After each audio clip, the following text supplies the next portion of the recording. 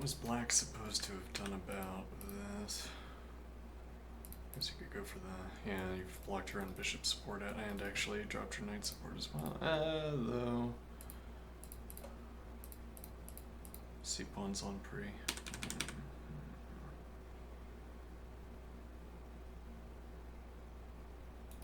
could say the knight is offside, so you could also just go here and then get into the bishop development, or if you prefer.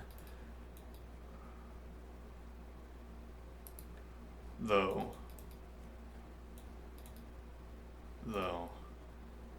so you can't actually advance against this.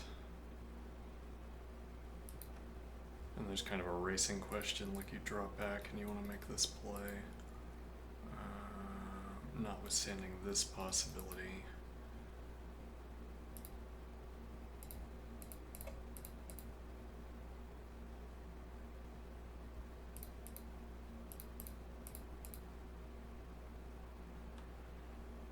Yeah.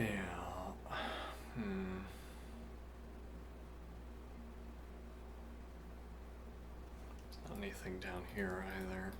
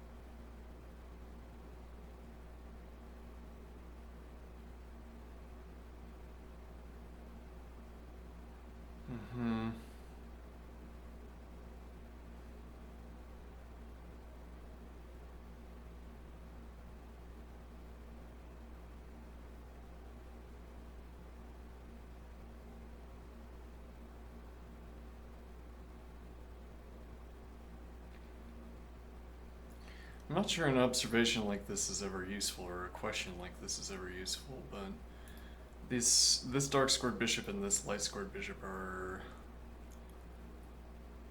well, I don't know, they're both out of the game. I want to say either equally out of the game or unequally out of the game. If they're equally out of the game, that would mean that it's as difficult for one side to develop this bishop as the other side. Which is a sensible conclusion to reach here. If anything, it would be easier for the light squared bishop to develop because you have the option to advance the b pawn, but white doesn't have the option to advance the b pawn.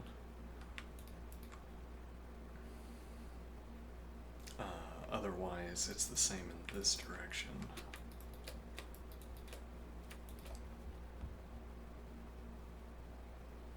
That ignores, perhaps, well, I mean, if you wanted to insist, like, I'm going to develop this side of the board, and then you could open up the bishop onto the position, and that would potentially be a way of activating. Well, yeah, again, if you're going to ignore every question except how do I get the dark squared bishop doing something, this would be a way to do it. Black is going to have to care about this pawn on f4 eventually, and then the dark squared bishop could activate against the structure. Potentially.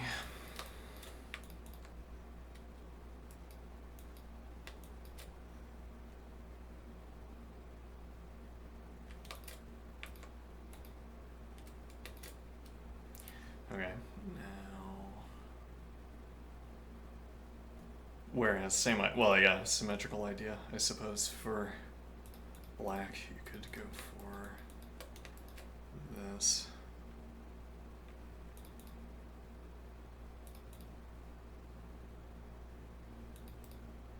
Should be the same idea over here, potentially.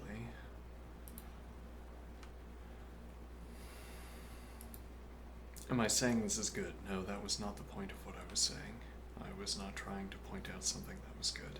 I was pointing out the shortest routing to make the dark squared bishop be doing something. Alright. Which is a way of gesturing just how out of the game is the bishop. If we wanted this mode of description for a bishop, just how out of the game is it? well, you might ask, how plausible is this arrangement? If we had a plausibility engine, and we can ask how plausible is this arrangement? How likely could we arrive? How likely would it be for us to arrive? Maybe low probability. Well, then it's difficult to get the bishop active. If that's the only option, it's difficult to get the bishop active. Similarly, queen in front of bishop, or queen in front of pawn in front of bishop. Otherwise, you're playing here and putting the bishop behind the knight. Would be the alternative.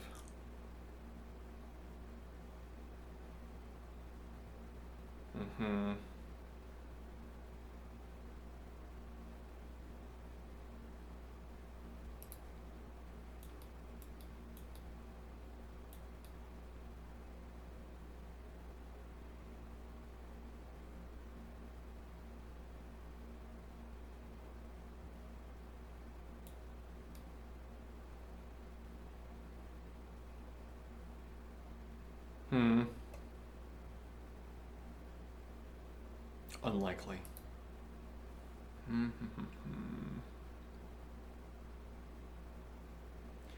Now, why did I want to talk about how difficult it is to develop the bishops? So I wonder if a question like this is ever reasonable. If I want there to be activity on the dark squares, now would be the time to make it happen.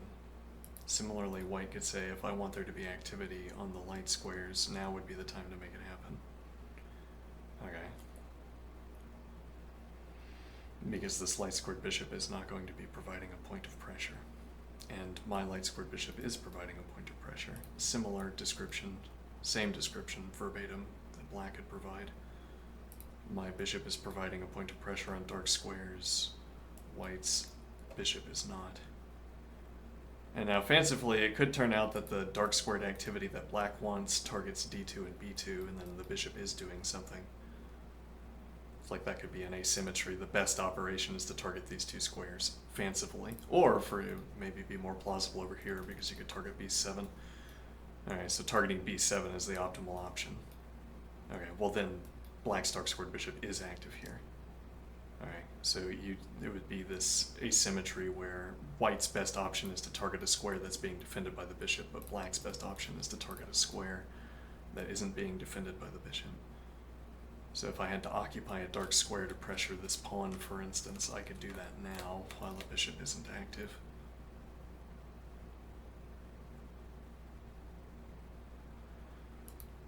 For that matter, this square isn't covered, so if you played knight e5, there's no single advance to open up the dark squared. Or to actually specifically to cover this. Well, you don't need it either because queen covers, and there's not an additional point of pressure that black can bring to bear against the queen.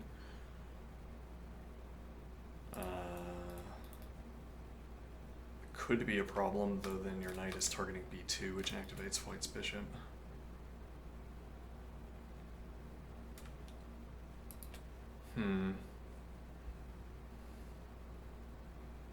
Anyway, I'm not so interested in whether this line is good, but whether this line of reasoning, whether this question is ever a good question.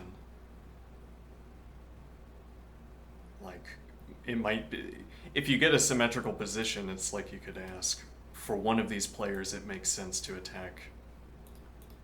No, that's not quite the point.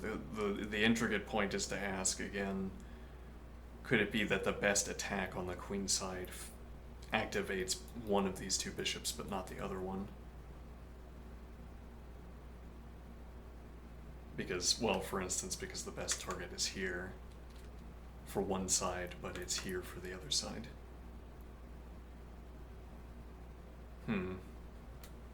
Anyway, what should black do here?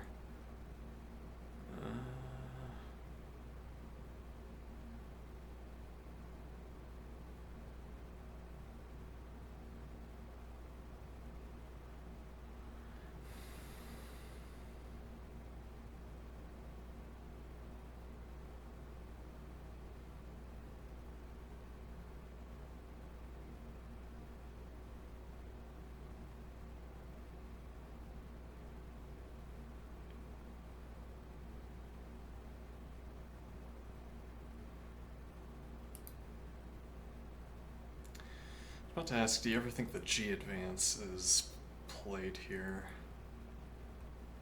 Though G advance potentially inviting this, which would activate White's bishop.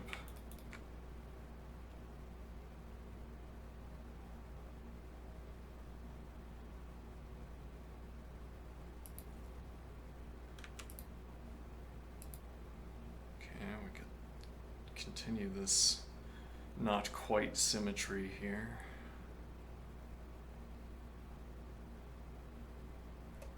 Not having the queen looking at g5.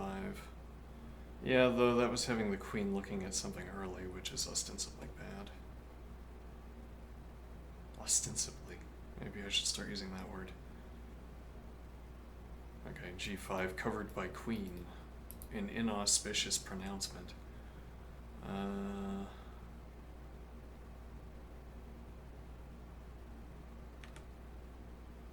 Okay.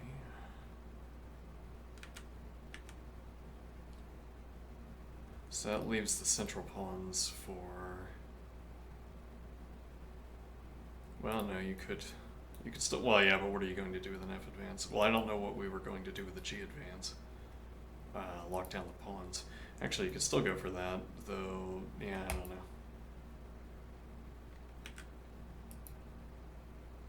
I mean, naturally, here, and then you retain the H and the G advances, with knight on e7 being like a knight on f1 or a bishop on f1.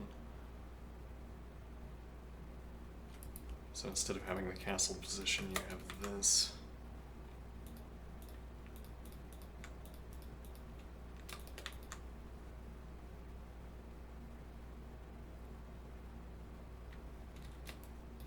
Bishop I's retaining option for this diagonal instead.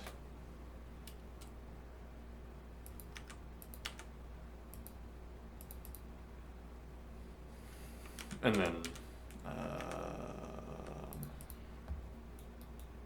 again, you retain options for kingside advances. So then, the way you blunt these pawns against the king structure is meeting them out here.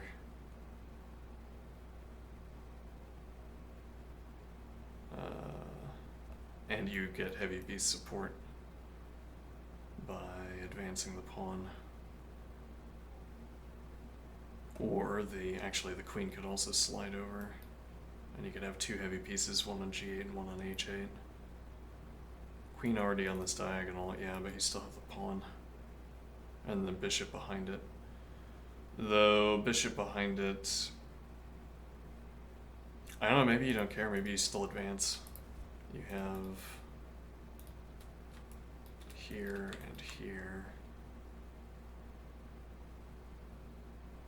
Interesting. However, not selected. Alright, we have castles, castles. Okay.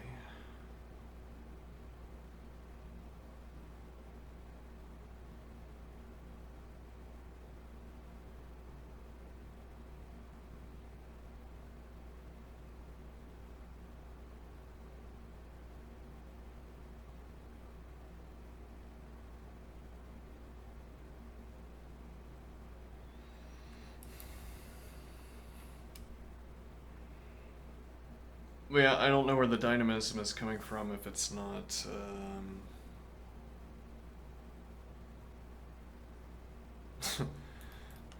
hmm.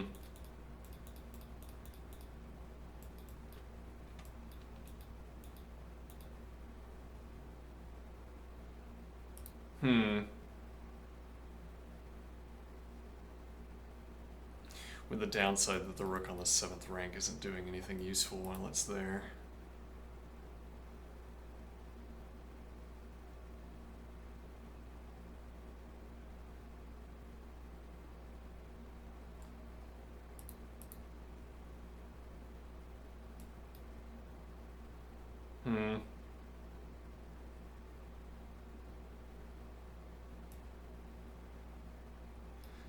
Yeah, but you want the option to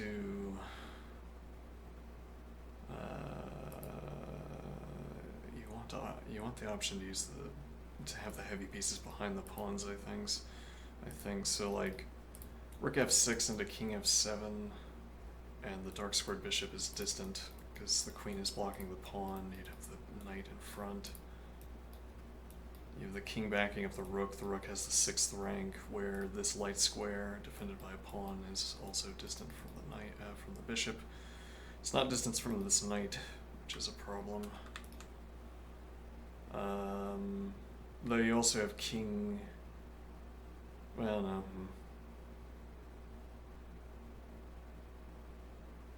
Actually, this would also get king. If the king was on f7, you'd have king support for e6, which would maybe open up this pawn advance.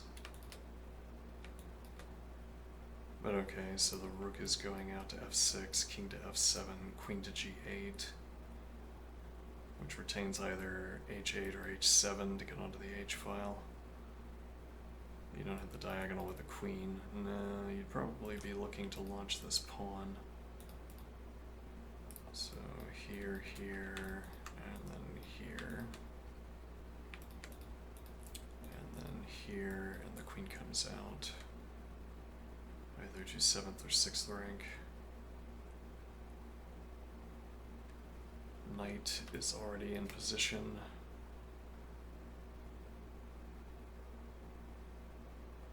In the meantime, knight is also covering d5. You could say the knight's already on the correct square.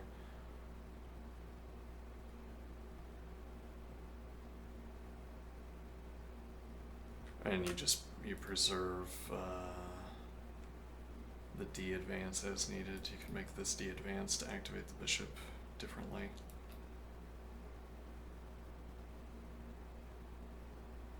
Though part of the point, part of my willingness to keep the king on f7 is that the bishop, yeah, well, we don't really have a vision for what the bishop is doing. Though in that line with the fanciful idea that king defending e6 means that this advance is easier. Actually, king and rook defending e6 makes the d6 advance easier. Then you're opening up bishop to d7, but you don't have the drop back to e8. Bishop would be blocked by the king.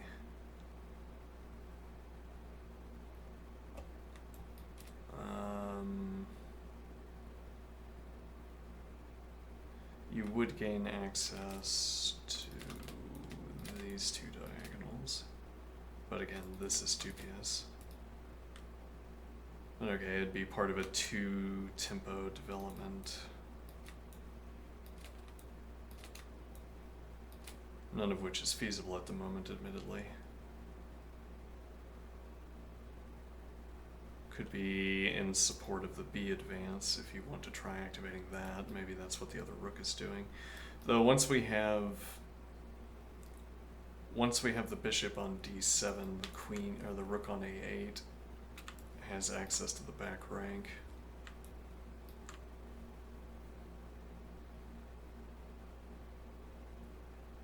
So it could be that the queen is not, yeah, though, could be that the queen is moving to c7, and then it would be the rook on a8 that's moving either to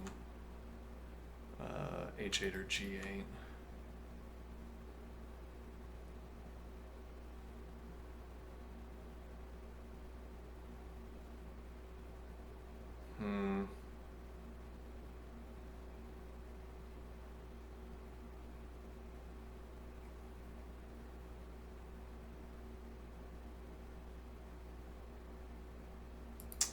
Do I think that's going to happen? Yeah, that's an interesting point. As a commentator, I have to be right. I don't get to look at the. I don't. It's not my duty to choose what lines I think would be interesting to look at and start looking at those. Though, as not a commentator, f5 and rook f6.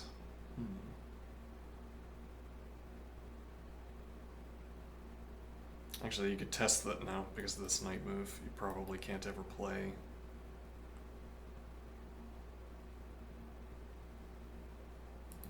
which hasn't struck me here. Well, yeah, I mean, you have the knight coverage, so maybe you could potentially go for this. What would the point be? Well, if you had your rook on f6...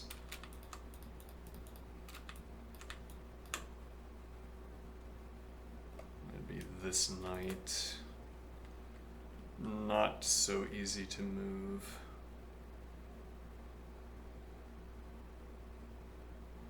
Unless you could get in this and you wanted this.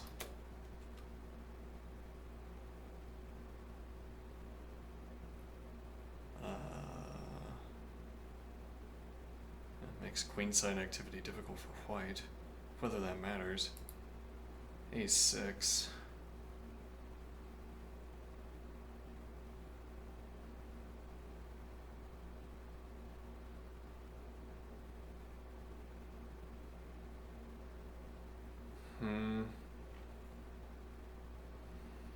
Okay.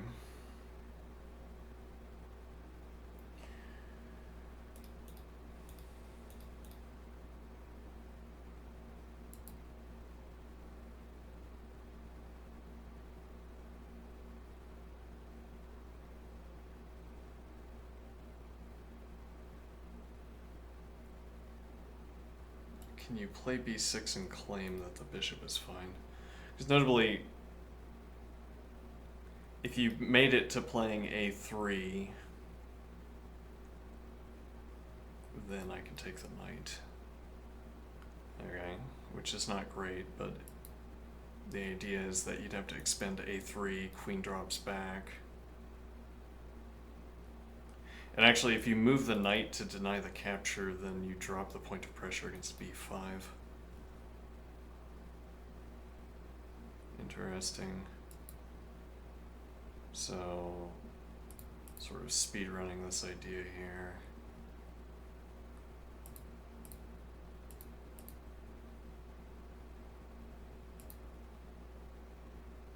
Just here. Though this pawn is actually undefended if we make this advance. Yeah, queen move hasn't happened yet, so we have an extra tempo here.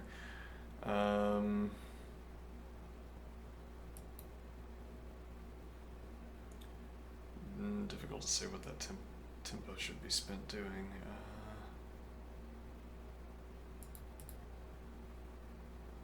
That looks kind of dubious, but preparing. Interesting, and now if the queen drops back, the knight is no longer here providing the point of pressure, so this advance, we have the drop back.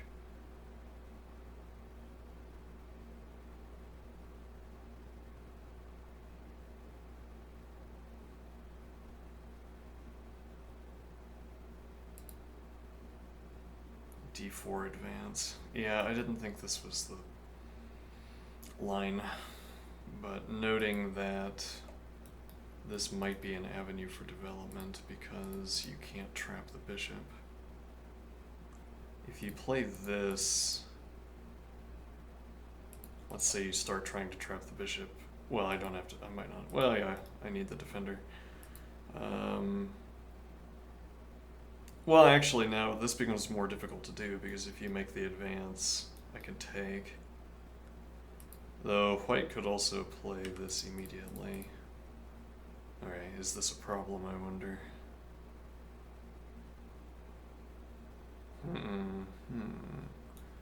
We're dominating the knight, which currently has not here. Here maybe it applies a point of pressure.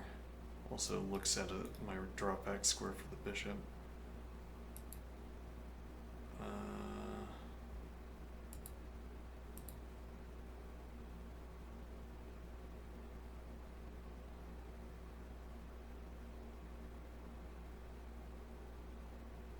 I don't have to cover the bishop now.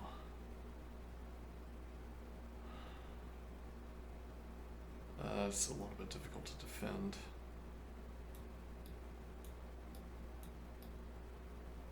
Though if this works, this might just be good.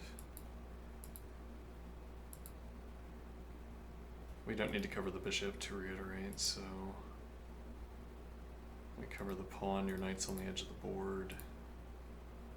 You can claim this with queen support, Which is a little bit inconvenient that you're able to do that, but here. And now we have eyes on b2, which is interesting, because you can't move b2. Though you have queen and knight support at the moment, and if you drop the knight back, though then if you drop the knight back, bishop takes. Okay, queen is currently covering this as well. If you want to deny that, it's expensive. You have to make this advance.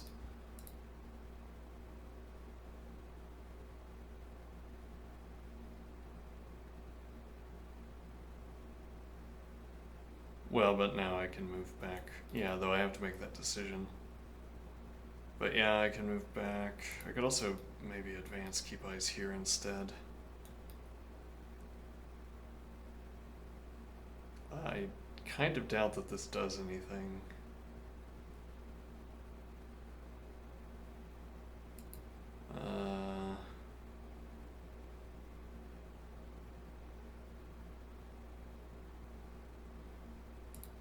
This comes at tempo as well.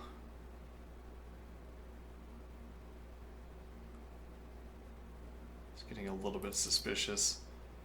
So queen eyes on b2. Oh, we have text. d4 takes.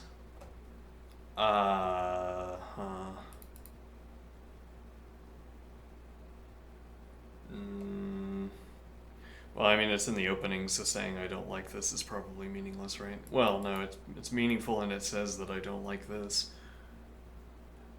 I don't like this opening.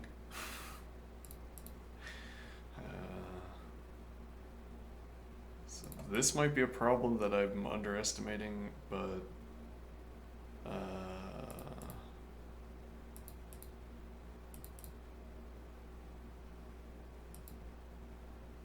and we have winning pressure at the moment. Though, no, yeah.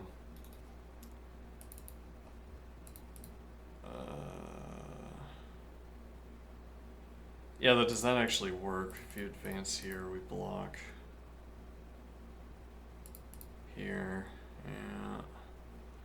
So we don't block. No, yeah, we can't go to the other square. So you just do something like this.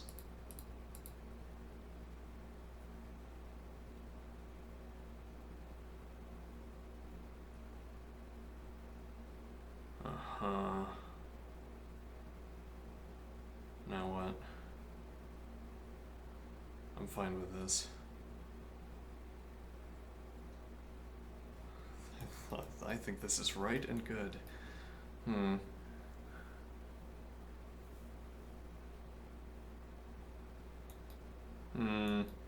Light scored bishop, and then, yeah, I can't play queen c7. I'd have to play queen out, though I could also play queen f6. And then queen f6 by itself already seems pretty good. Maybe this is annoying.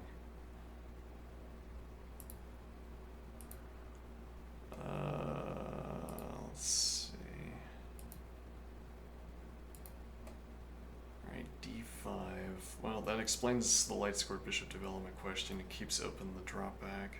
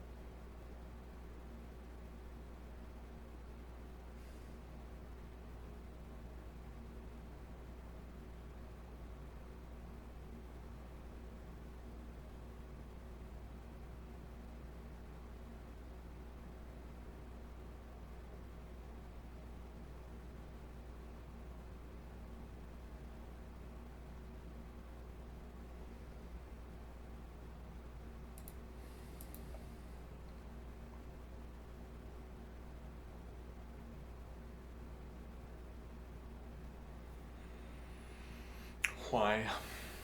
Hmm.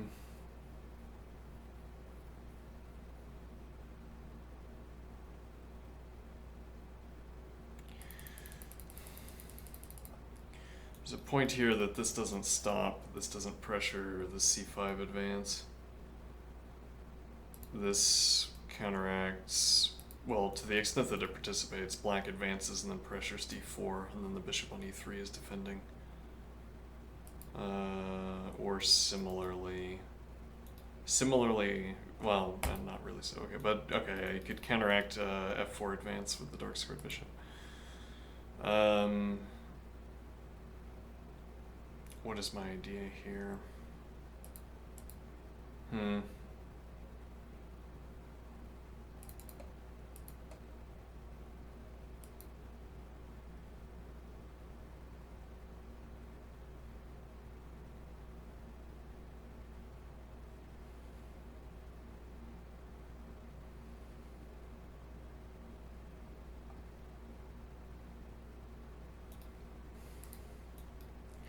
Squared bishop is coming to this diagonal. Maybe some odds that we see in f advance.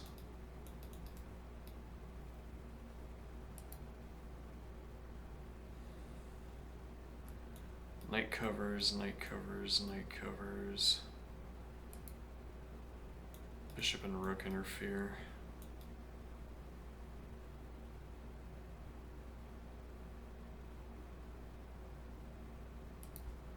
You're relying on... Well, I mean, you could play...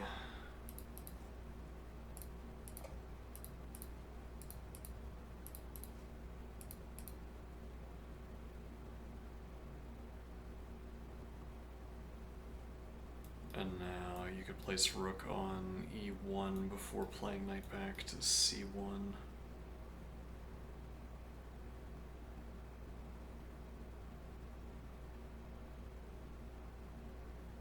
And then natural king development.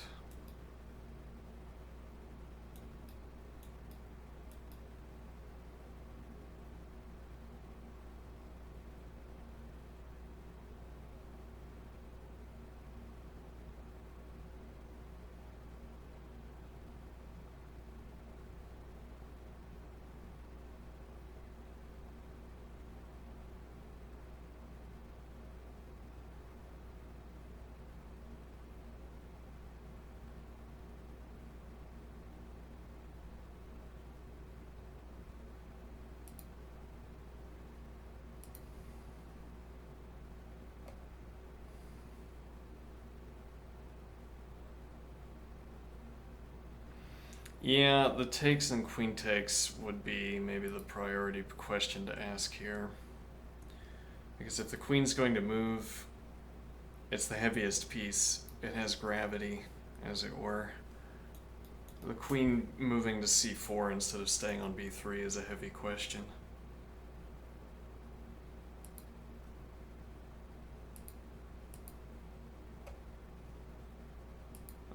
To spin, that would be one of the early questions to consider.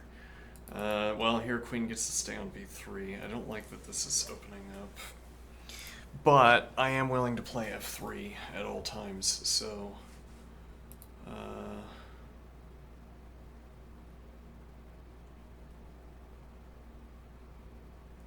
wonder if this is of any concern. No, probably not. My willingness to play f3 is extremely high. This, if you take with knight, as plausibly you're wont to do, you get your nice centralized knight, though.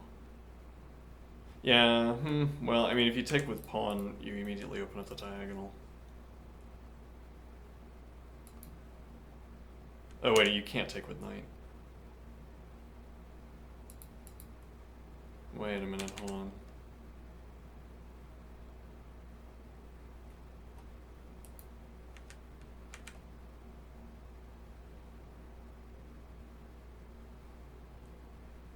What is the idea here?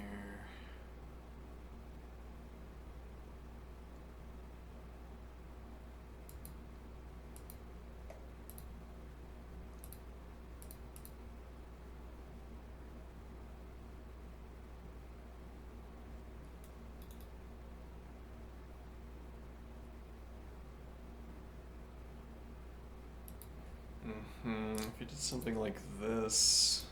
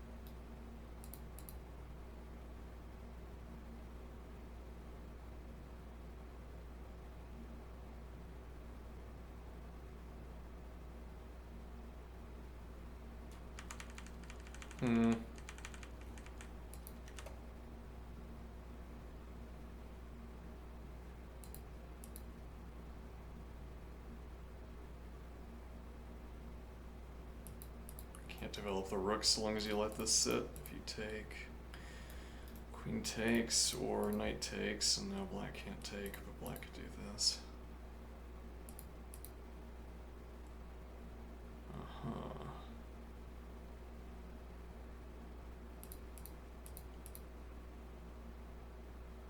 Alright, what great victory have you won doing this?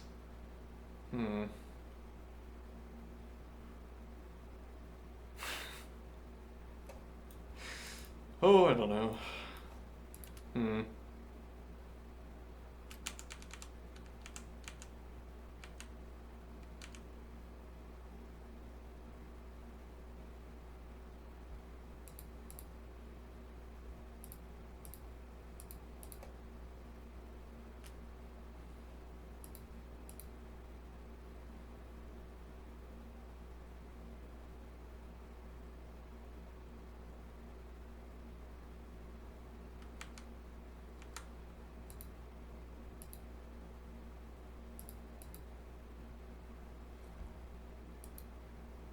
I don't know. What are the tactics? Why is this not capturable? Well, I mean, the line we actually carried on to the greatest length was not favorable. I mean, black had a lot of activity.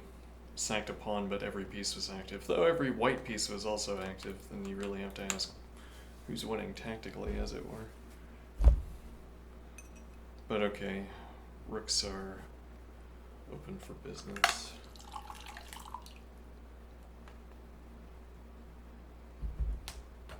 F3, multi-purpose move.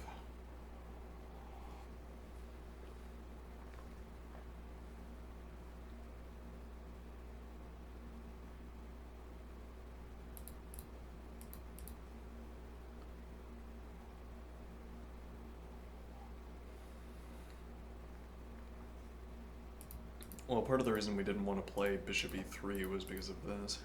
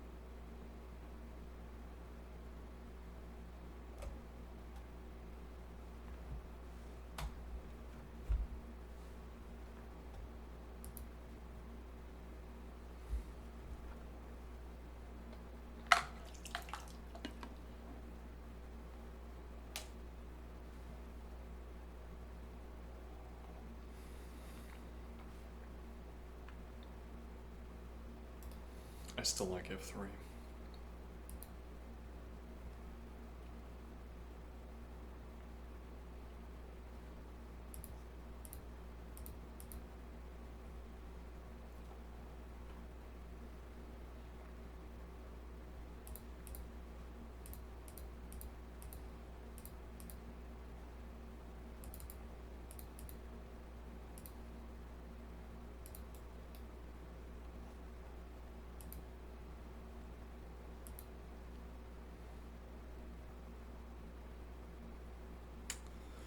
This has saved the d5 pawn.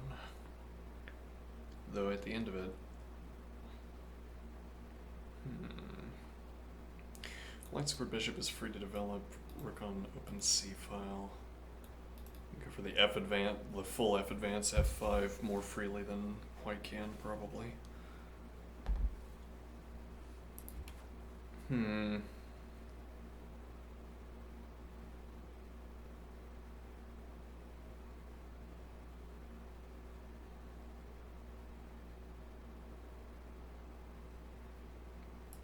I am doubt-filled. Though.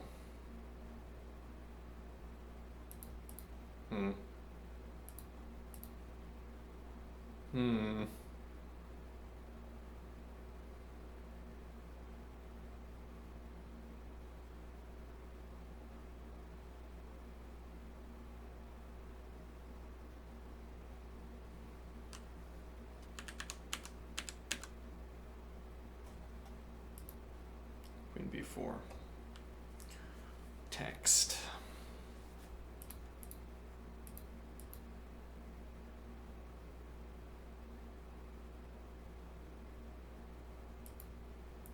You could say this is a bad square for the bishop, maybe.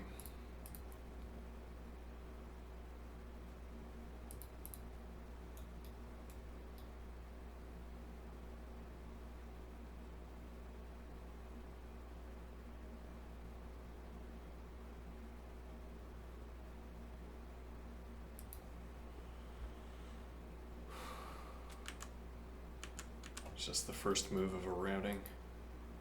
So I think it...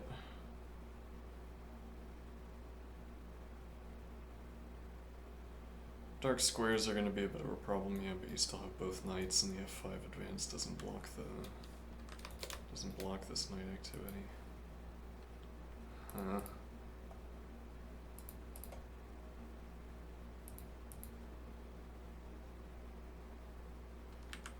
Or claim this immediately.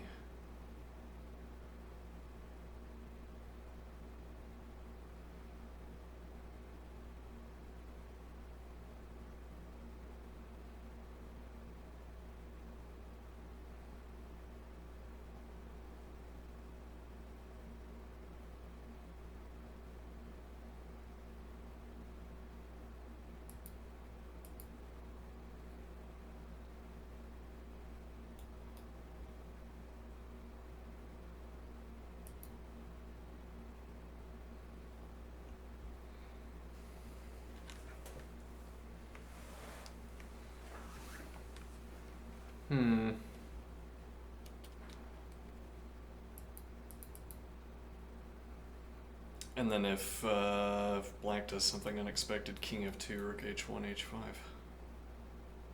And you start going for king development.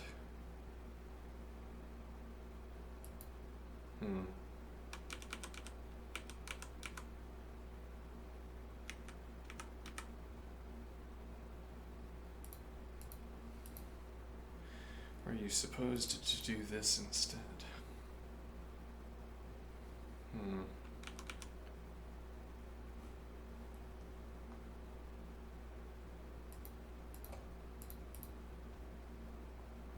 And I just don't think this is bad for black's bishop, or black's side of the board, because the F advance is reasonable. Well, actually, you have to be worried. Well, yeah, actually, directly you're hanging this.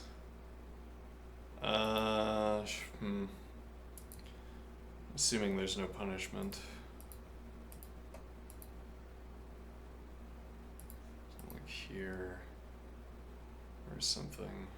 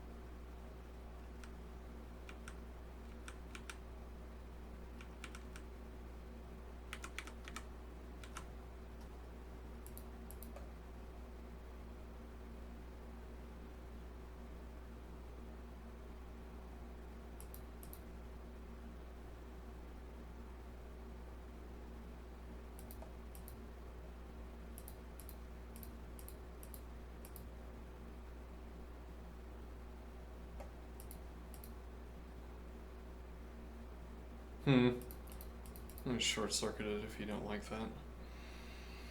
Up a pawn. So why do you have to come into this?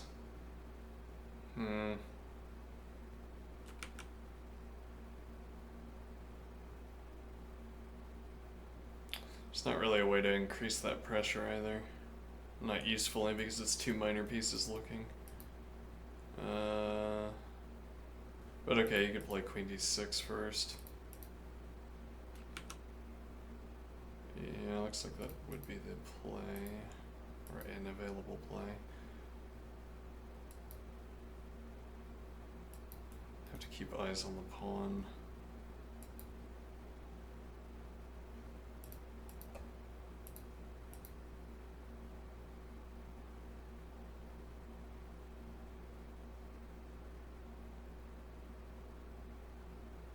Works, apparently. And then you can keep bishop d7.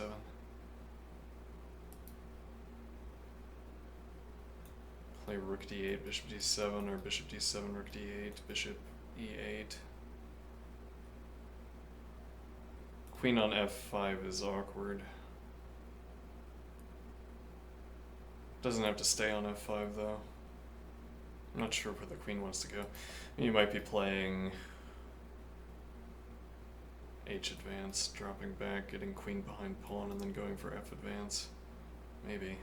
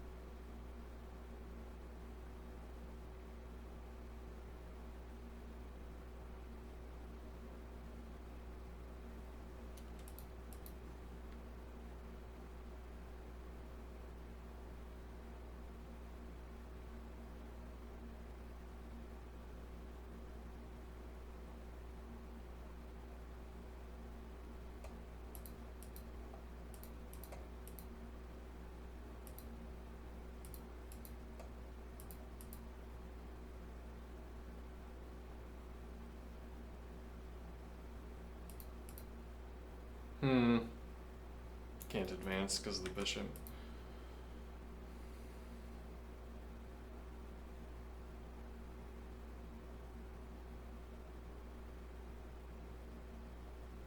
This also covers c2. Interesting.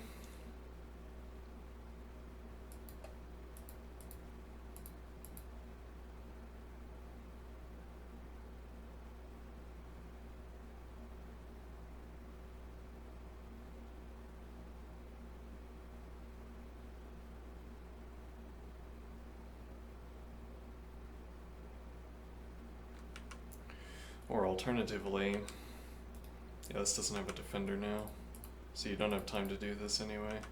You have to spend a tempo defending, or else knight and then drops back.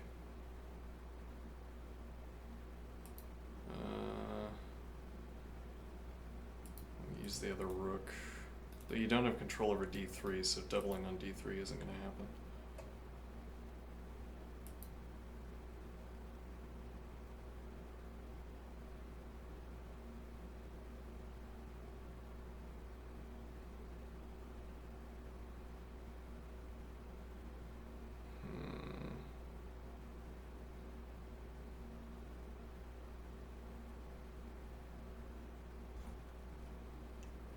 text, queen c5, b6, queen a3. Yeah, I didn't think this line. I don't know why you would do this.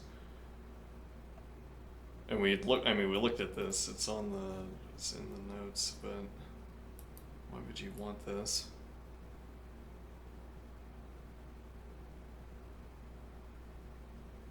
Well, it's interesting that b6 gets played now that this diagonal is wide open. So you can still claim here, but also here, here, here, and the bishop on d7. And maybe that line working was a problem.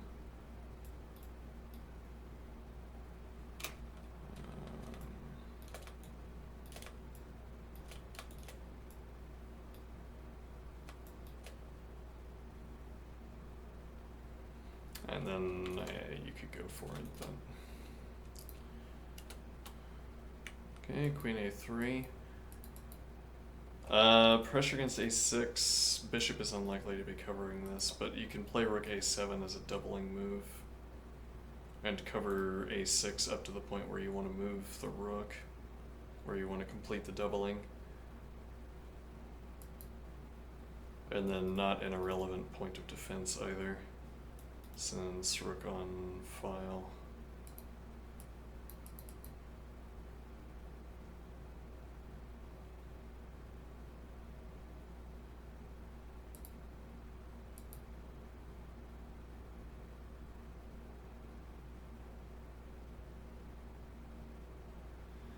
This has quite a few options packed behind it. Well, you could also, well, I mean, if you're willing to get only light squared support out of your pawns, but also, yeah, well, let's say also F. This rook on second rank, this rook on second rank,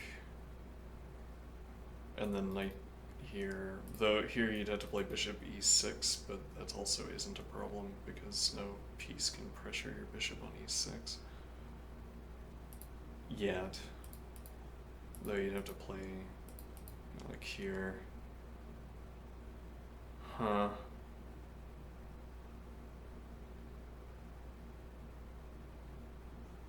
Yeah, like this is awkward, but this is also awkward. Yeah, though actually you've blocked the dark square diagonal, so at this point this might be the best diagonal for the queen. You also open up this immediately, interestingly. But now you're on the file, yeah. Yeah, Could be going to f8 with the other rook and start advancing f, claim that it would have been premature without having both rooks active. Bishop e6. Bishop ends up on e6. That seems right. Do I still like? Yes, of course, I do. Especially after black commits a point of pressure. This is already over defended, actually, as a point.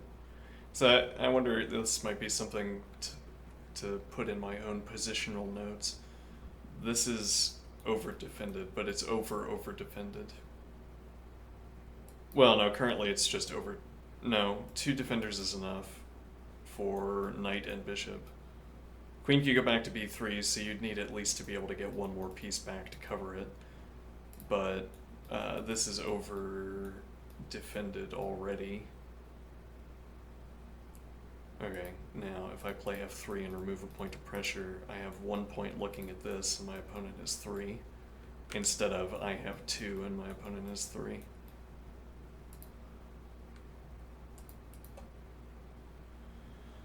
This is an avenue for getting the dark squared bishop out of the way. It's also an avenue for continued development. Part of what I'm hoping to see is this, if we can get this in.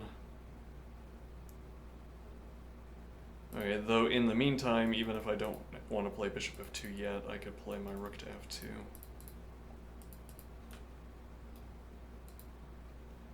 Now b advanced, rook could go to b2, and back rank preserves full option. Or rook could go to b1 and second rank preserves the full option. I'm not sure I'd want to play the B advance. Maybe I would to secure the queen's position. Though then that might be the more critical point. Do I have to secure the queen position? Like this and this. I mean, I'm opposite the bishop, but there's no way there's no way black has to get this pawn out of the way.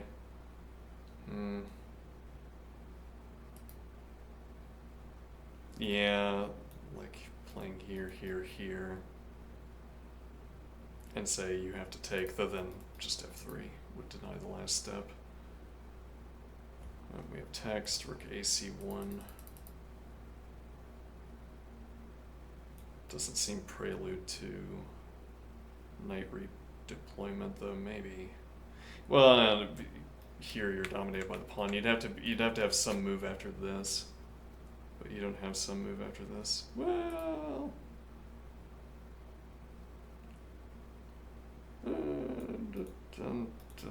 go back to, yeah, but no, that's not a move either. There's just no routing for the knight that involves passing through b1. Something worth looking for. You would never want to play knight b1 with the rook still on a1, but now that it's off a1, is this now a routing square for the knight? Seems like not. But no pawn to push into c4. And then from c2...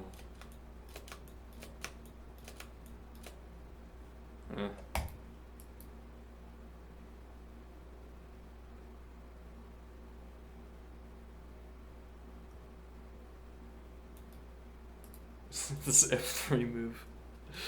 This f3 move. Knight d1 to f2. And then to g advance. Knight f5.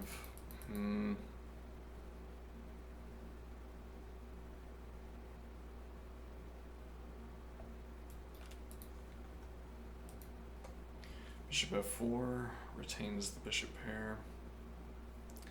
Yeah, you know, if you played f3 here, that would just be beautiful.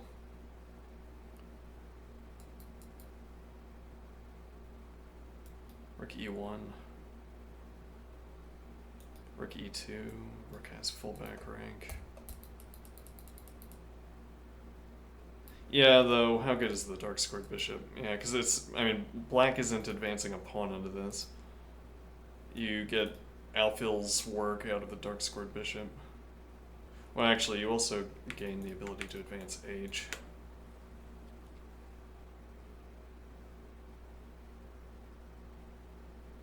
Well, h and g. Would be part of the idea.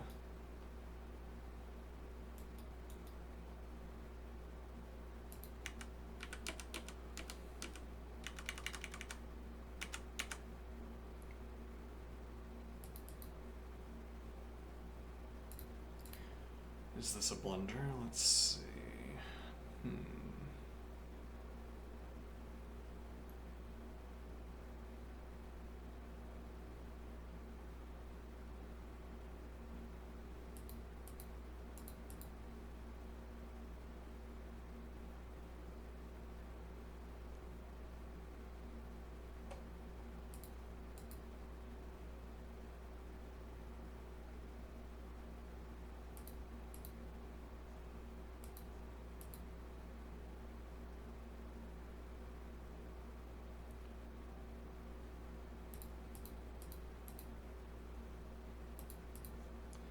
Or if you had f6.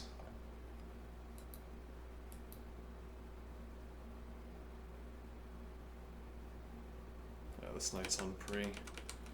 Yeah, this is tactically charged. Could work, but then you might spend a bunch of time calculating and find out that it doesn't work.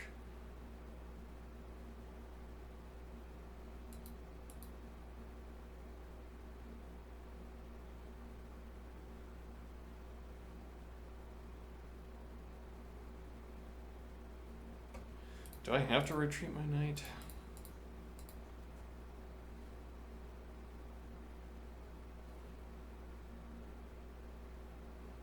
No. I decline to retreat my knight.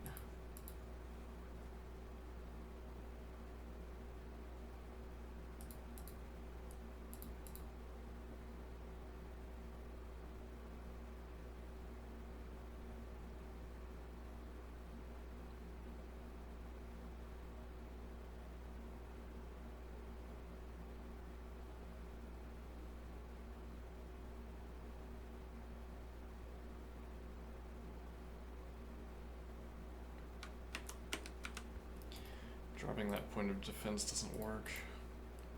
But the onus is on... oh,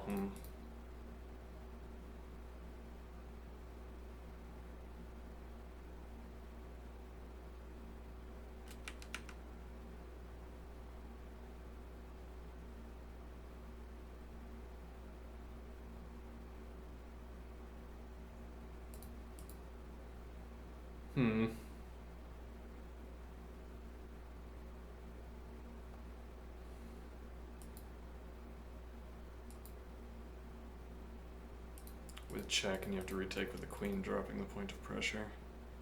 And then rook a7, rook over. And we still have knight drop back to cover.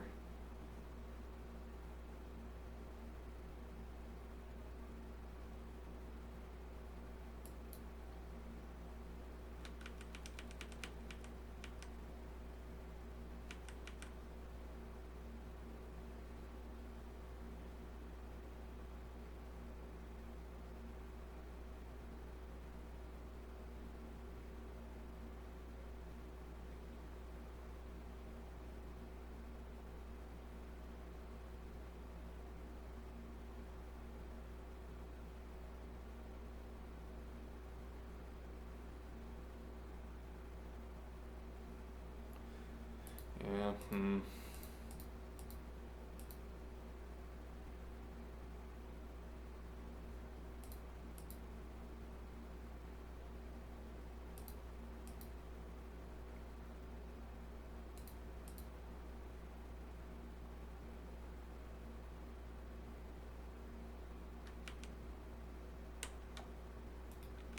This on pre in the meantime with tempo against rook. Yeah, I don't want to calculate tactics. I don't want to calculate.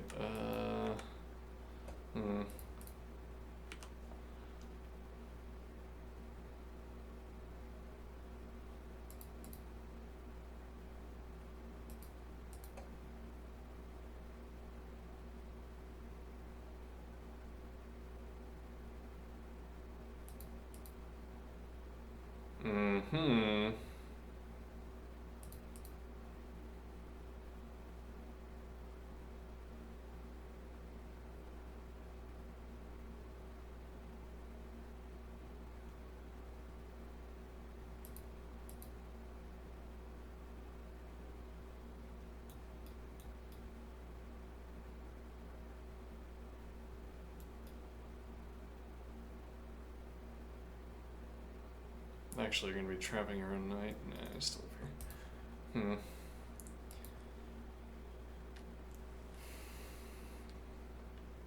Free pawn.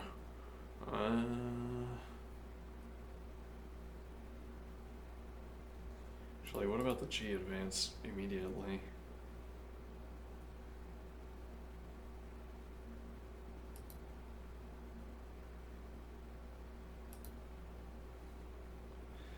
This and claim that giving up the bishop pair is good, actually.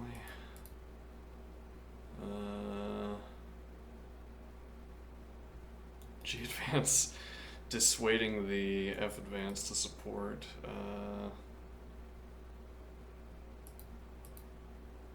Covering B6 in the meantime.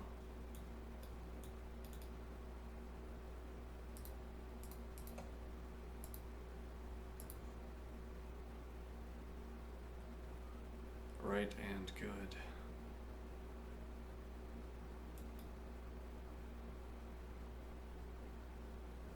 Rook A7 and then that, actually.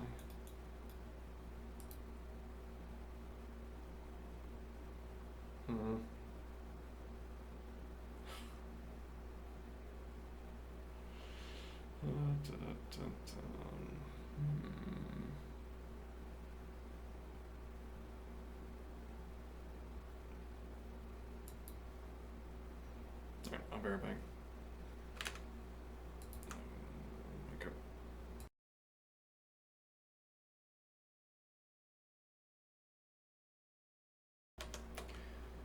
Yep, let's see. Hold on.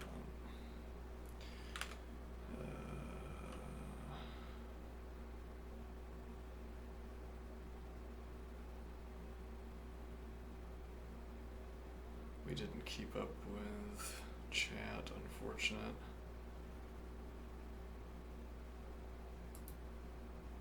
Oh well. Alright, I'll be right back. Oh, hold on, that's not what I want. Mute.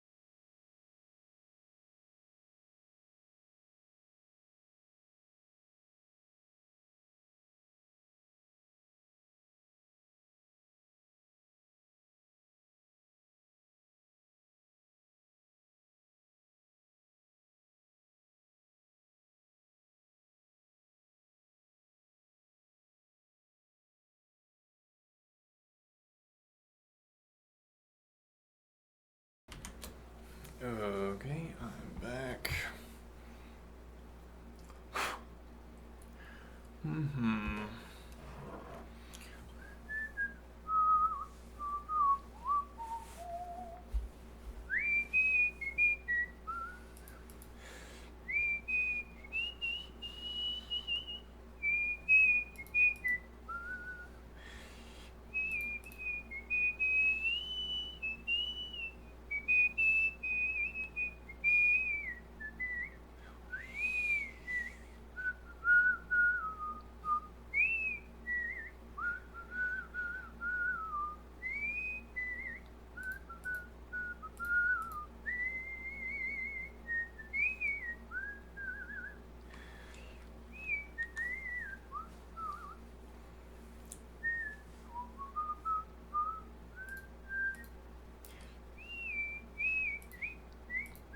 Hmm.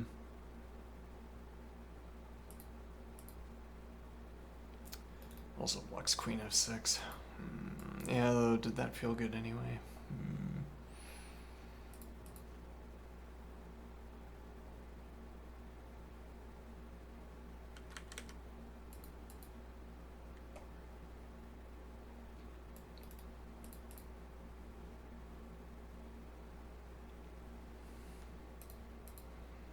Hmm.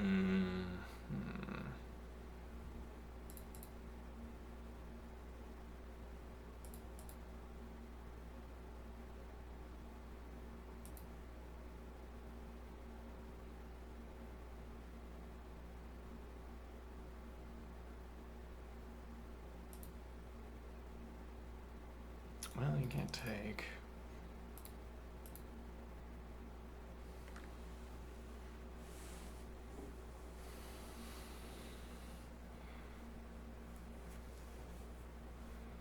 Hmm.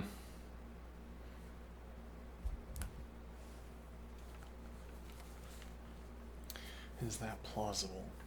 I give no figs for plausibility. No figs.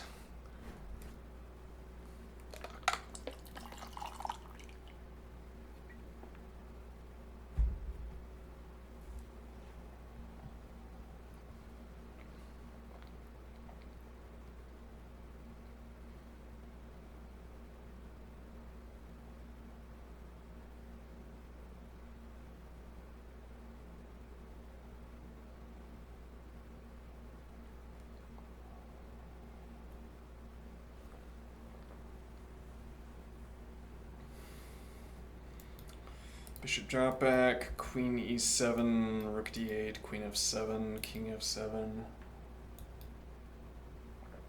g5 with pawn advance.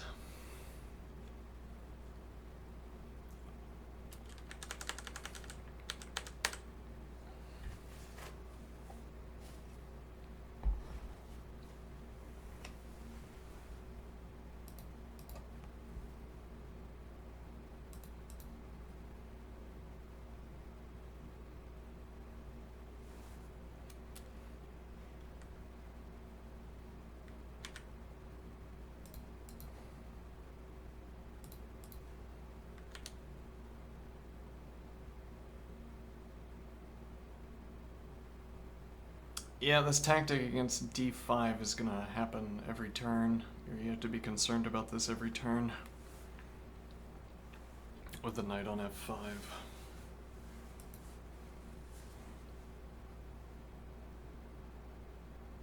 Until you get some other piece. So maybe you are just going to use the a rook, though.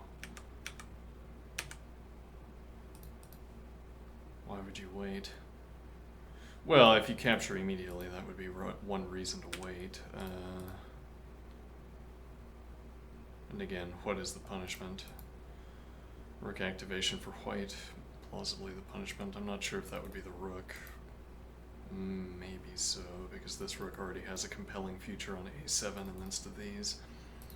Whereas rook e1 gives black an excuse to play rook e8. Excuse to call rook e8 good development.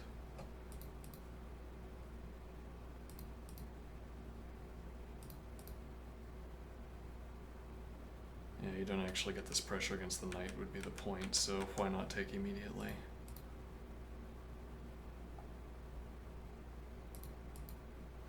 And this isn't a problem because we come back to this position, presumably.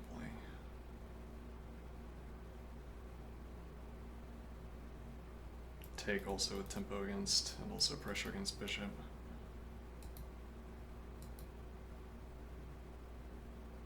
There's also now the advance.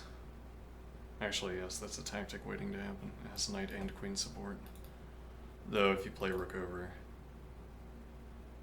so maybe there's a world where you take anyway. Take with check, king takes.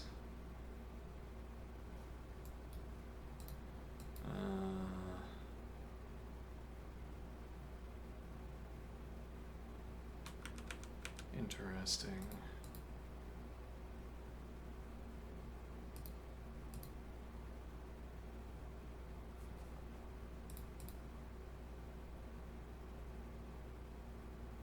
Yeah, what about this problem?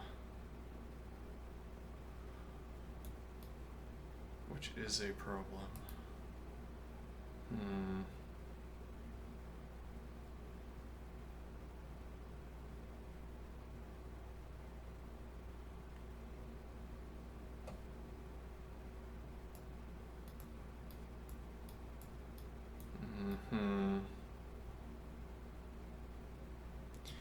You don't have the breathing room to drop the coverage on the pawn.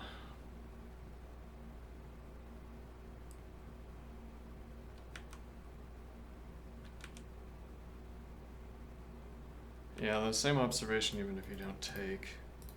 Hence f6.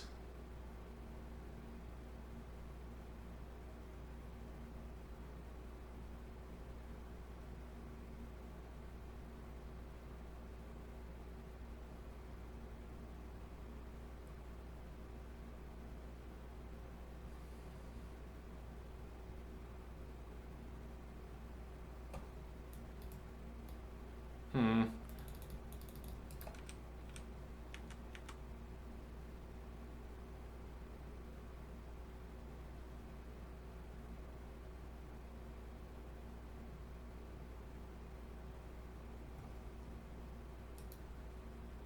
Takes immediately. Okay, well, that's, yeah, rook fd1 makes sense.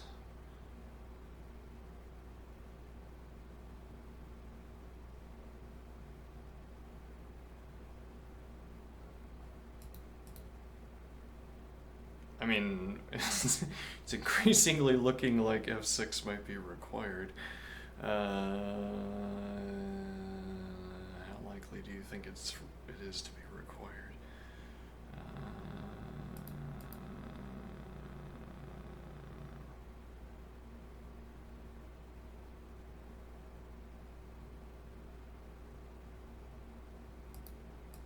Actually, that is a resource that we have not considered.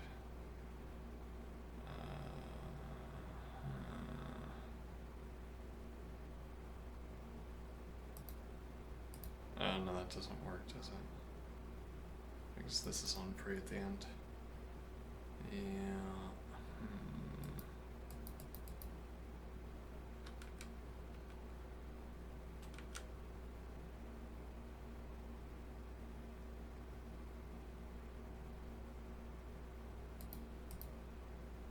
Mm-hmm.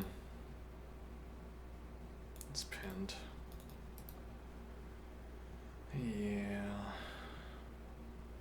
So this pawn would have to be worth a piece. Hmm.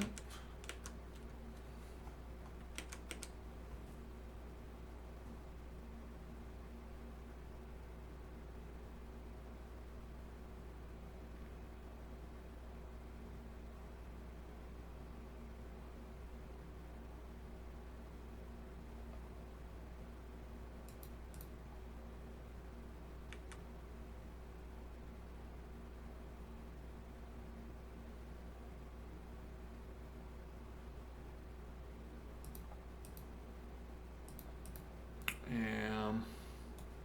Rook opposite queen here. This is also now controlling these two squares. Though queen over doesn't work. Ouch.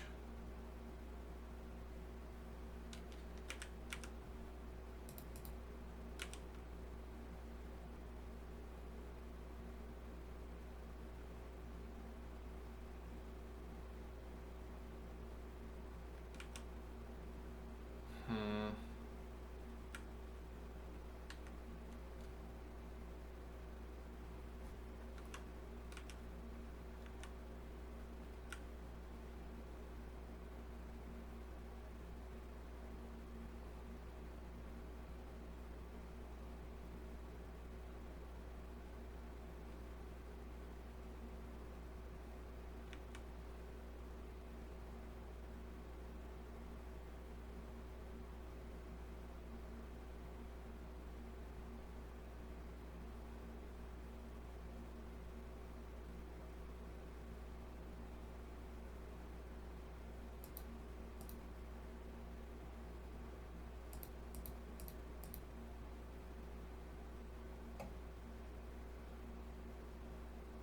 Mm-hmm.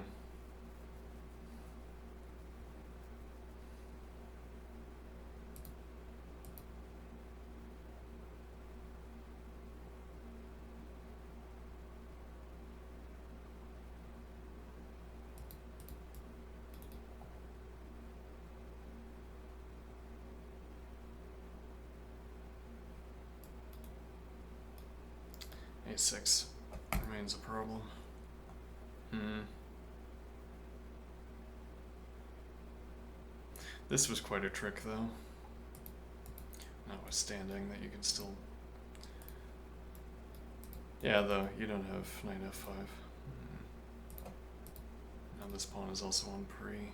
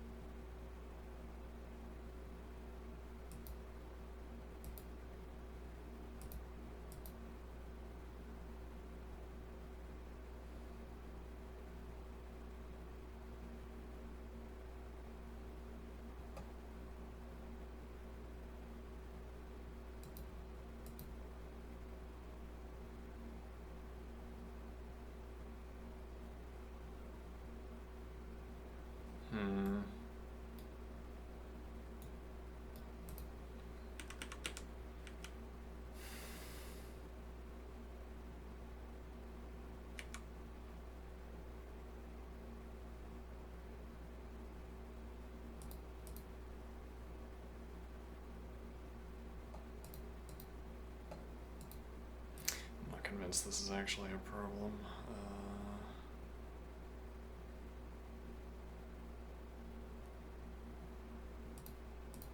Like this, but blocks her own bishop. Well, actually, this would be the problem, wouldn't it? Interesting. Yeah.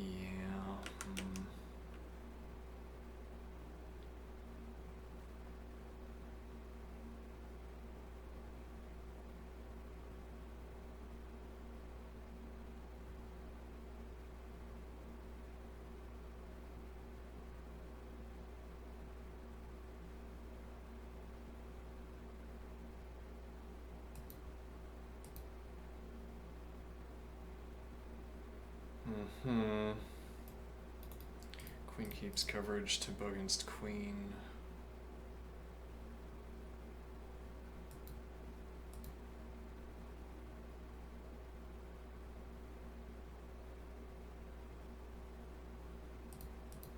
Takes.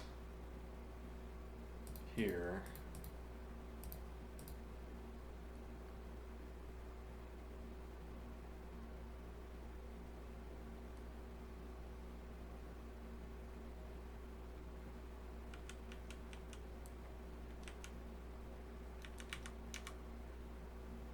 Wait. Here we take with a rook. And rook defends. We have there's a piece there. Huh. Yeah, so I mean that keeps the no, it doesn't keep the material. You might claim the development is worthwhile, but it doesn't retain the material. Yeah, we have heavy piece behind these two pawns that we can push. We also have minor piece support. Well, no, not for long, do we? Oh, wait, this hangs. Yeah, okay, hold on.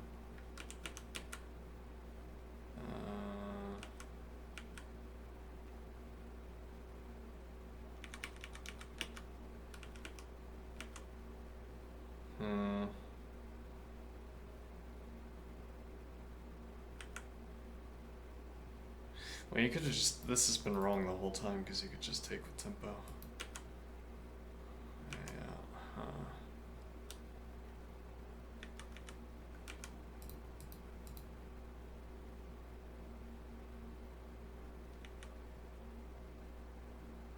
I feel like I lost this line somewhere along the way. You need something like this, but my cars.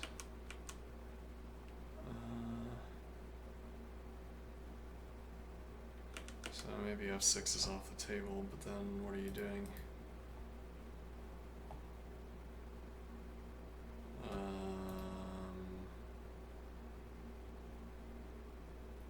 I mean, I'd say the real problem here is the lack of coverage for the knight.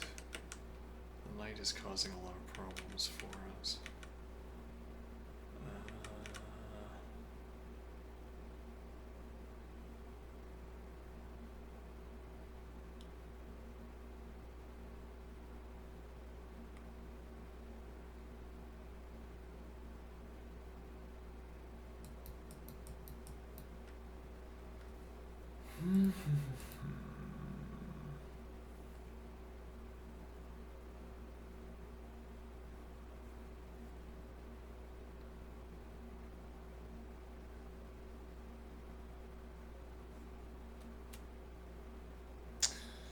Yeah, this knight. Maybe the idea is that if we can keep this knight here, if we just commit to its defense and we structure everything around keeping that knight in position. Maybe. This currently isn't under winning pressure. Oh, hold on. Takes d4.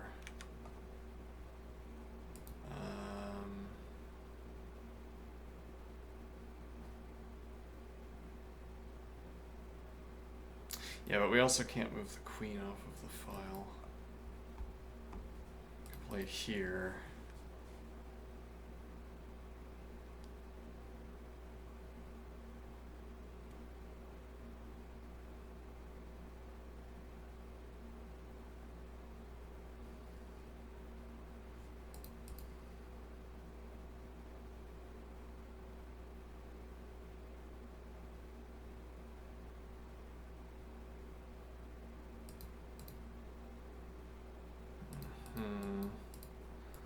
tempo against queen. Did we miss that last time? Like if you play here... No, the point is that you have rook bishop support at the end. Yeah, but you have queen... Also, again, this claims tempo. Like here we're advancing, I assume. Claim tempo against the queen. This remains awkward. Actually, that might be more than awkward.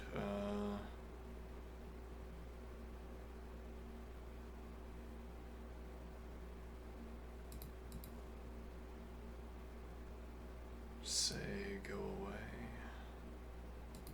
Drops pressure against pawn. Queen's in front, though we can't get a rook.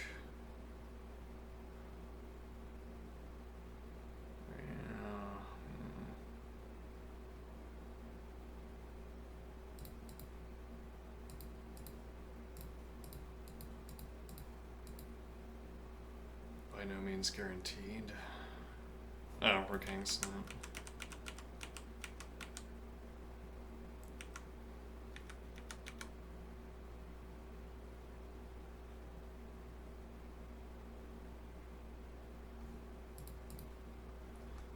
Text, knight b5 immediately with tempo.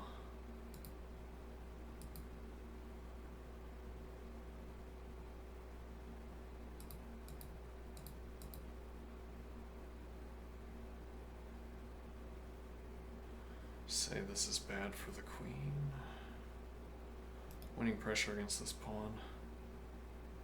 So with tempo,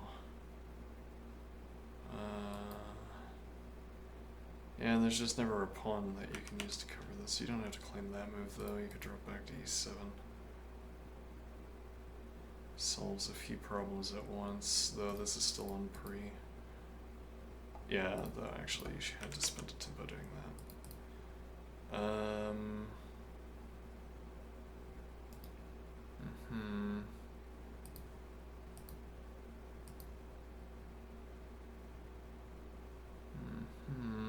Which also opens up the other rook.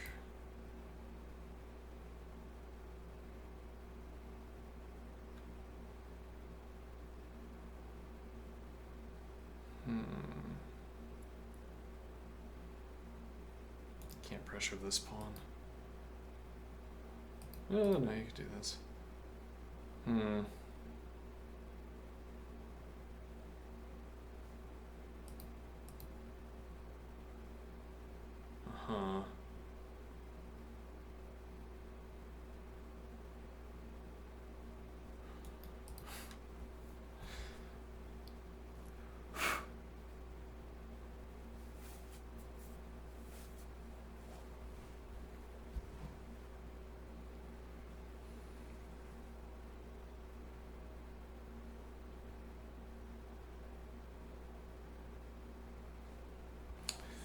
Hidden and maybe bad point here that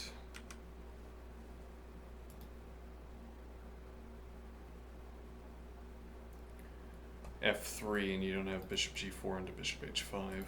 Bishop g4, f3, bishop h5, and you get to keep eyes on this pawn. Whereas otherwise you'd have bishop f5, bishop g6, bishop h5. Should be 3 tempi to arrive at the same square.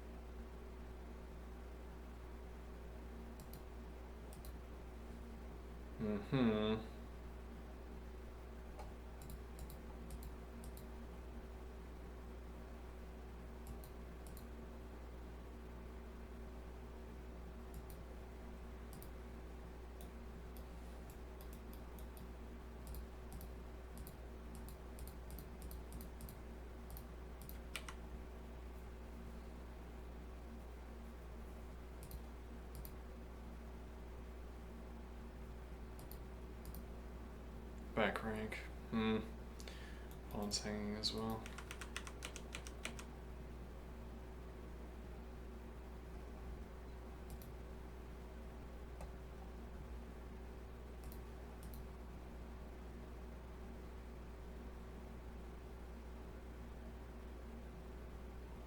Yeah, I can just take only 2. No, I can't do that. Yeah.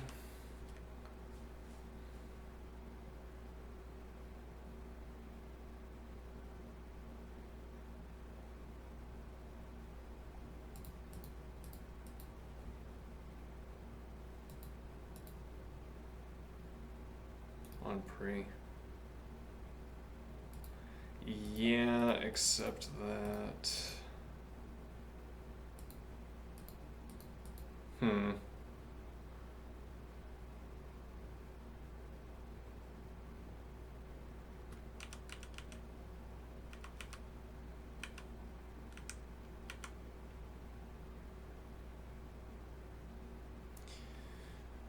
Try to move the knight instead, though you don't have a follow-up move.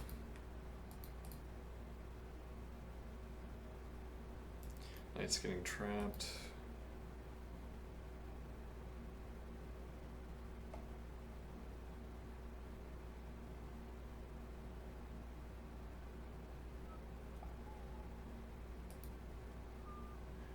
B3 instead.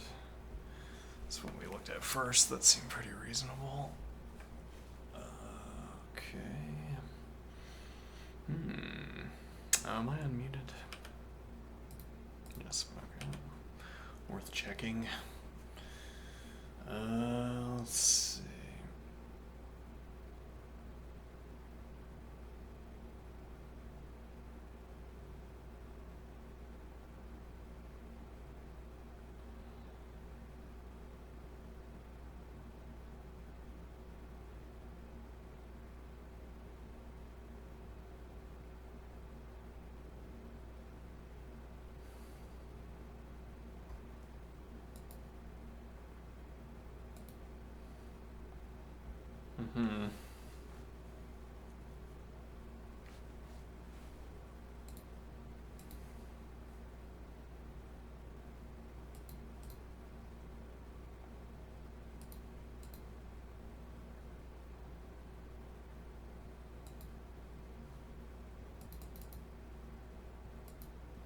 These tactics.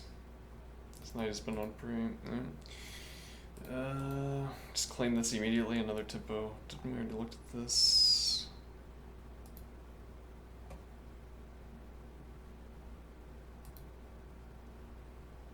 '87.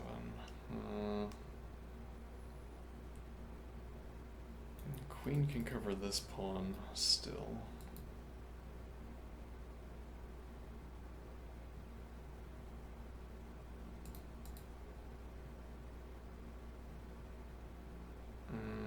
Yeah, we could go ahead and claim this, I think. Yeah.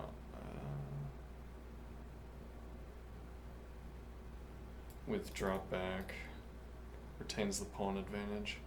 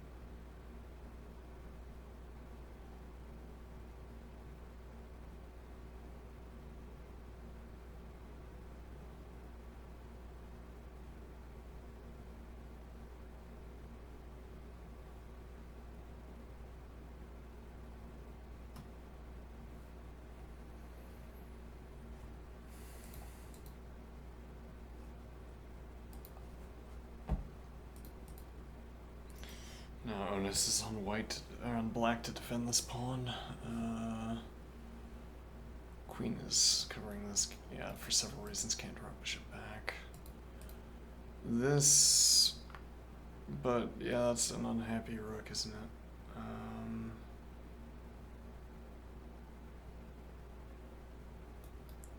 Queen takes instead of pawn takes.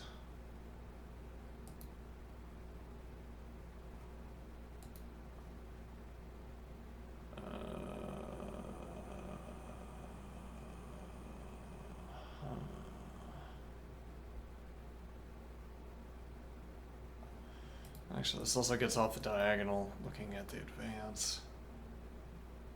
Which you could back up with knight.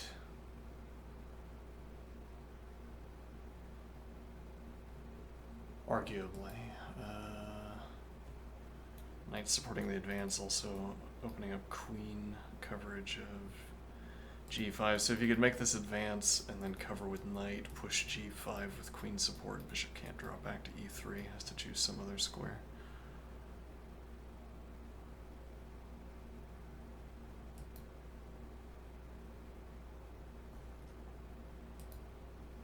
Takes b5 immediately, doesn't go for any of those lines.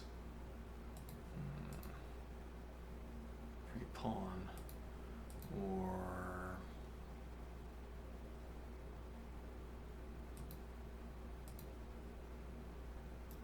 no drop back for the pressure on b6.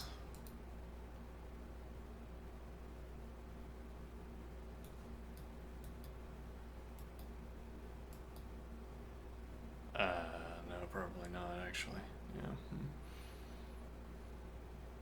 No, you'd have knight g6.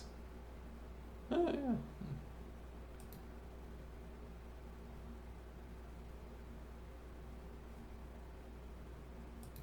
Or just f6.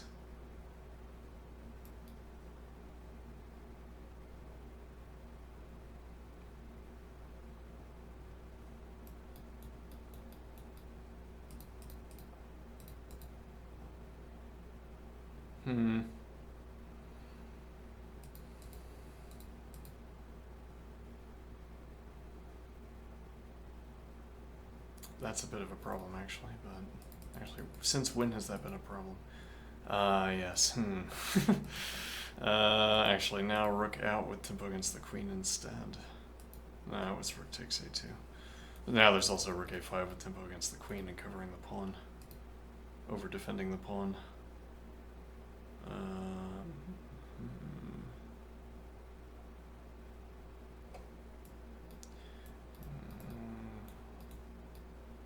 Which also sort of indirectly supports the knight on f5.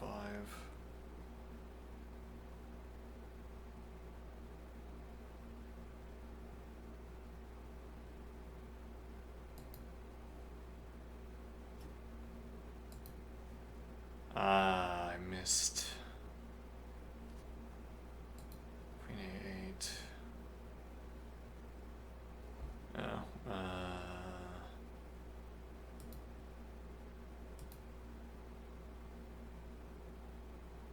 if you take with bishop.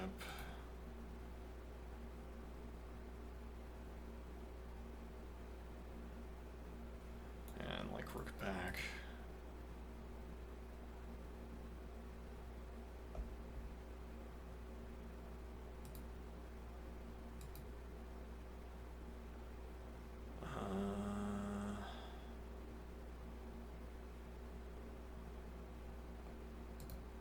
Cap the pawn. Not for nothing. And then I don't know, one of these rooks, but I'm feeling this one. And then we retain pawn advantage.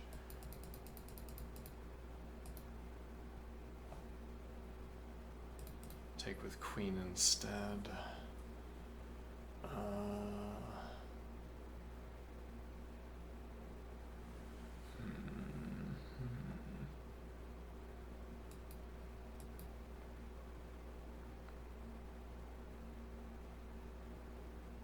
Not here, not here.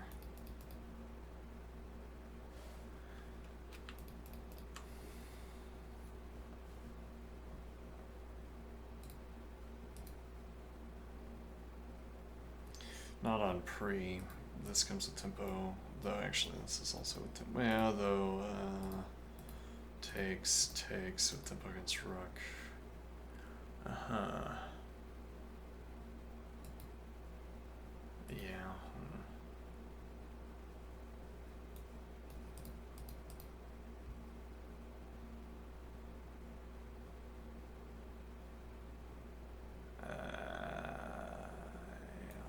here, not here.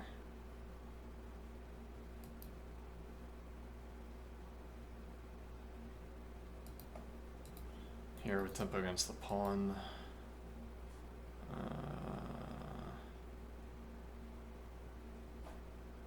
Yeah, and you don't have rook b1 or rook c2 because of this.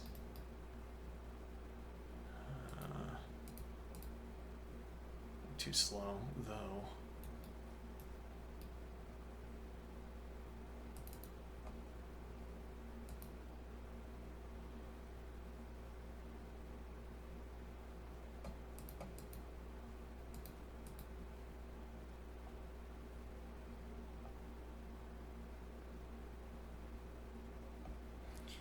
Oh, right, bishop is currently on pre. How do you save that? Here and potentially get this pressure.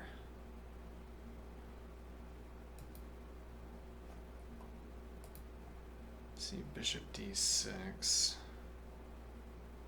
Okay.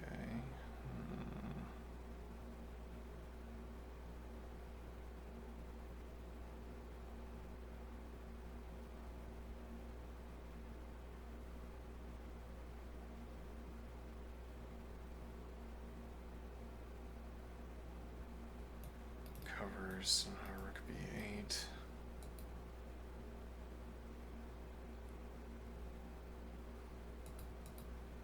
Here might be required.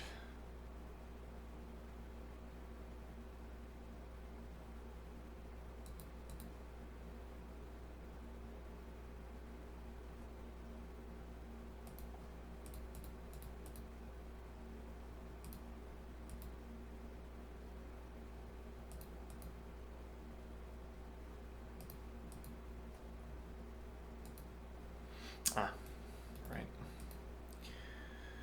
Indeed. Now I have queen b6.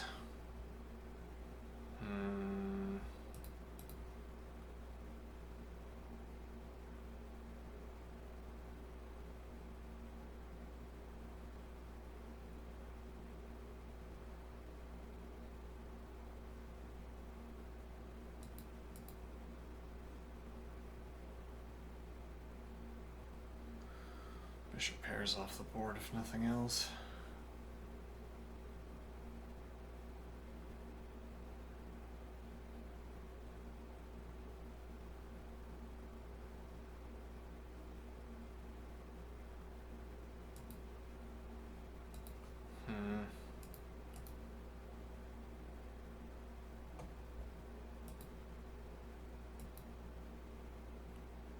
No, I would have to target the queen.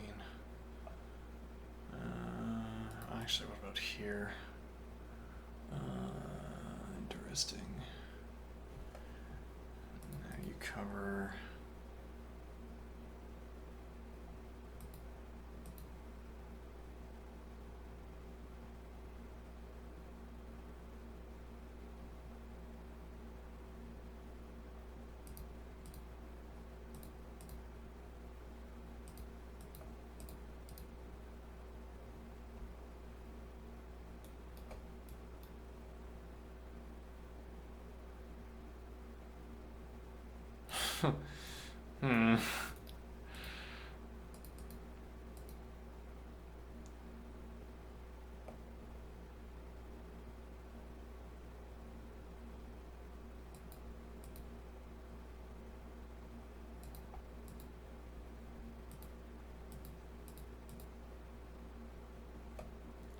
Indeed not.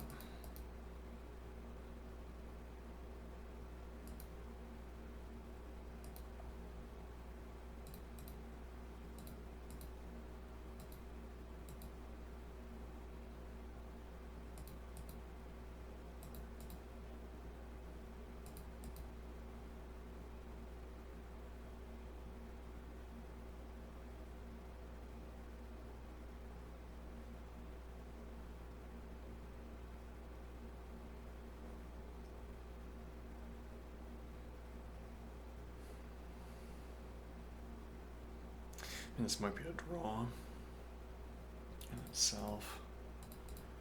Or we move the knight and we have immediate pressure against b2. I don't know. Oh, wait a minute, hold on. No, that doesn't work at all. Yeah. You would have, and yeah, you didn't have the remove originally. Yeah, and you don't have rook b6 either.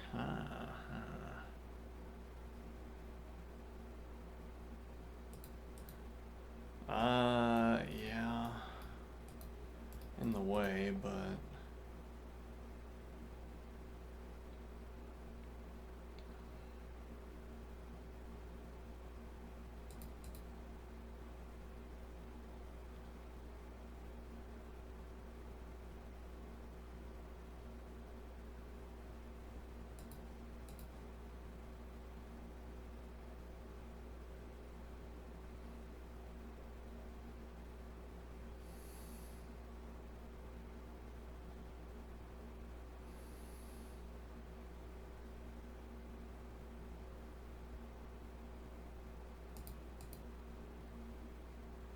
Hmm.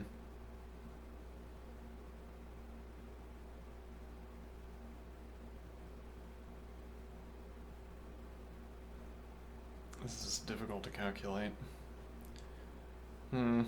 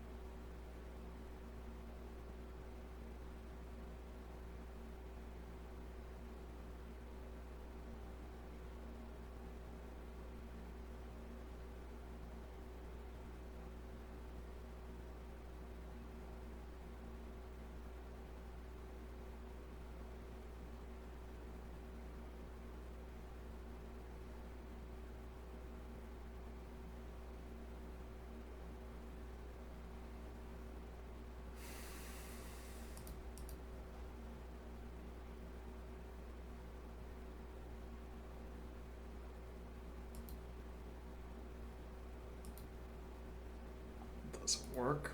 To reiterate, yeah.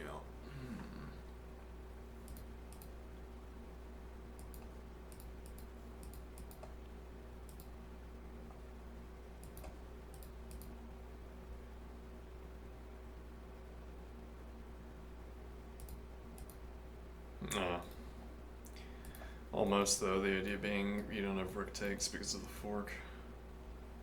Hmm.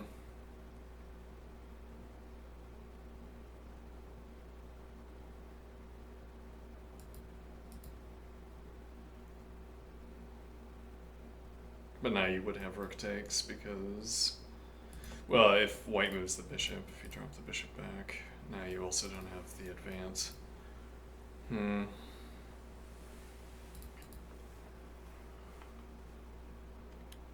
So there would be the capture.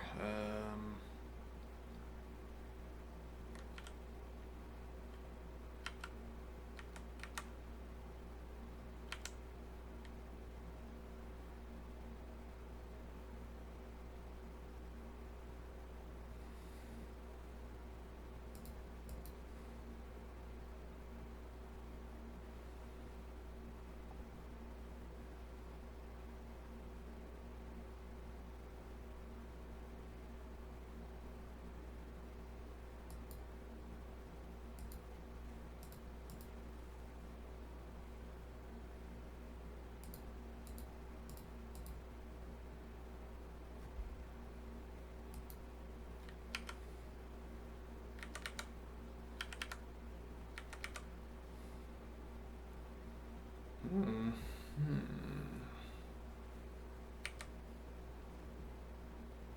Queen b3 keeps eyes on b6, eyes on d5. Still 14 moves from,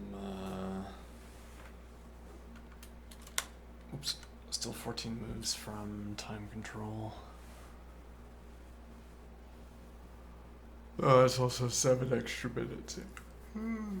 Or whatever the time, whatever the increment is. I still don't know.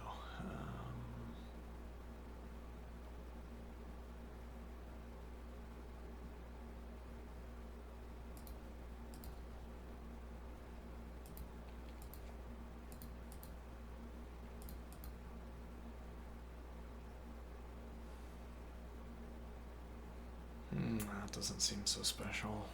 Also, this hangs.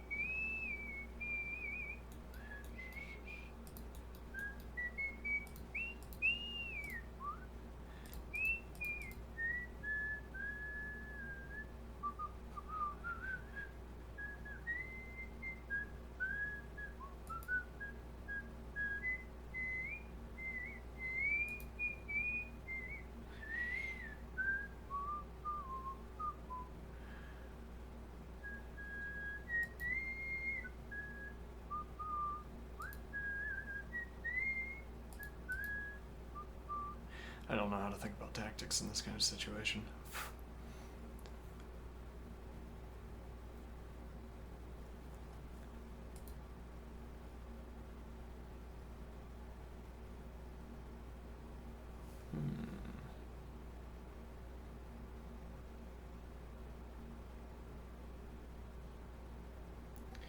I was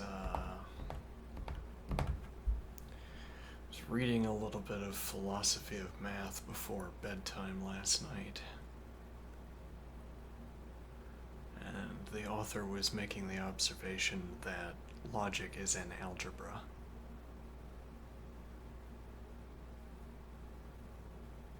A rule set for symbol manipulation. But saying an algebra put me in such a mind.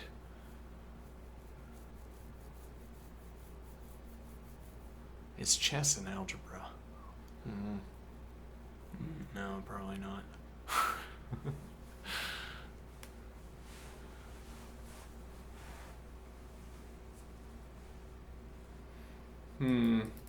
Star Sword Bishop is maybe more annoying than credited.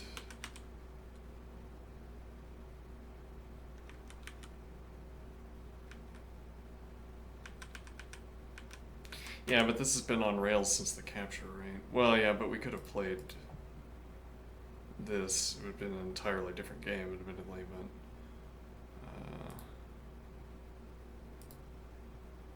actually, I like this. And the bishop e1, f3, rook f2.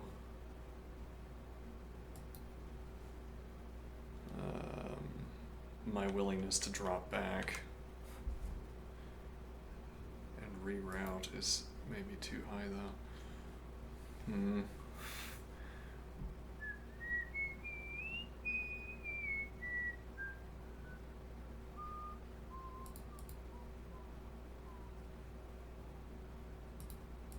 Draw. Rook c7. Did we look at that?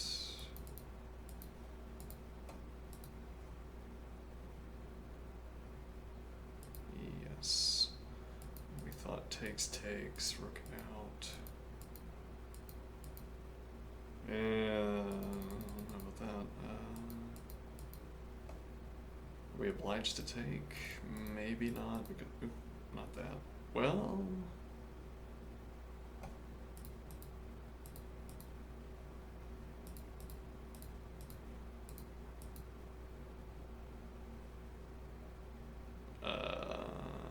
Depends on what you think about that, I suppose. Actually, no, you can't because of... Yeah,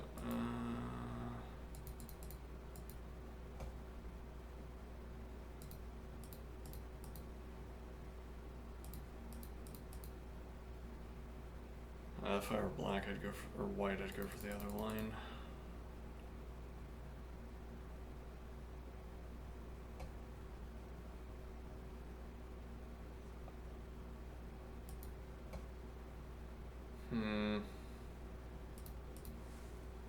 Recovers instead.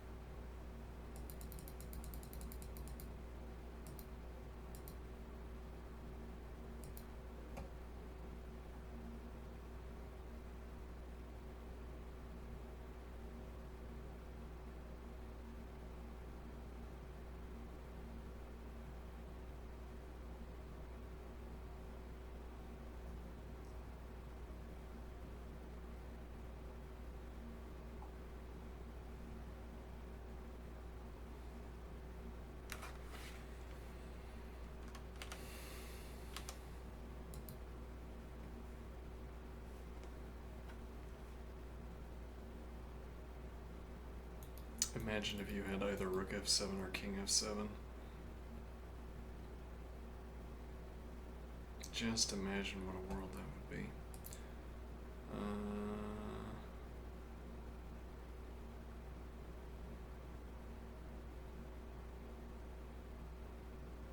Would you really want rook f7? Well, I mean, do you really want rook e8, rook d8, rook c8, or rook b8?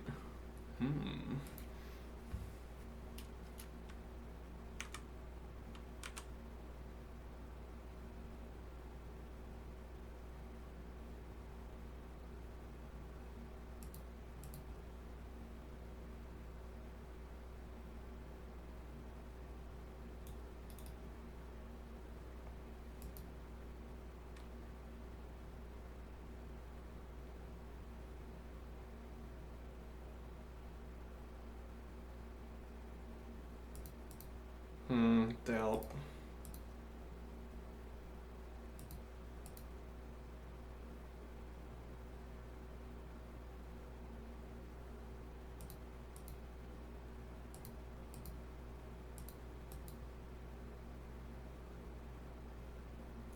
Gibberish.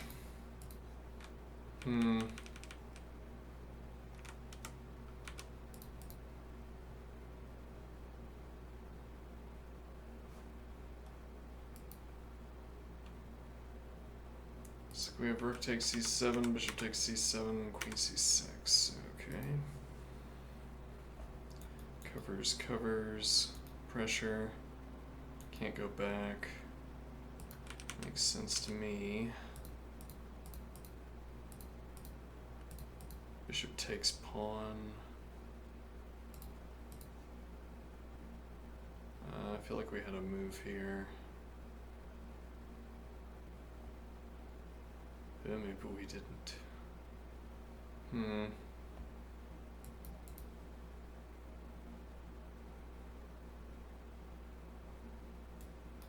Too slow.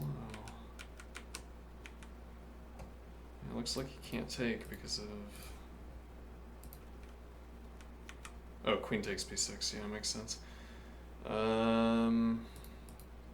Yeah, and now this is an endgame of some kind. I don't know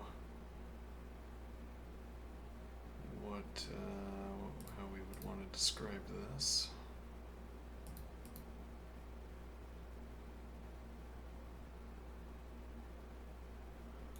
Try to get across the dark squares before we get stuck.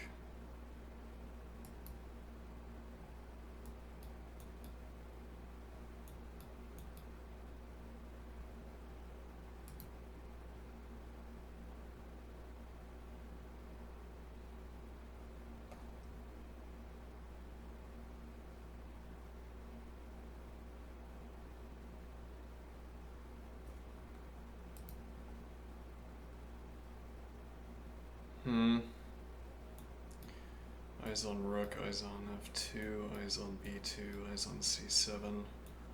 Drop back. No eyes on pawn, but not needed yet.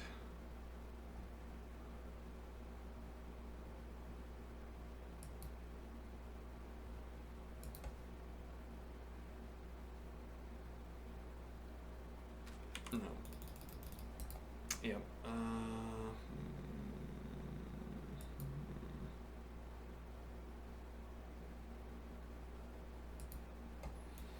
Am I moving my bishop? Do you suppose? No, even then I would not. No coverage for pawn yet. Could chase the rook and provide that coverage.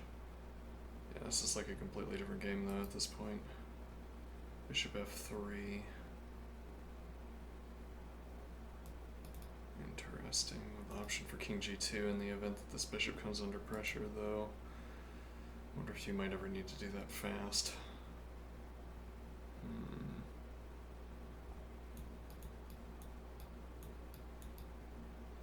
Knight can't pressure that light squared bishop.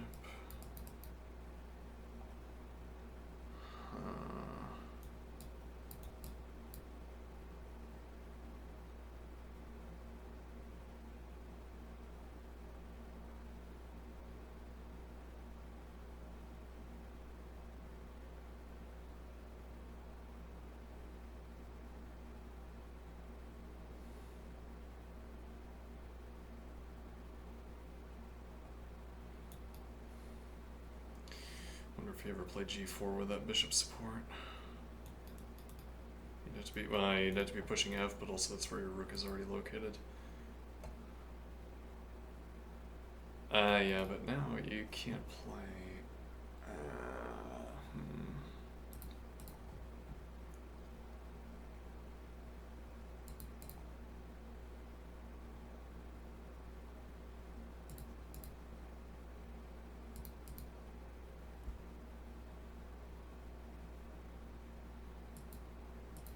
Yeah, you still can't play it now. You can play f3 though.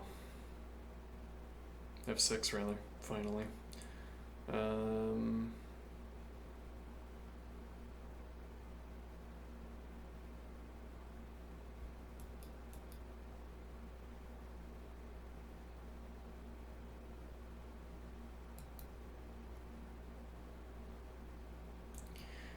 Rook, get the rook off the back rank, but then your king is insecure. Yeah, you'd also have to get NG advance before you could do that. King could provide support for bishop and knight. Keep the pawn anchored, though there comes a point where white can simply start advancing. Claim this is an attack.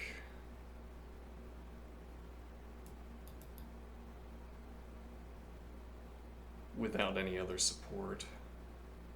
Knight could eventually come in, but you'd have to be able to advance the king further.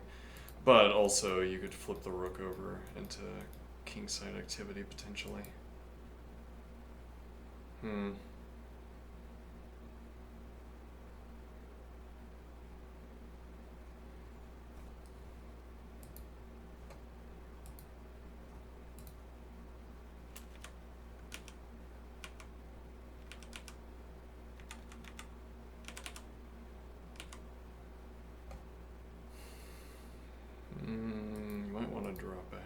or you might not, because bishop denies here, but anchoring the bishop means that black can't get the rook in front of the pawn. Whether that would be desirable to do anyway, I don't know. But also here, actually. Yeah, black would only have a8 for the rook, and then a8. Though, whether that matters or not depends on whether black is ever willing to advance this pawn. But okay, you could drop back and cover instead of playing king advance. But now the point is...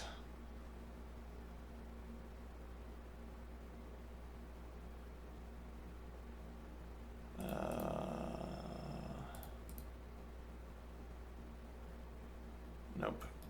Yeah, my visualization. Oh no. Yeah, and then you can't do that. And bishop covers rook, so this doesn't work. Well, actually, yeah, but then pawn hangs. Actually, this also comes with check, yeah.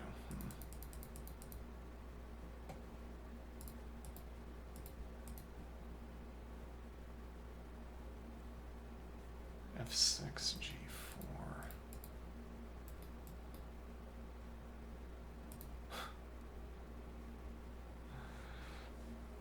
Well, if we're going to claim there's activity on the king side, you know, make the activity.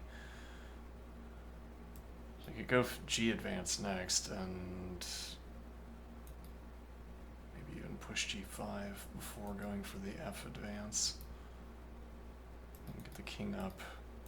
Offer the queen trade with the king on G6, and then go for F5 instead.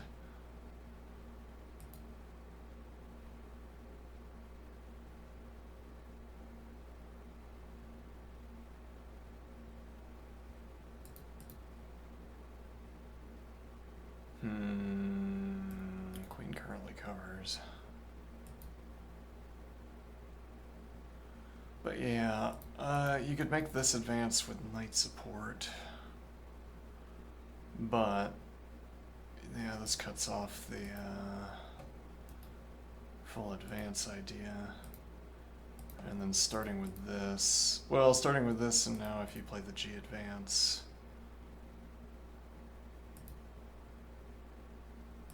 queen supports H and F. Queen drops back to preserve G6 for the knight, also covers knight.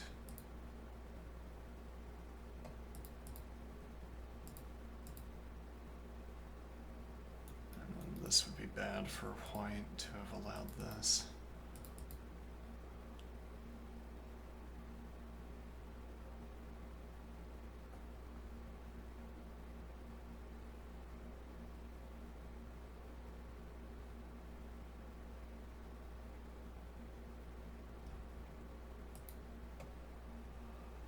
Bishop F5.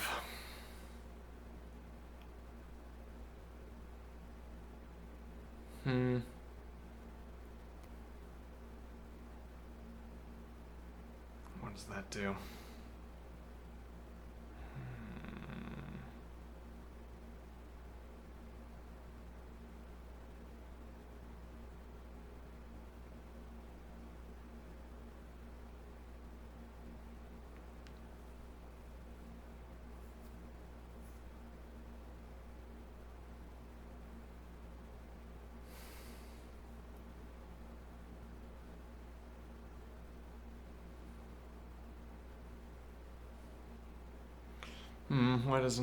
White doesn't it hang a pawn?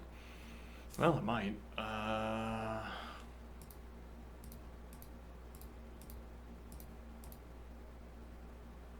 are you getting mated? Ah, yes. If not mated.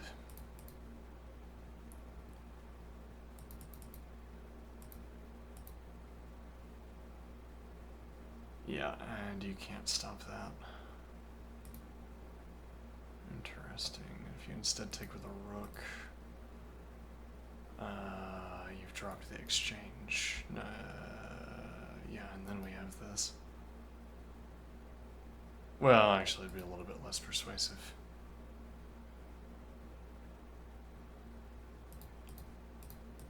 Like here, and now we're threatening back rank mate. Not here. Nor any other block. Yeah, actually, you might still be getting mated, because you can't play, there's no queen move where you could interpose the queen. Yeah, here doesn't work either, because we go back to b1.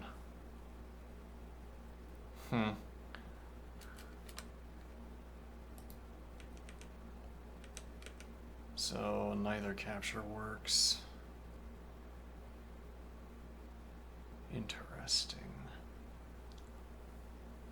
Now we have pressure against bishop, we still have pressure against rook. Looking at something like this, which might be persuasive.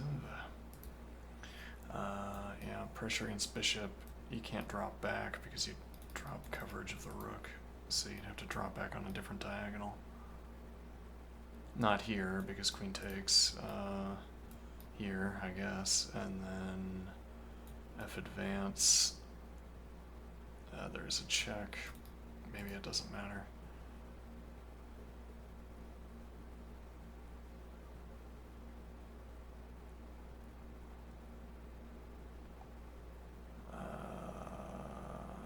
Just fancifully here.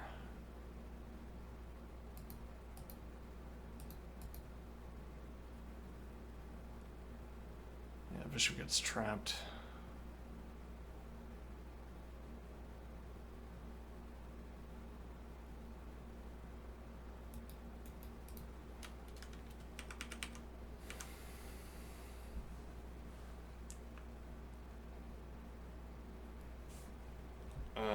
If you try moving the rook immediately, you might be getting mated. But then you could drop the rook back to d1.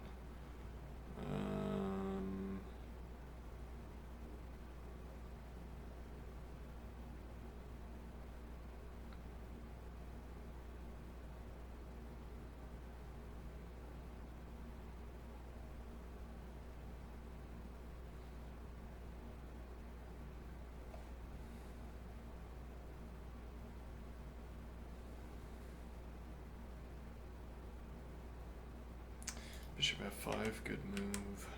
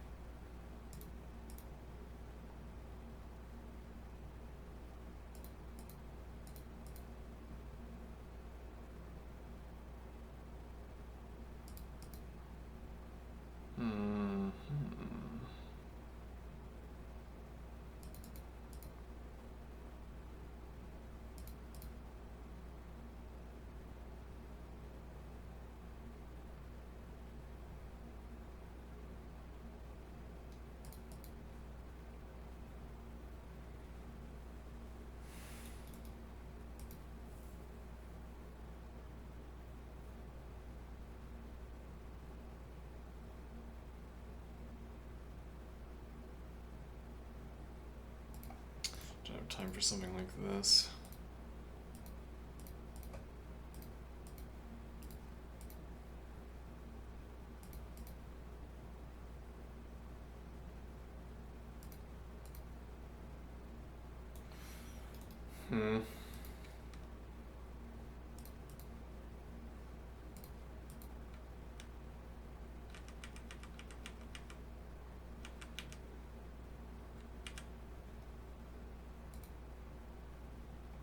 Bishop e4 is text.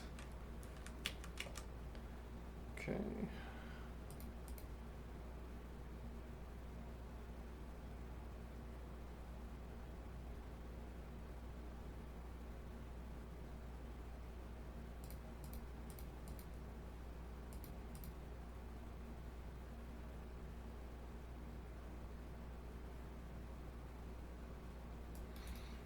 With tempo takes.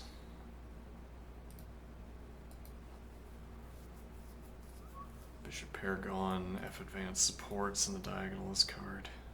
No bishop punishment.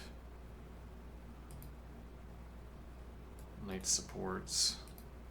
You pressure knight immediately. We don't have to have the rook support for the pawn advance.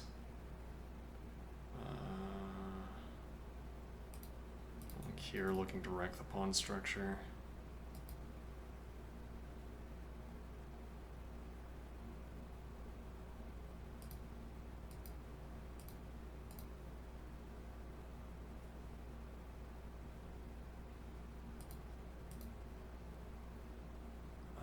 Is that playable? Yeah, looks like it might be. Though if you've played queen c7 at this point, I could just take b2.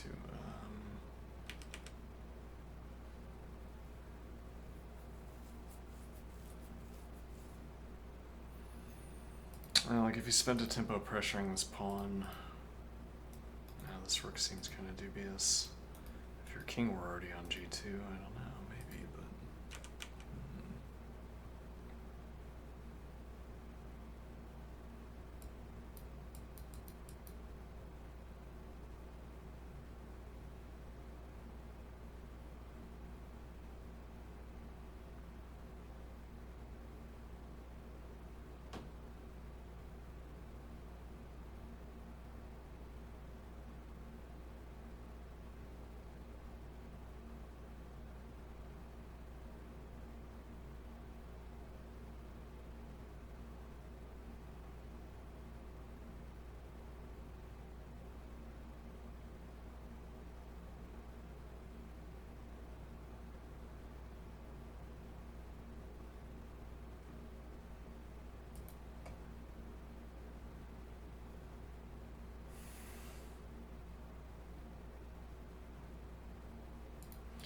There's also this point.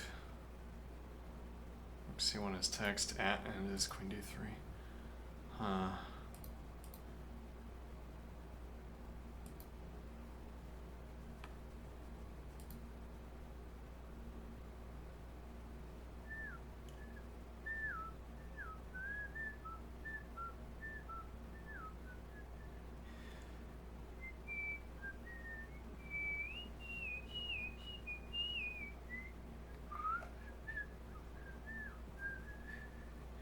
Rook c3.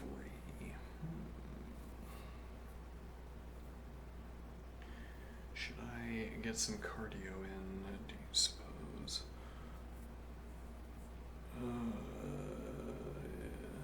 Okay, one moment.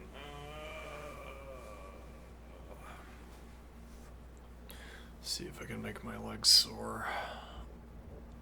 One moment.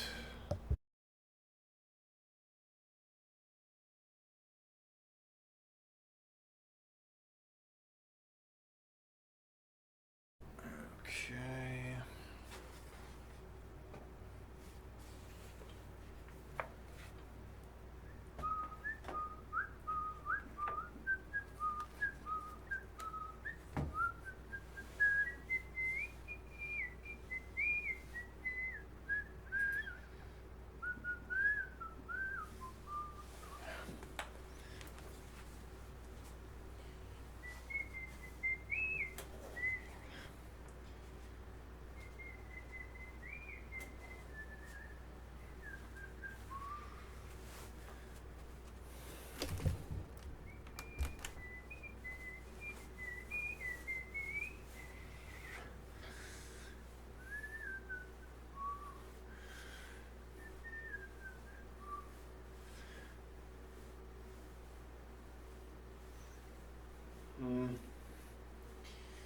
You don't suppose white is willing to go for, or black is willing to go for this. Locks down the king.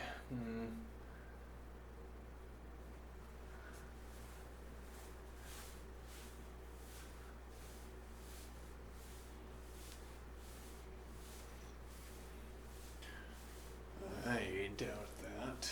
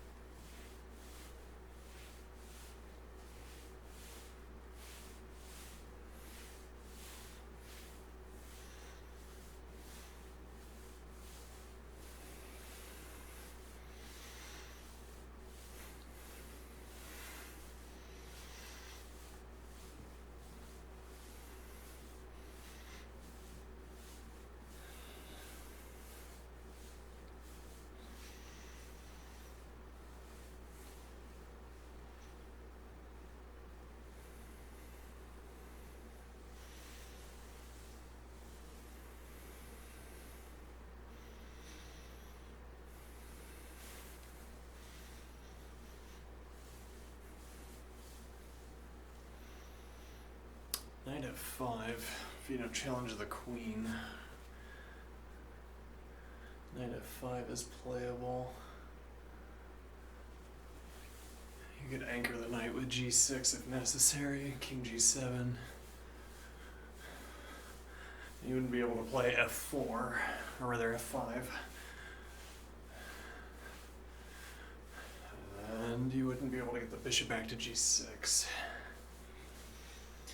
If you had f6 in, bishop back to g6 would be a routing to the other side of the board.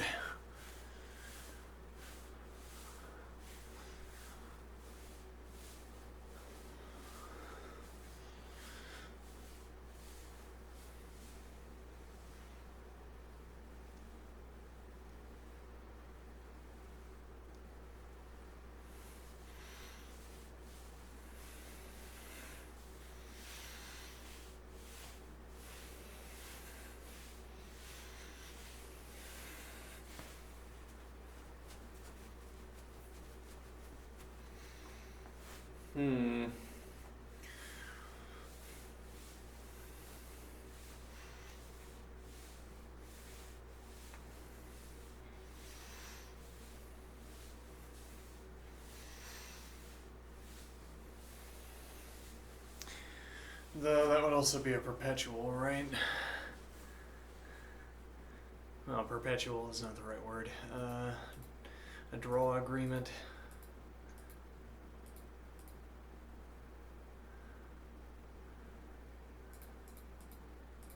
Or maybe not.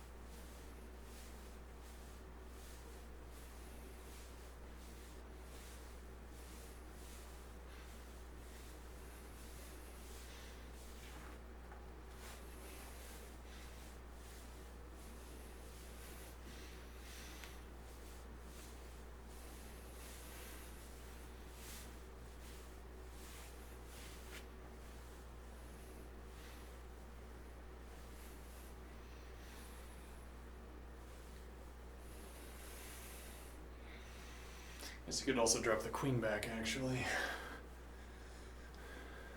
No, you couldn't. Takes, pawn takes bishop. Yeah, never mind.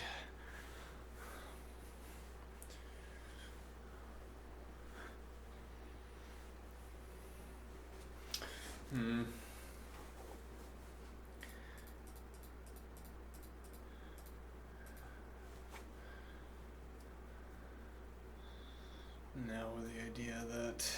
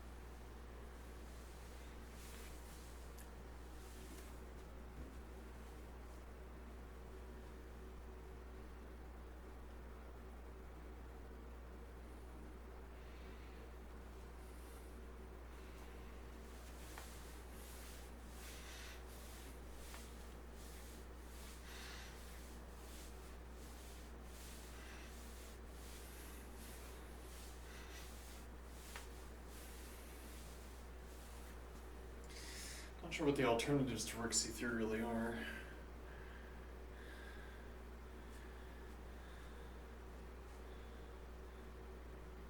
Well, again, the queen trade. No, not queen trade.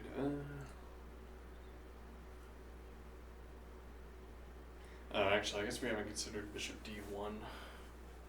Well, why haven't we considered, for instance, just dropping back? Yeah, huh.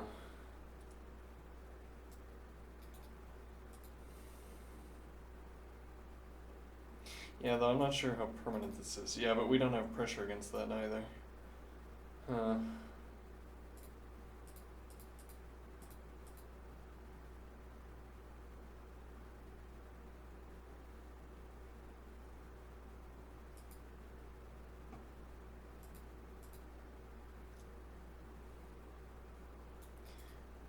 No, indeed not.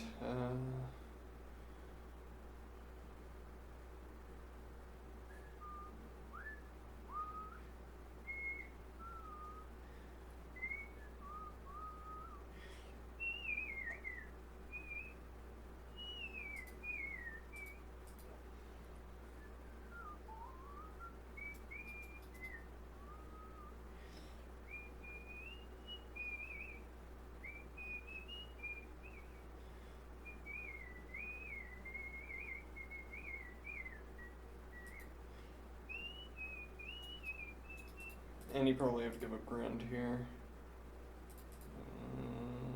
Like with rook support, which we can't provide.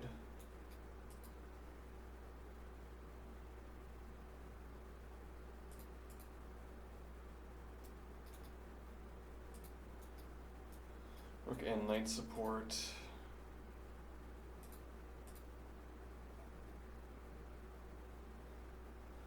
Well, I hate to say it, but yeah. I mean, if it's the board is stable enough, and then play f4, maybe. Maybe. I'll be right back. Okay.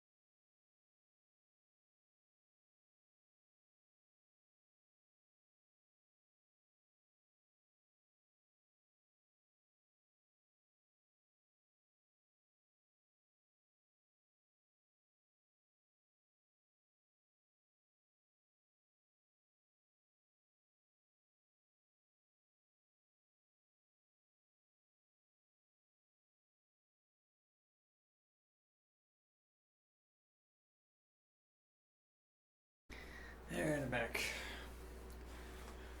Let's see. What do we have to look at here? Bishop takes e4. Intriguing.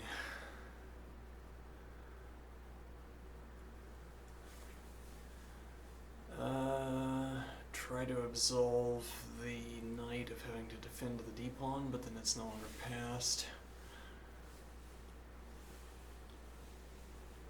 Mm-hmm.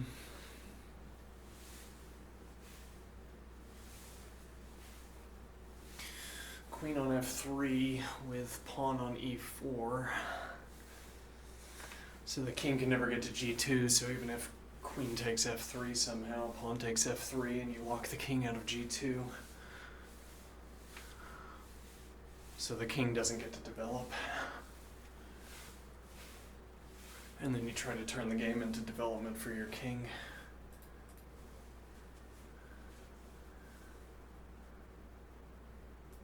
Such as through f6.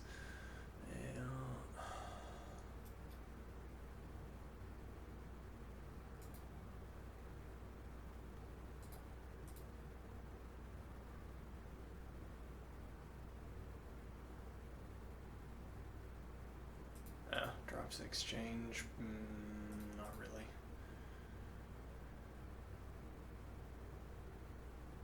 Oh, yes, really.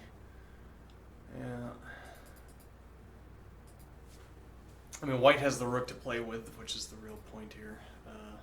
And actually, yeah, you don't have, though. Yeah, but I mean, the point would be that you don't have queen f3 as a stable position for the queen.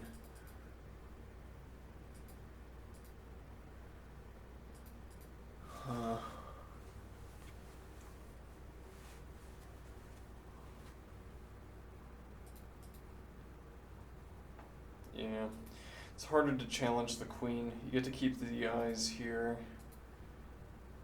Though I might be looking for this. Fancifully. Queen e3, queen trade. And queen is pinned to knight. Though if queen takes e4, d takes e4, and you can anchor the pawn with f. Yeah, but then you drop your pass pawn.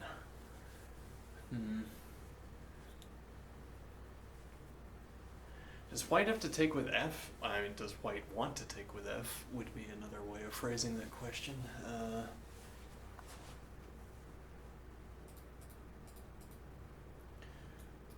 Whereas this pawn is still free to move. If you do something like this,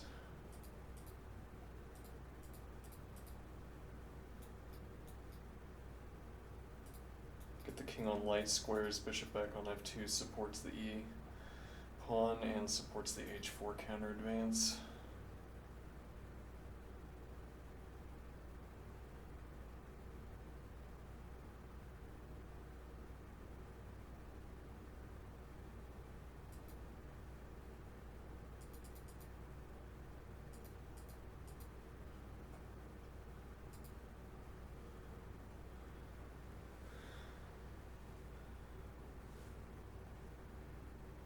Takes with the bishop, which preserves the pawn structure, but...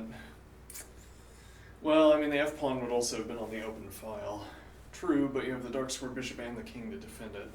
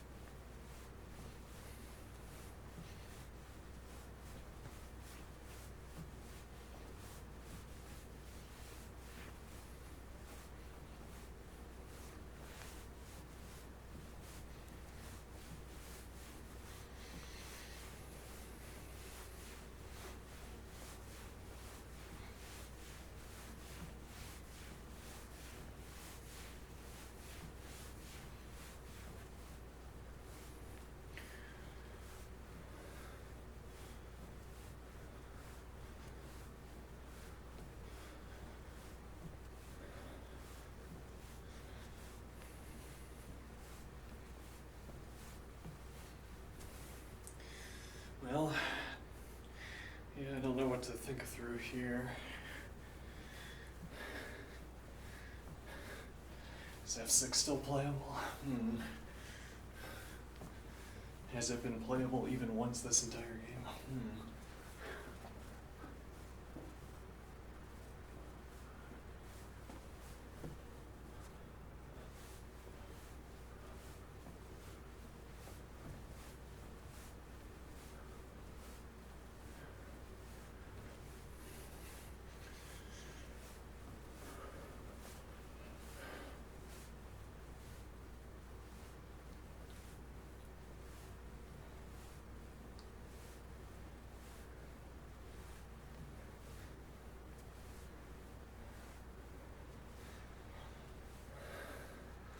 Yeah, and once again we get this large change of board state immediately prior to, well, immediately, whatever that means. Well, 6.5 minutes anyway, before move 40. Well, 6.5 minutes left before move 40 has to be made.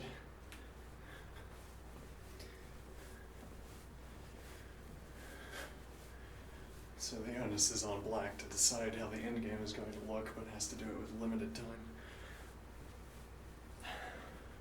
Though you could also look at that the other way and say, white has 30 minutes not spent deciding how the endgame is going to look from the start. F6.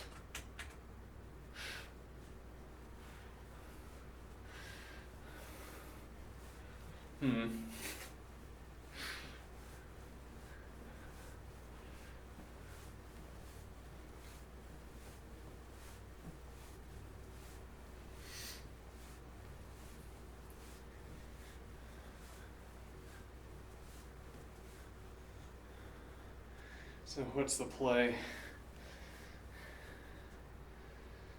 King through to G6 and H5, and then King F5, G5.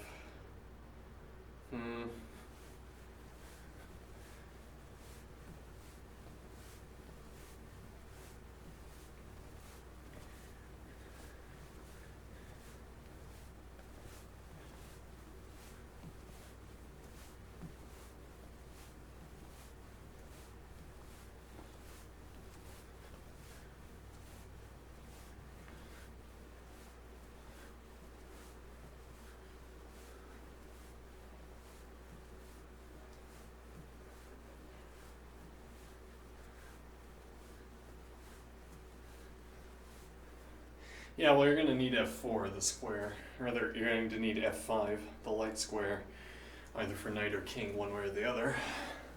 So occupying it with a pawn isn't so much an option. You could almost do process of elimination. You can't advance D. You don't want to play F5.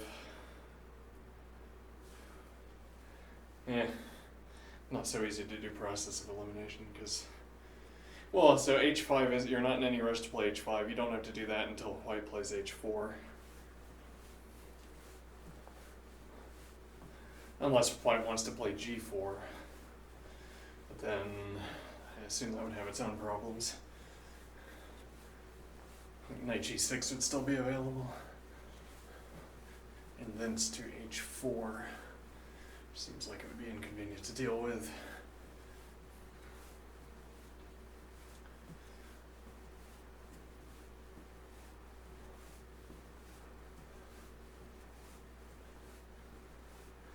Yeah, King F7 though. Problem with King F7, Rook C7 immediately. And then you'd have to defend knight with Rook before you could play King through to G6.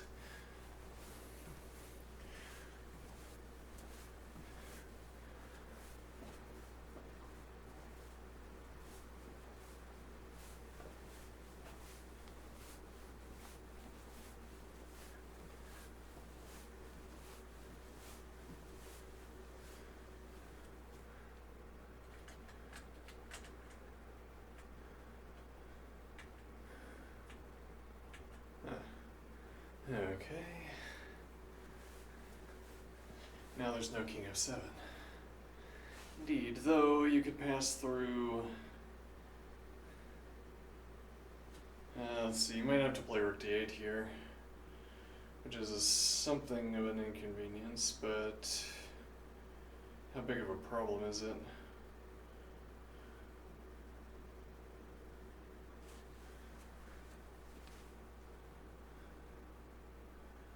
Let's see.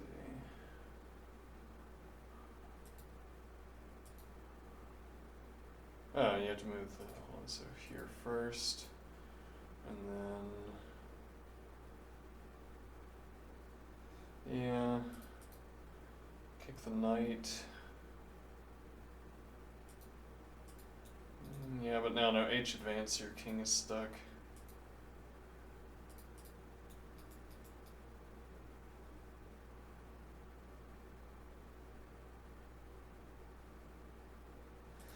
You could drop back like this. Covers eyes here, I suppose. Go for the G advance, yeah, but now here.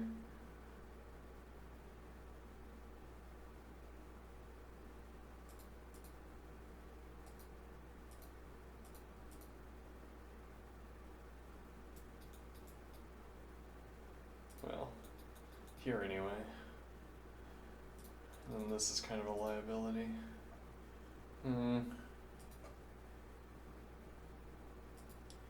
Rook d8 is text, king f1.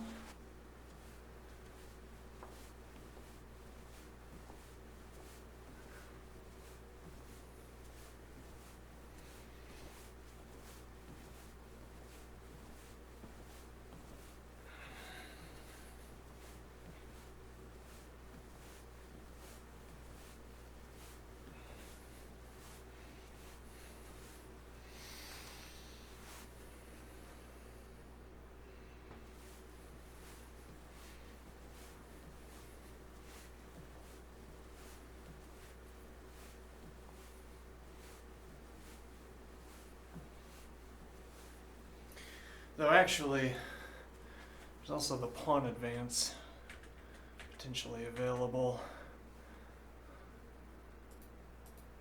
Say I don't need king development, though you're also getting closer to the king. You can't advance again. Well, no, you could advance again, actually. Now also get off color.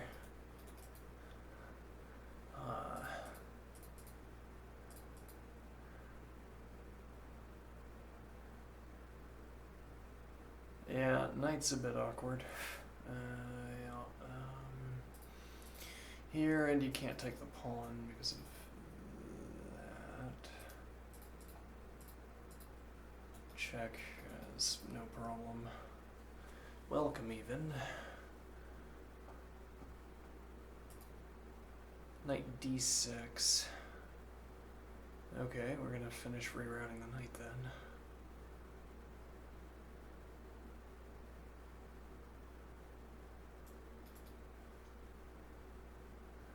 Anchor, but don't really have to.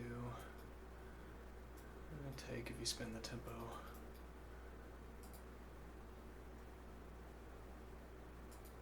B4 makes sense.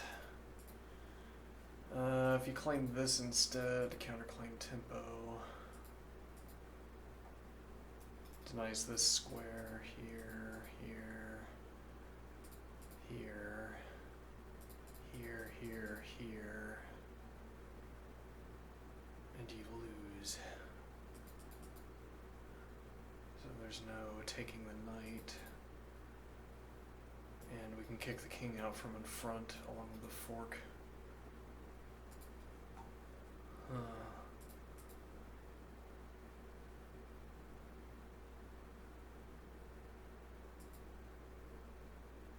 Also, this will leave you in front of your own pawn. Do something like this and just advance.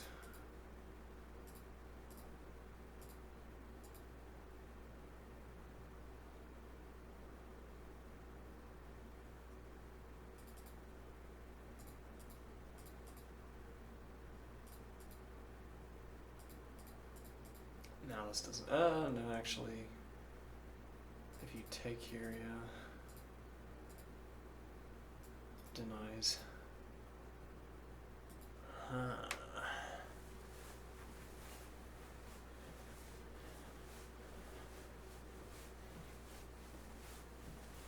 Interesting.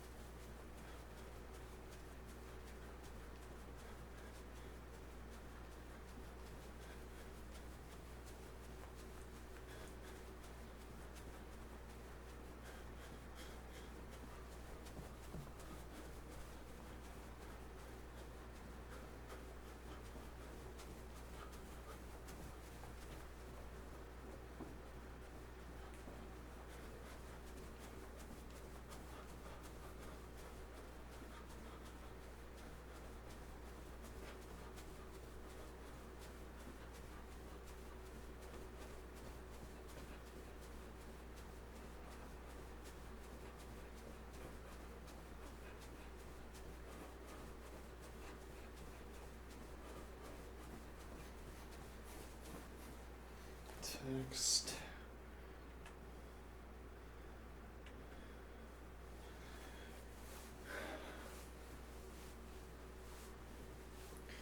Okay.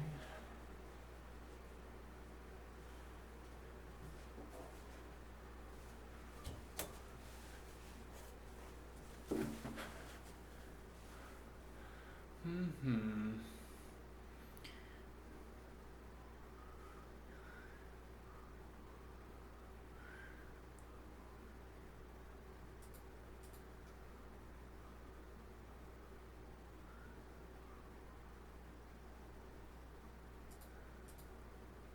Still defended.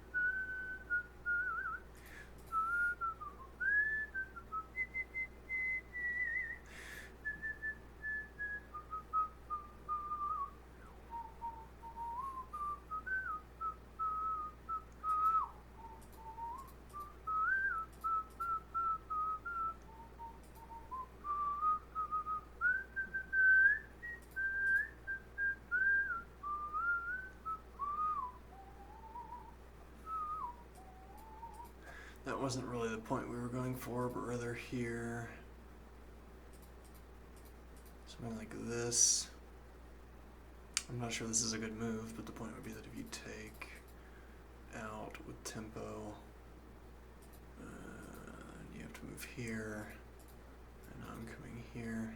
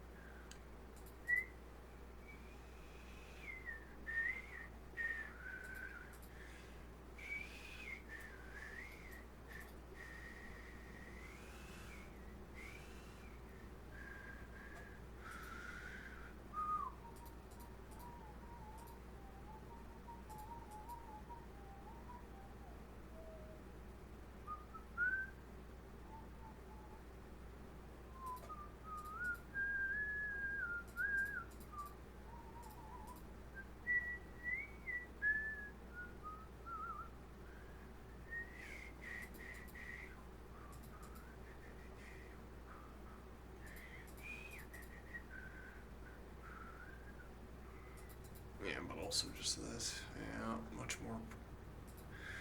Let's see.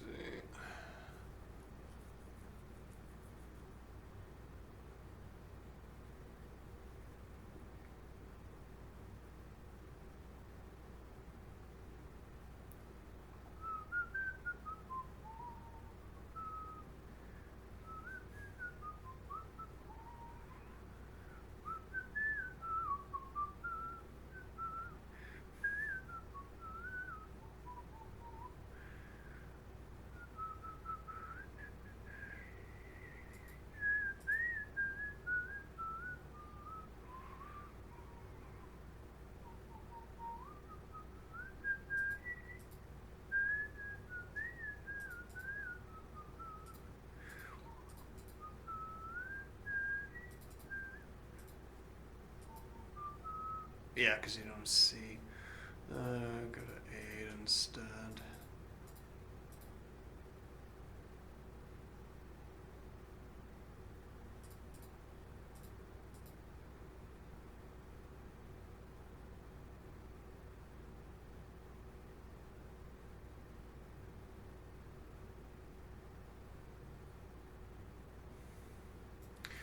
And then soon this, taking advantage of the fact that there's no good way to get out of the way of a rook.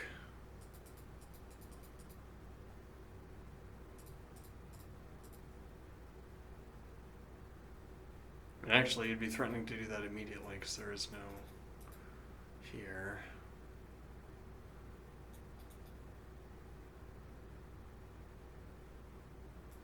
Yeah.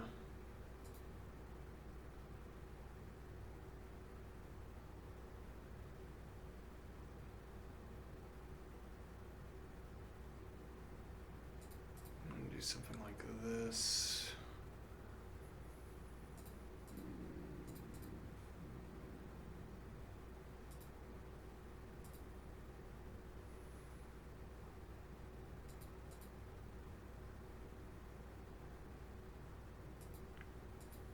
Yeah, offensively. Covered by rook and king gets out.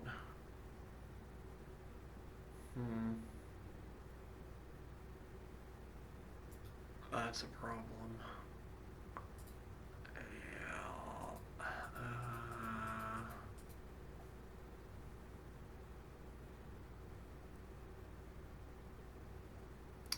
Actually, if you play here,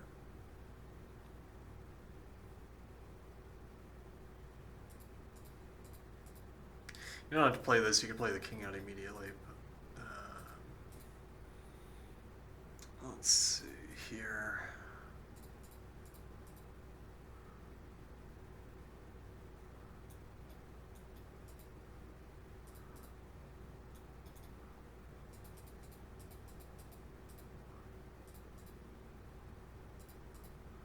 If you do this immediately, you block your own view.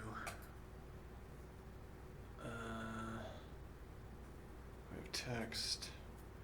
Bishop b6, I see.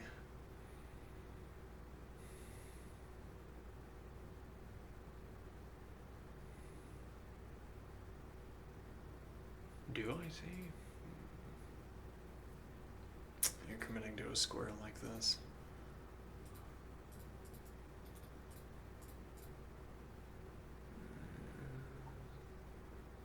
You probably don't want to play here, for instance.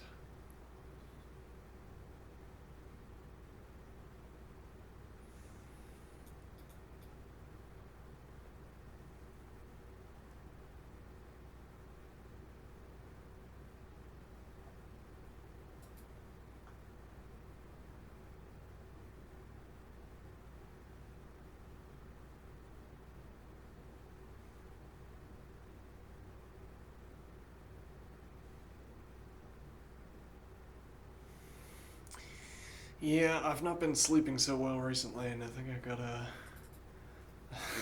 I gotta keep going with the cardio, keep going with the exercise, because I've been taking it too easy.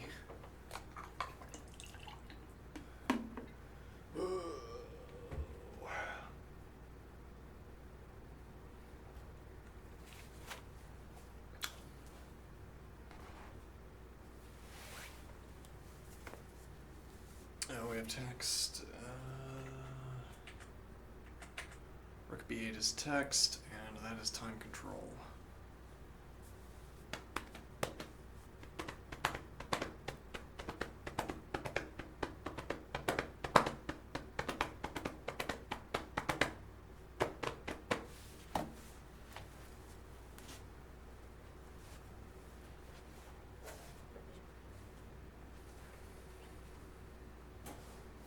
Probably.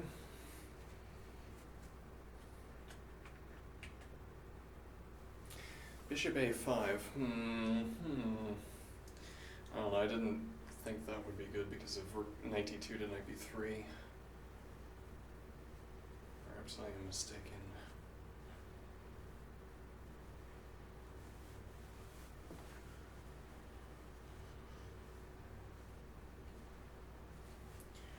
It's now the time for h5, I wonder.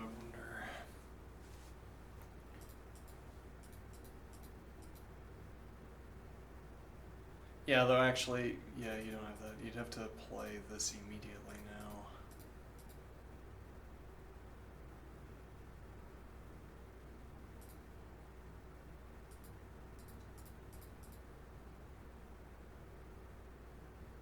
Yeah, and you don't. Oh no, you have this.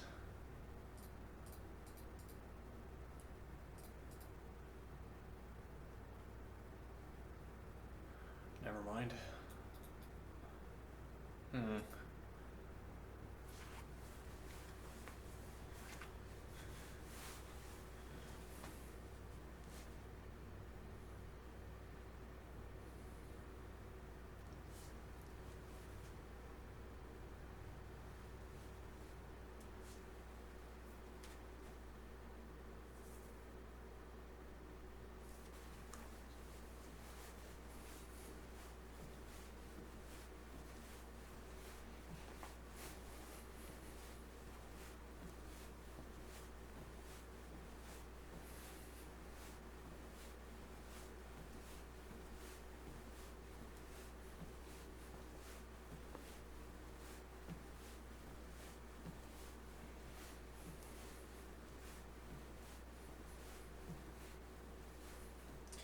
Yeah, maybe the knight's just not going to that side of the board.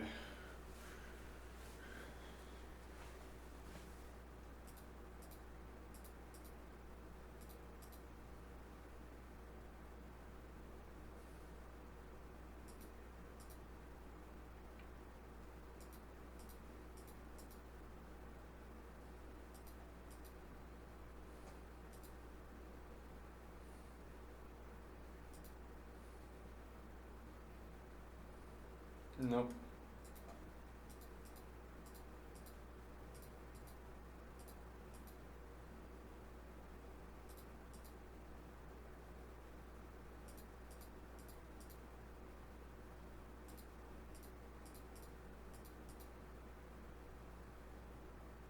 Hmm.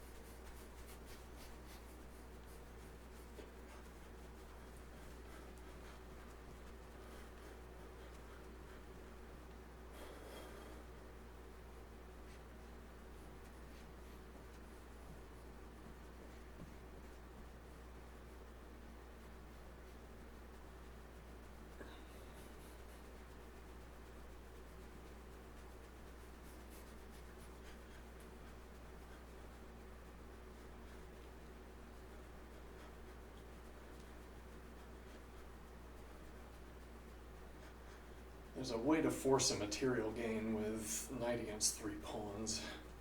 So if the king commits to the center of the board, the knight on the king's side could force something, maybe. What do I mean?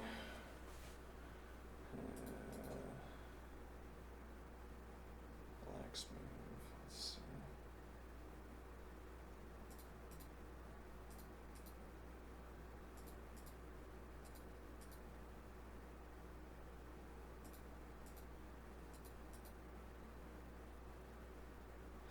Yeah, well, by now you'd already have taken F2.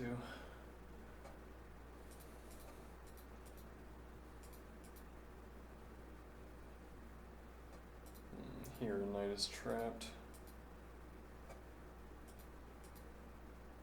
Yeah, because of the pen, actually.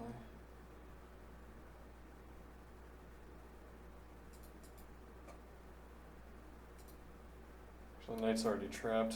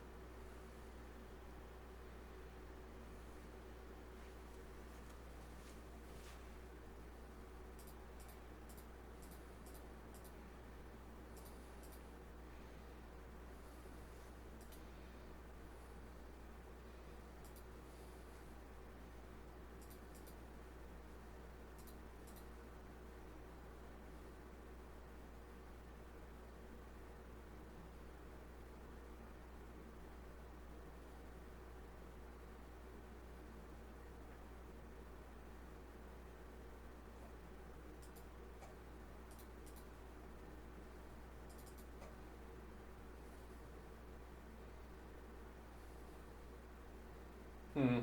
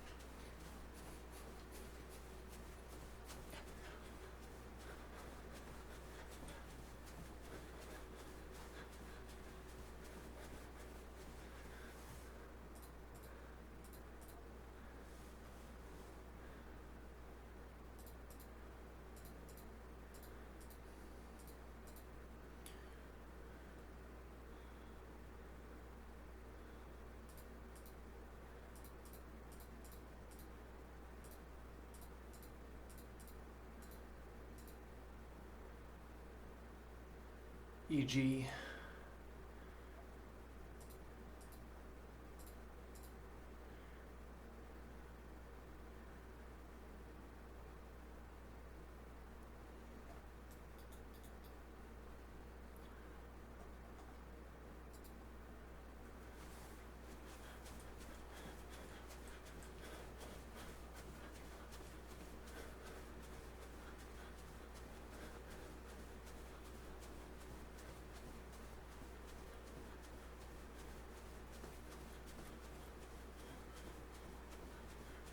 I guess part of the point being that rook b5 is a really good defensive move. But then you might have to play that immediately, because if you Play this.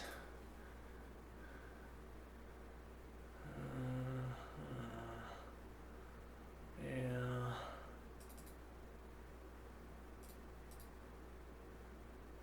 Is it a problem to play this immediately? Notably here, takes, brings the pawn closer to the king. King hasn't committed yet. Yeah. And like king advances here.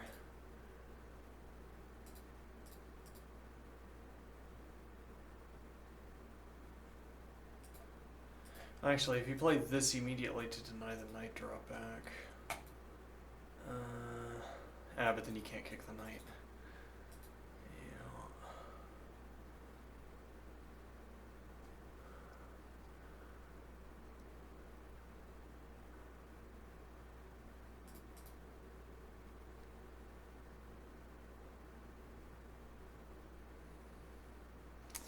Yeah. Yeah, so you don't have, or here and knight drops back with continued pressure, you push again. Yeah, though that's too tippy away from pressuring h2.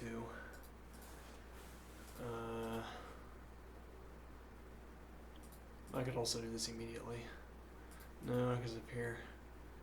Well, here, I guess. No, but once again, that's gonna get your knight trapped.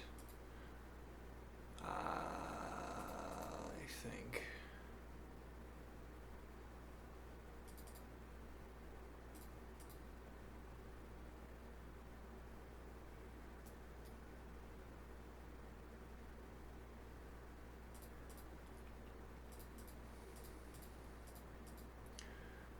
No, that's wrong. With tempo, cover with rook, and then here to here. But this is already too late.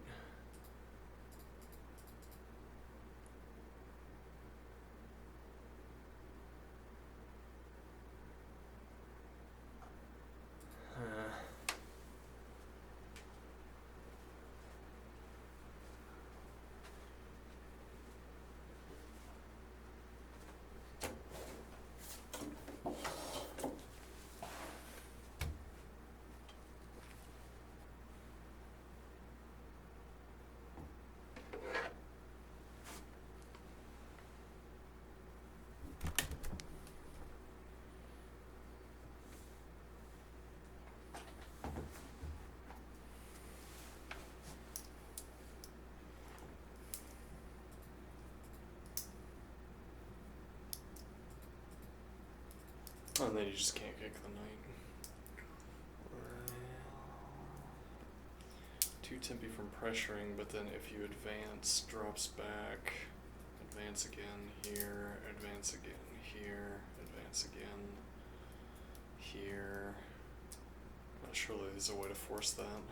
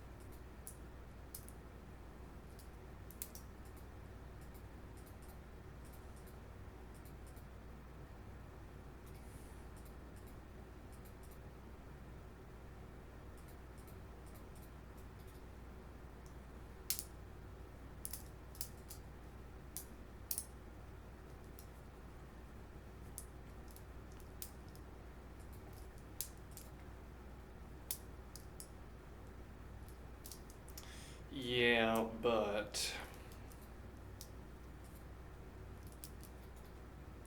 here immediately.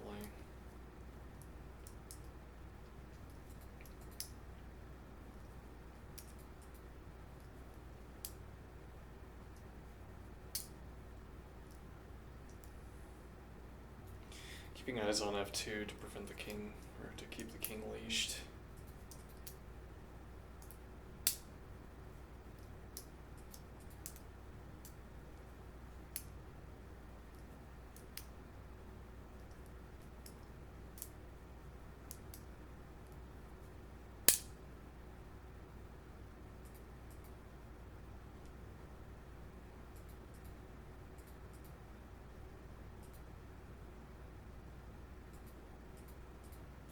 Alright, you have to double pressure.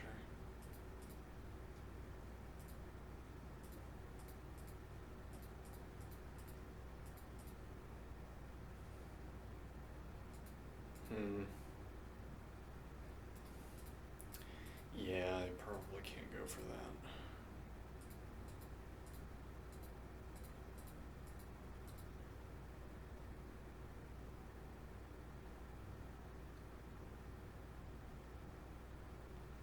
That's probably not how that's supposed to look, but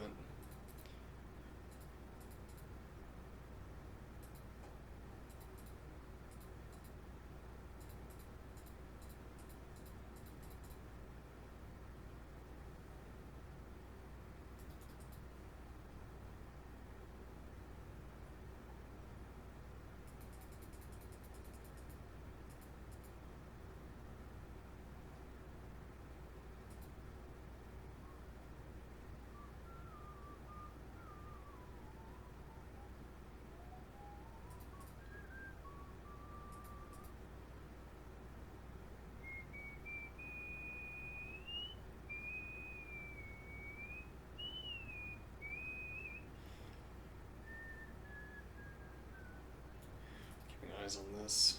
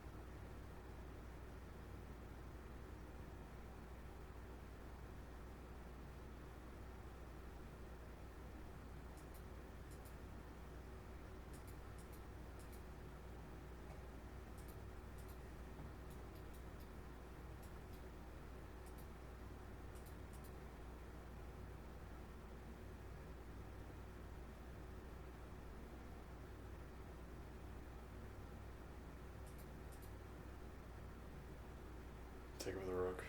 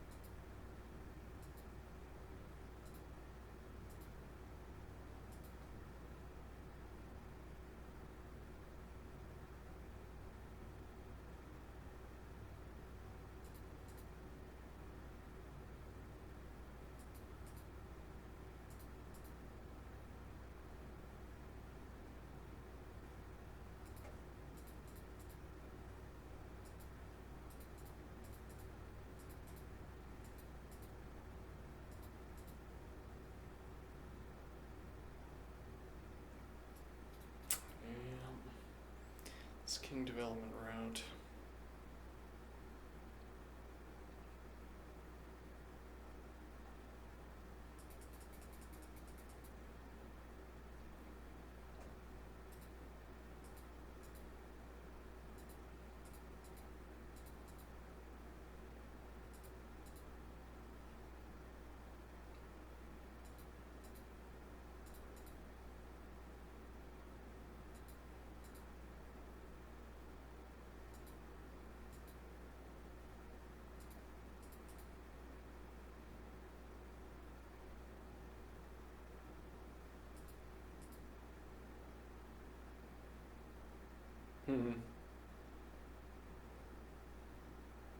Though that's kind of a coincidence because we've already played the F advance. Didn't really have to do that earlier.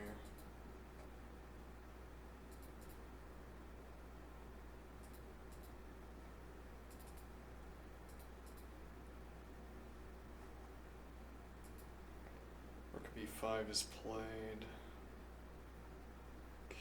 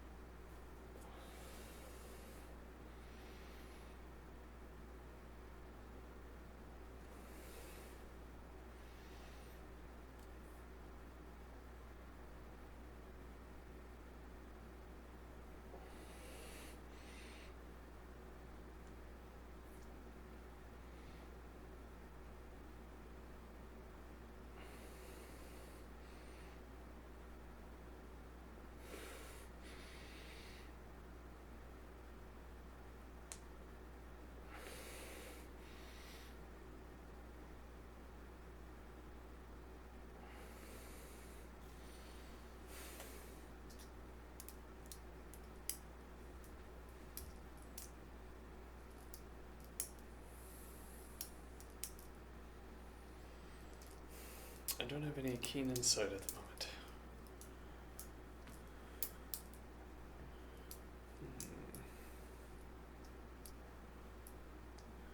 Well, I don't know, we explored all these lines. I don't know what's most plausible here, though.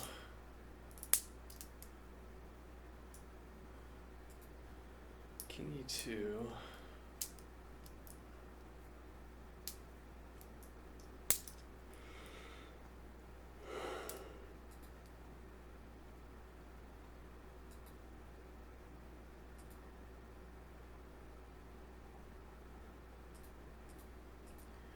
Knight back to D6 immediately. Huh.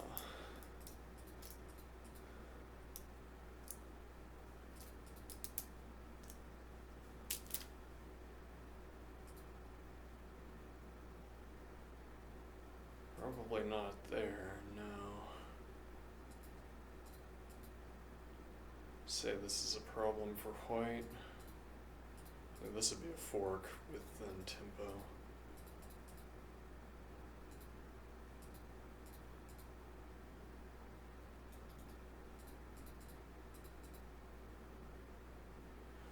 Not quite, no.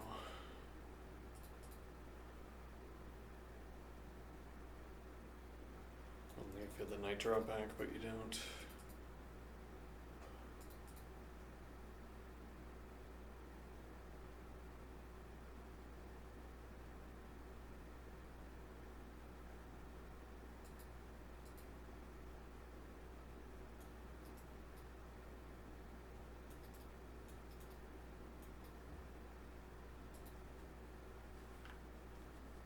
Hmm.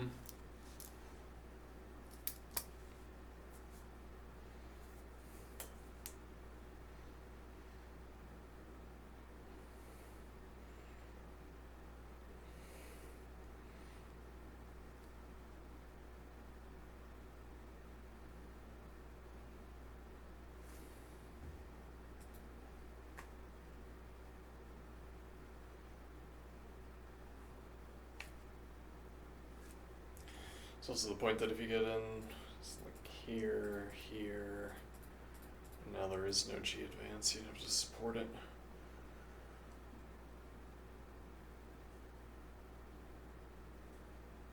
And if you try to get over to the knight with king E, well, you can't. Knight blocks your access. You have to do D3, E2, F3, F4, and that time king H7, king G6.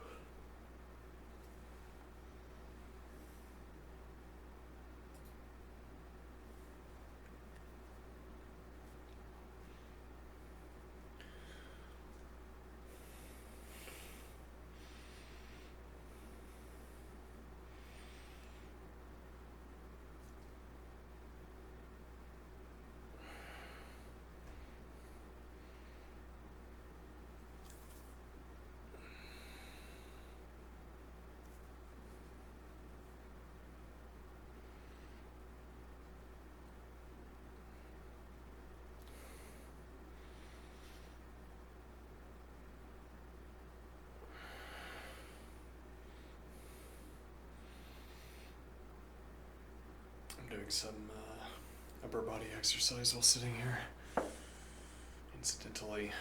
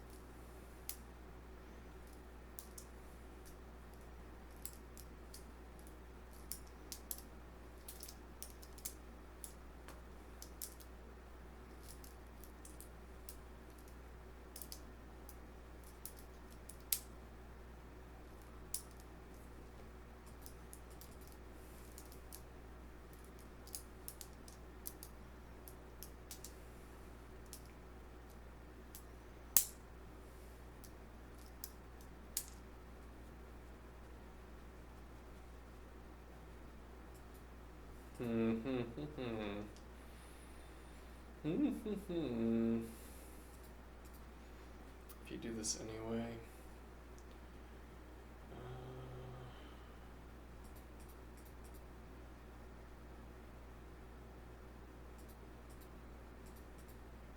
Yeah.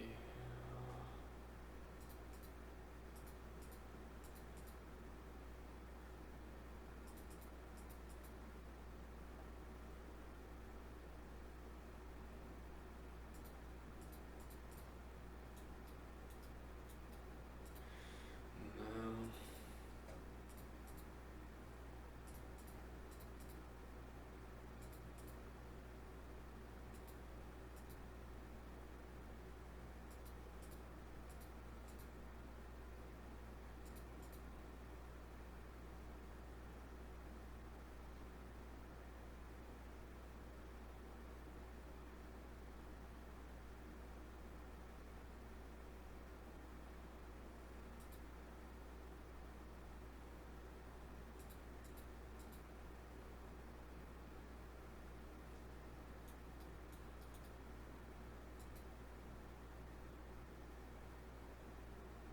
Yeah, threatening this fork. Well, then takes afterward. Yeah. When really the point would be that. Actually, you could keep going over here.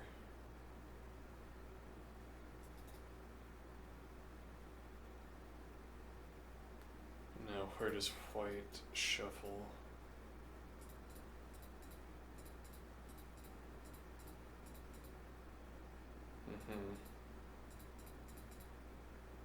E.g.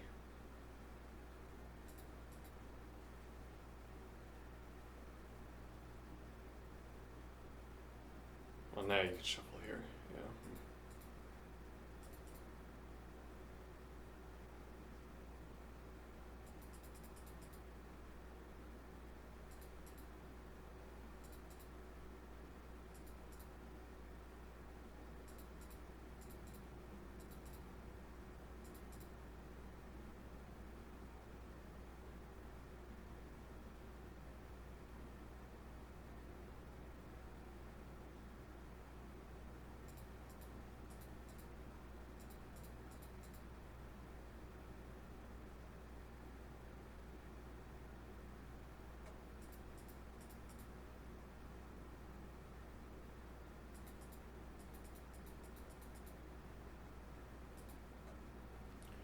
Okay, A7.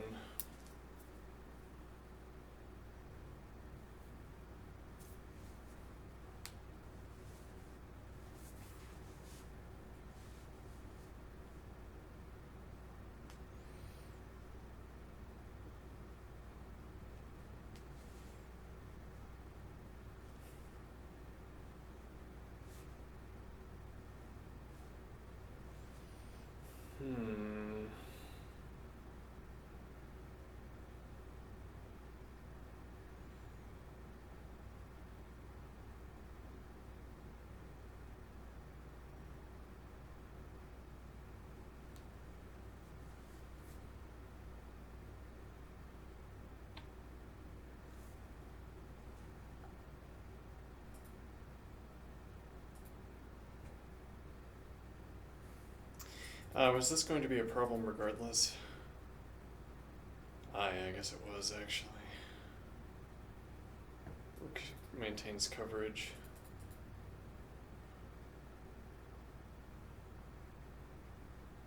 Now you can't make this trade.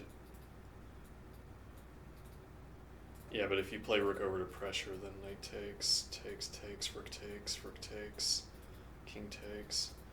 So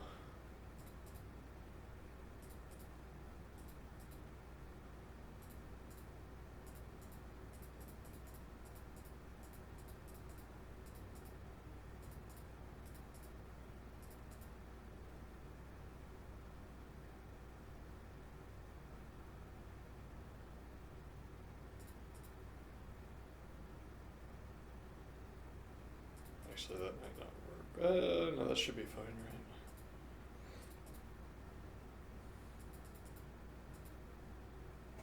And the idea is that you can advance, and white has to give up ground.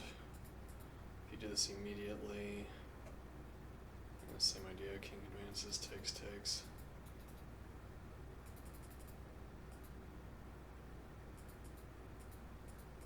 So, yeah.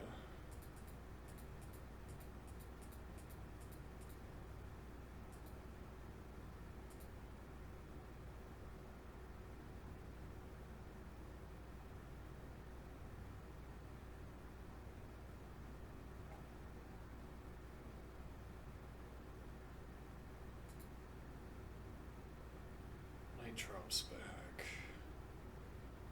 Uh-huh.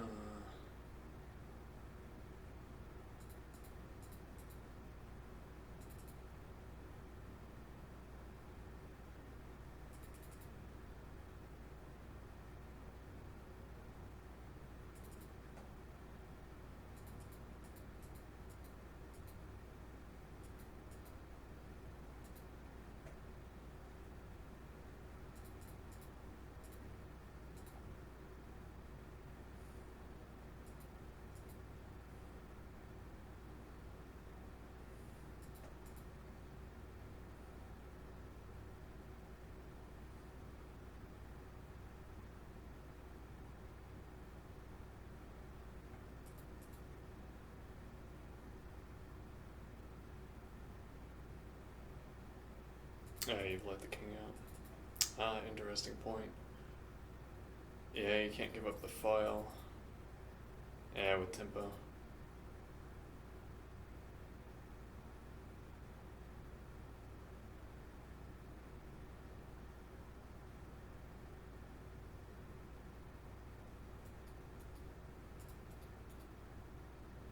Actually.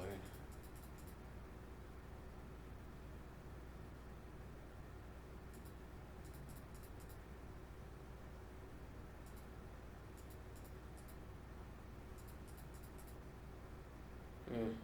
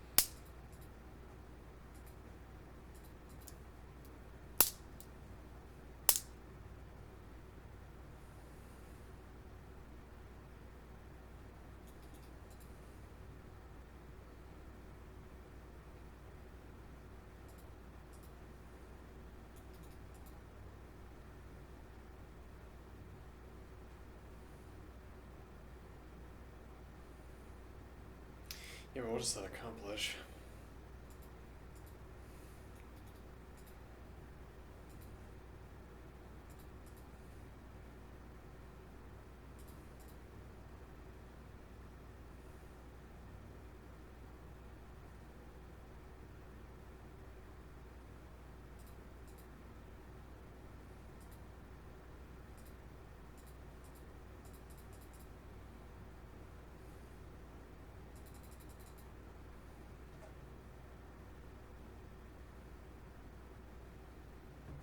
Hmm.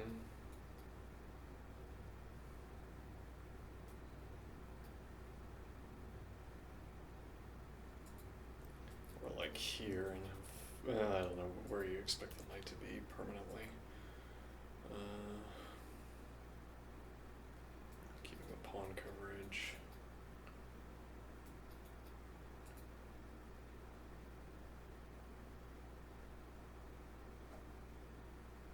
We have text, king c2, d4. I will.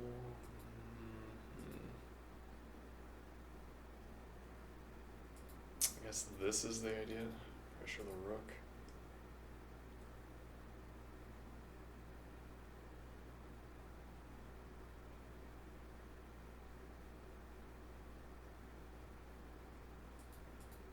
Instead d4.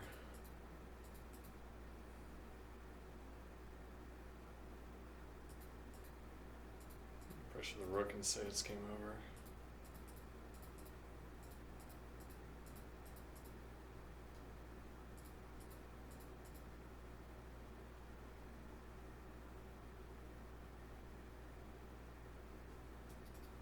Hmm.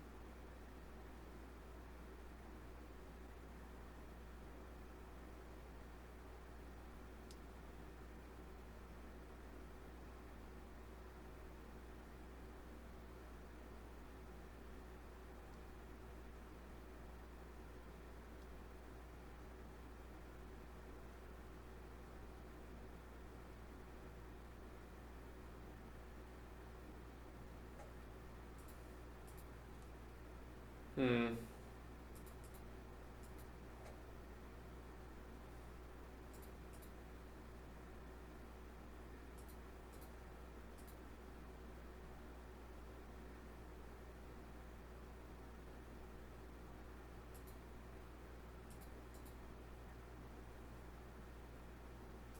Yeah, and you don't have the escape route. Whereas if you play d4, you could prolong this business. Well, actually, if you get away with it, you'd put the rook behind and then.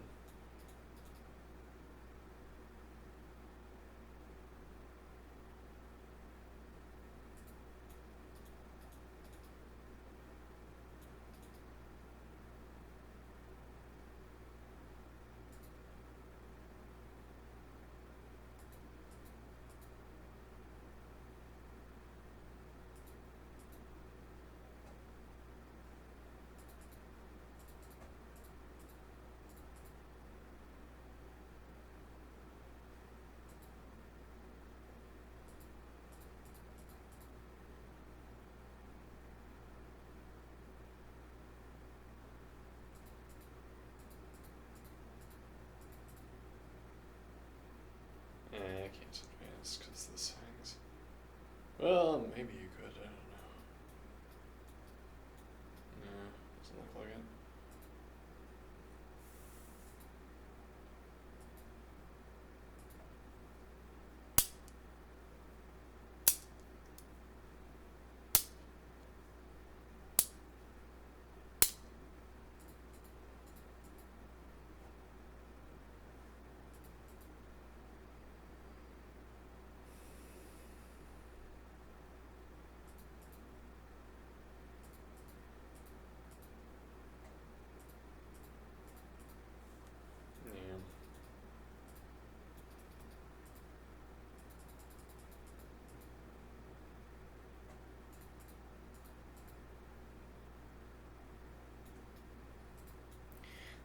card, you could just keep advancing.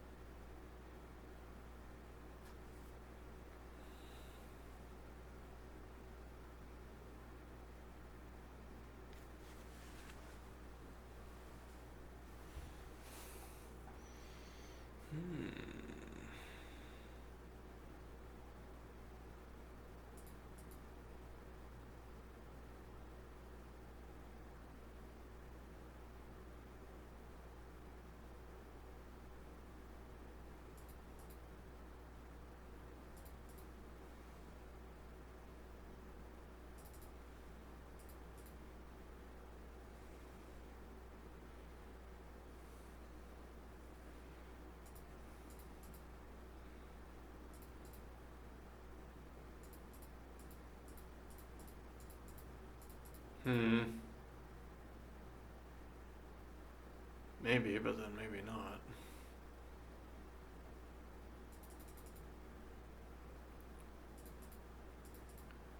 Well, though, but at this point, no, you can't play like here, advance, because then either of these two directions. You can't Desperado the rook.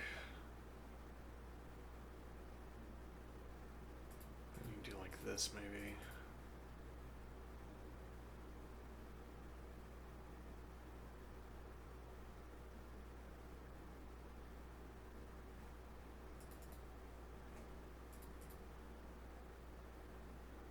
Yeah.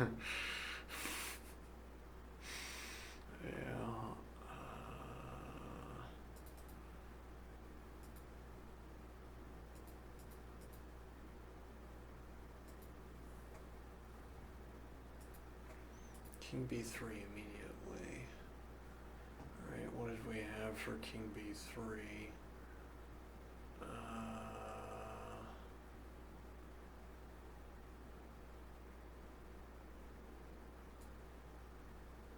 That's a different line.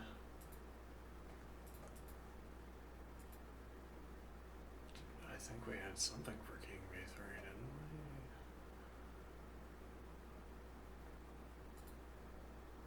we? Oh no, we didn't expect the d4 advance, yeah.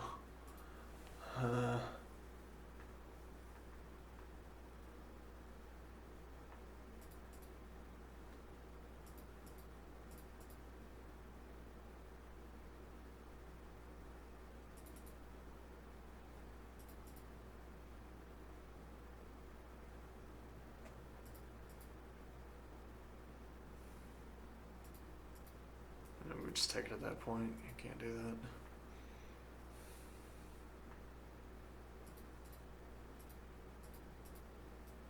Can't approach the rook.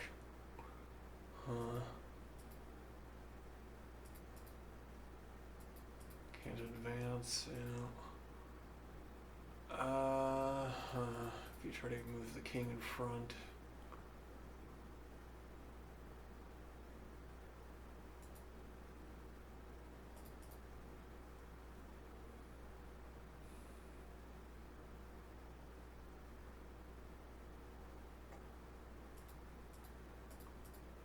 Doesn't work.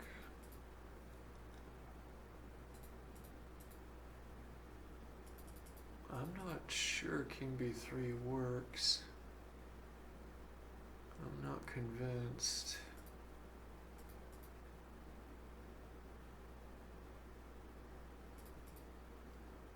Yeah, again, we could just take, but even then we don't have to just take either, we could push. King's not out of the way, you can't sack the piece for the pawn.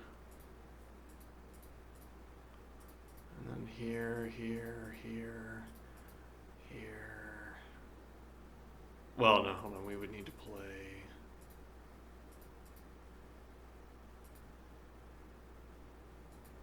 Well, yeah, because if we play the advance, and you, well, no, we don't need this yet, do we? I think we could just do the pawn advance.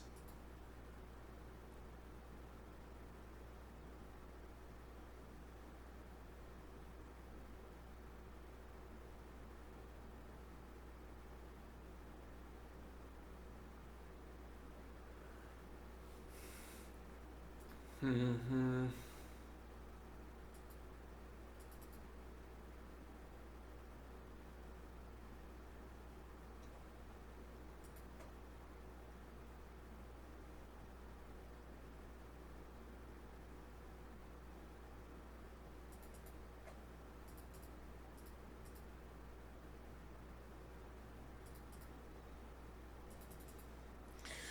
But here, now that we've played rook d5.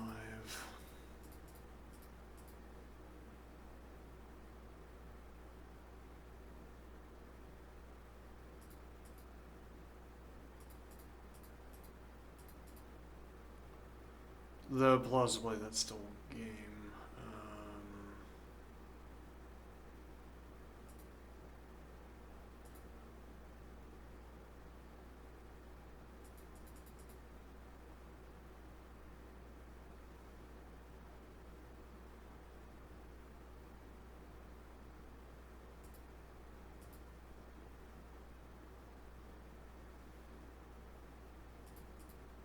Mm-hmm.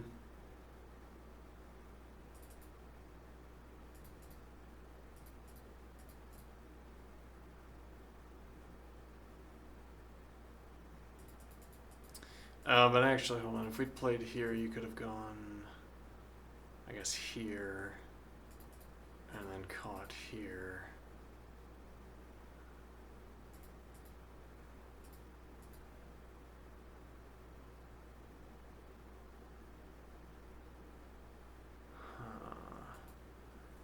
Indeed.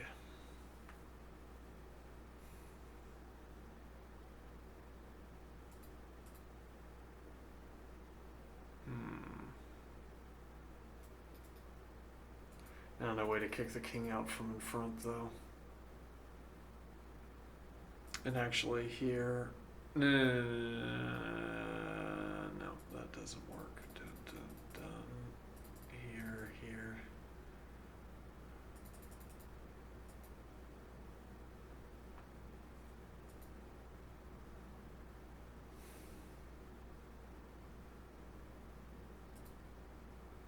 Like this or something.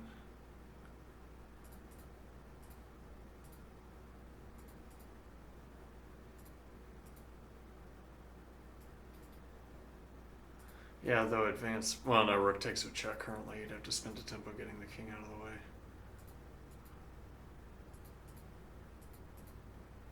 Oh wait, no, we can't do that.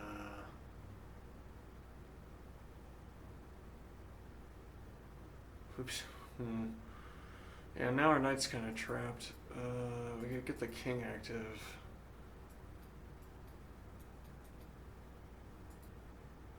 But actually, this ends up not working out, right? Because you can play king back.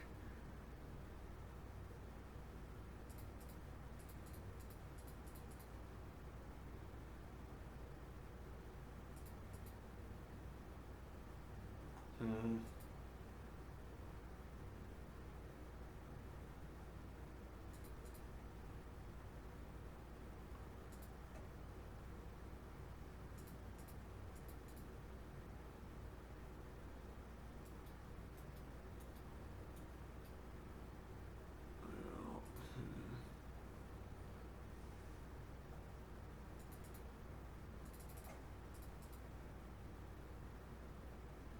Yeah, ask White what positive plan White has. You can't get in here.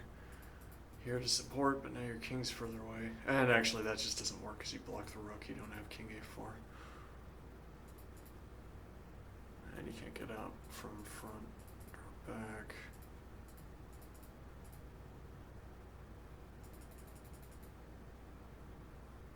So take this opportunity to say you have nothing you can do, I can just walk in.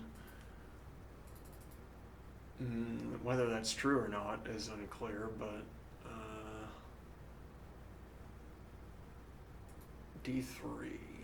Okay, rook A1 forces the rook back, which also opens up this routing for king development instead, which is a faster way of getting the king involved.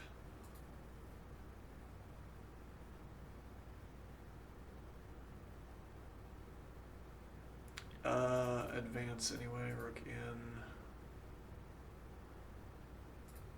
Here with fork, and also denying this to apply the additional pressure. This with tempo. Take anyway.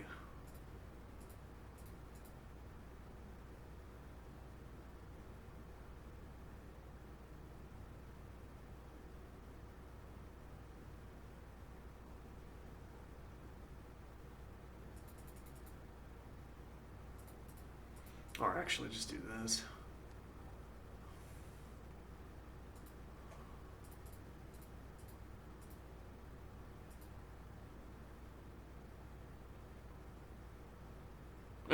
Bishop covers this, that doesn't work.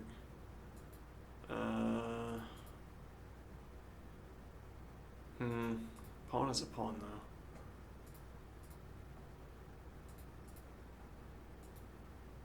though. Knight F3. It's also with tempo.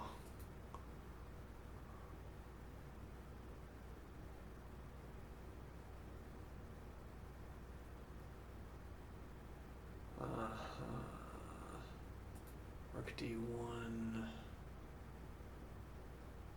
And just take. Just easy, easy, no problem capture. Here with tempo, the idea being takes. That still might not be enough though. Well, no, you'd have to prevent the knight from, you'd have to do something like this.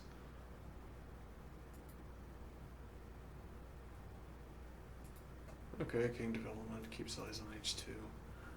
Keeps the tension on the board. Though, approaches...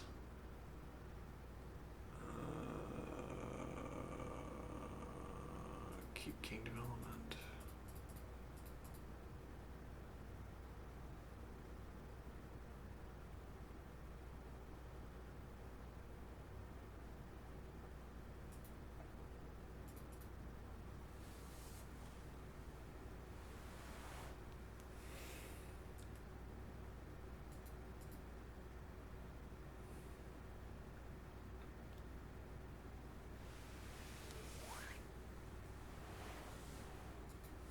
Pawn is a pawn unless you lose for taking it, and then it's a loss.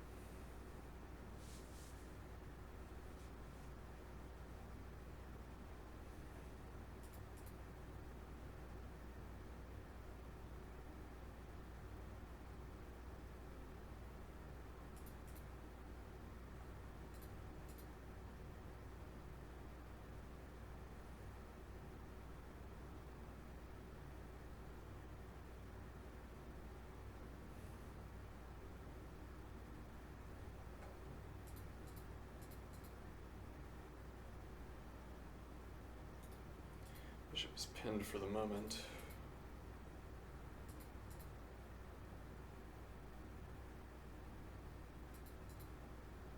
Rook is defended.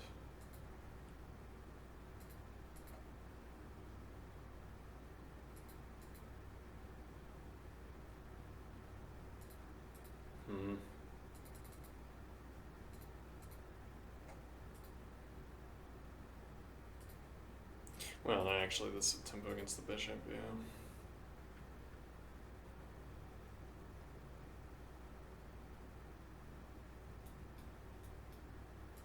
Hmm.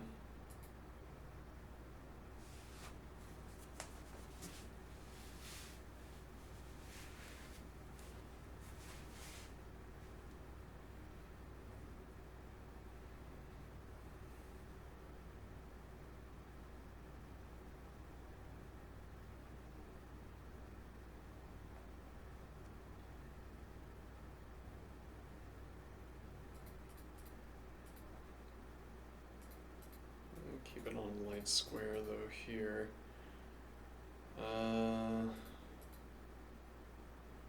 Doesn't really work. Back here takes.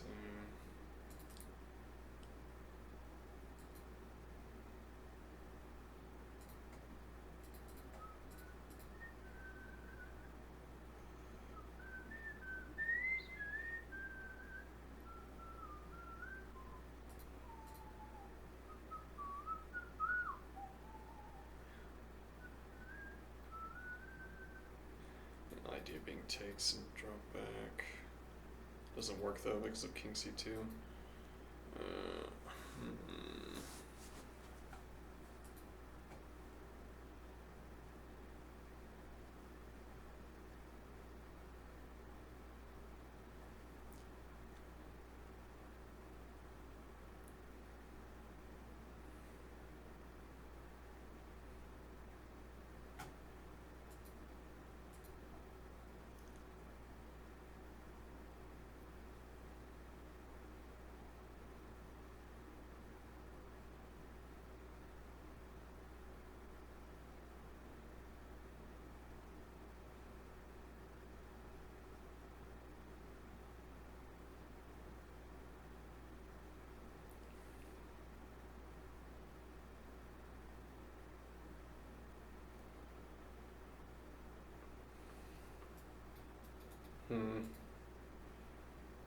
Wouldn't work anyway.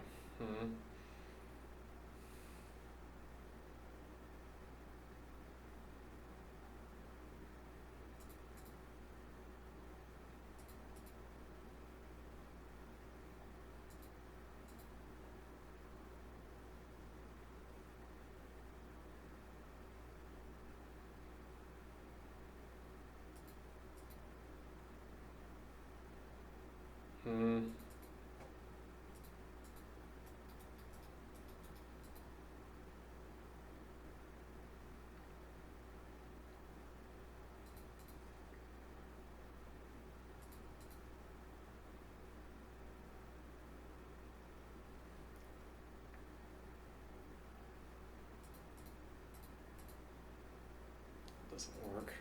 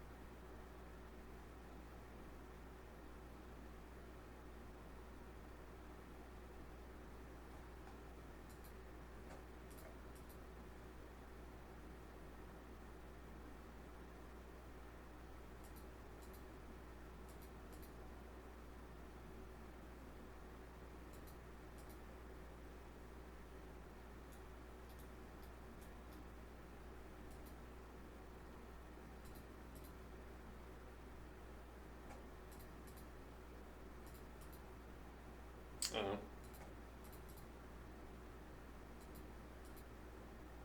Not obvious that you can afford to do this. No, not like that, definitely.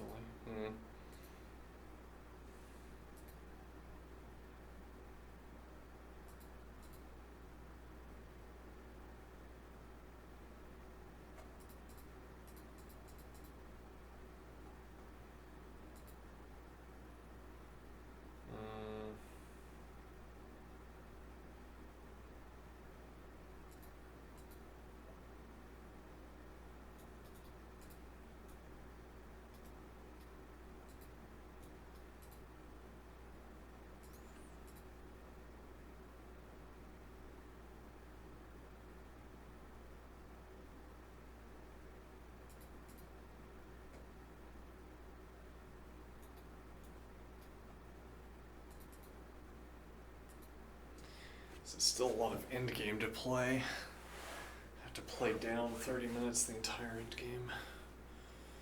Feels bad. Well, it won't be the entire endgame, down 30 minutes, but down time the entire endgame, yeah.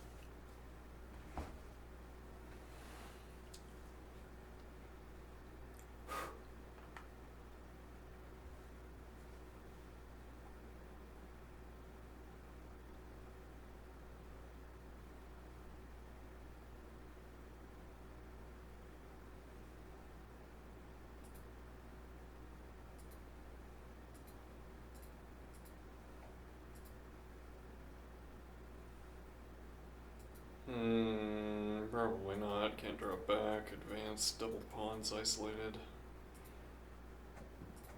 Excuse me. Takes, step. Oh no, actually, hold on. After takes. Yeah, well now you have to respond to this forking threat with pressure.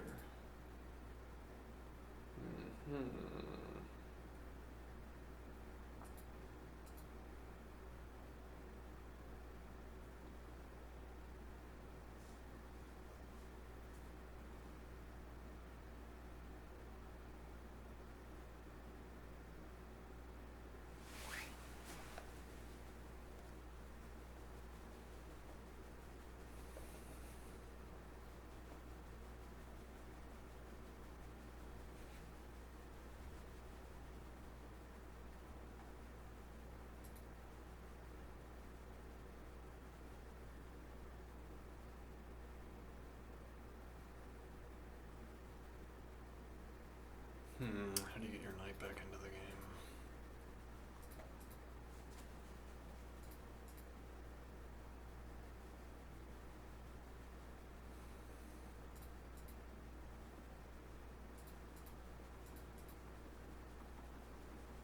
No advance. Also none of this though. Black's king's kind of sidelined.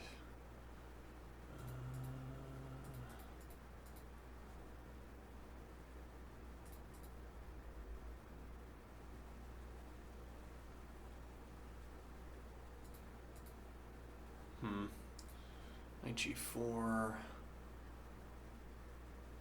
Might be right, might be wrong. Hard to say. Would be nice to have 5 minutes.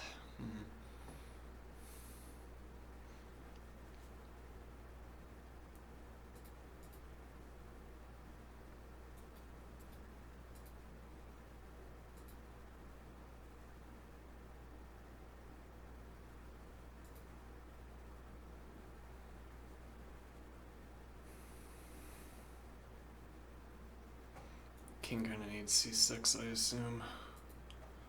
Yeah, bishop c5 is text. King c5 immediately.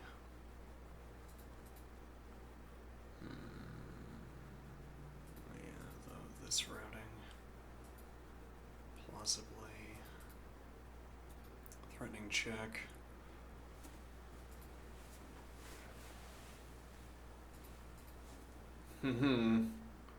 No, and actually, this is on pre. Oh yeah, that was just a blunder. Let's see, 95.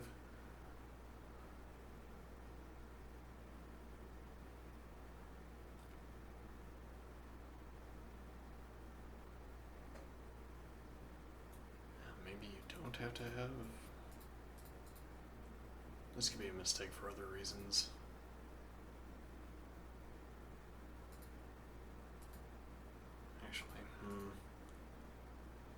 Then we get escape with check actually, so you'd have to choose here.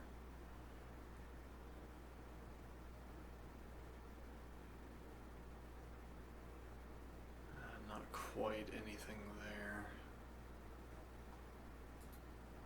King e6 instead. Interesting. Denied, denied, and denied. 95, rook a1. Still doesn't work. f4. Yeah, which is going to gain access to this square.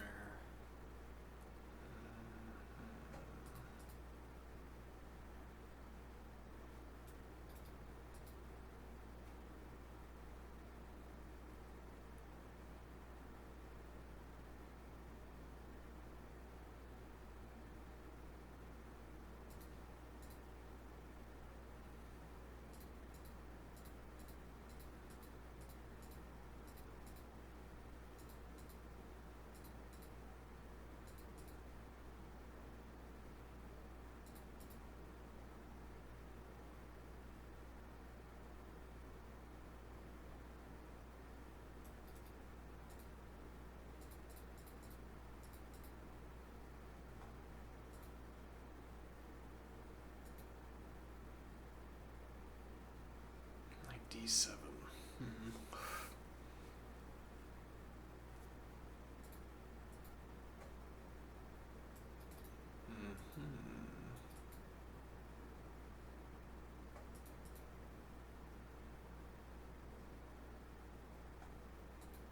King c4, rook d2.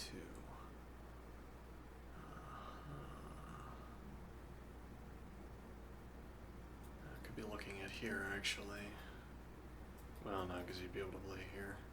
Well, no, but if you do that, takes, and you already have the rook behind the pawn.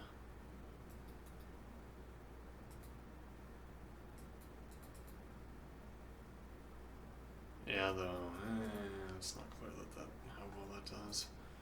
Rook e7.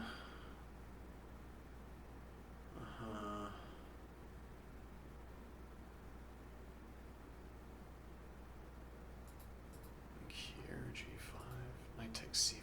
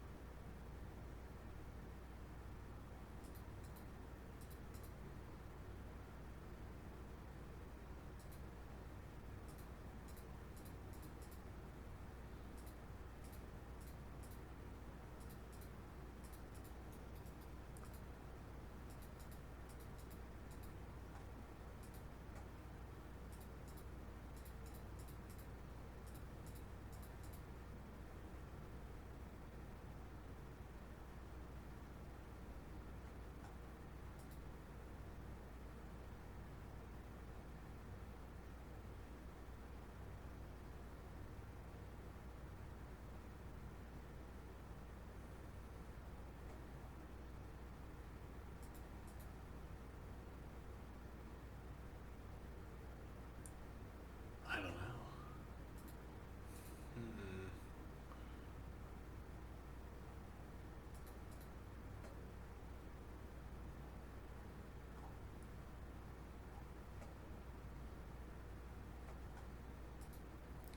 G5, alright, well.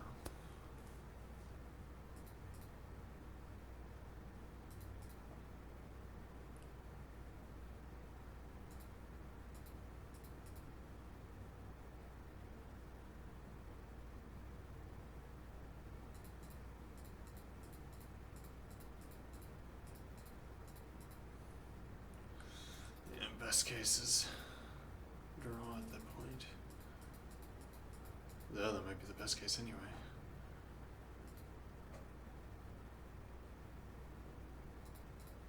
Take with king instead.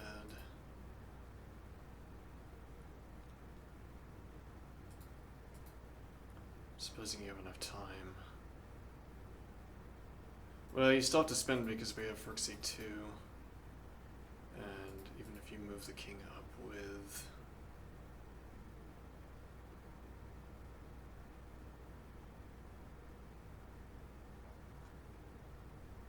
Yeah,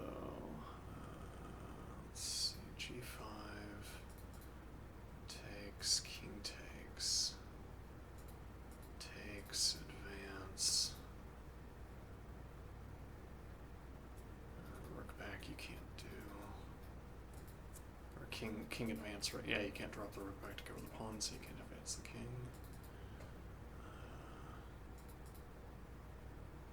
And then here, you can't get closer to the pawn.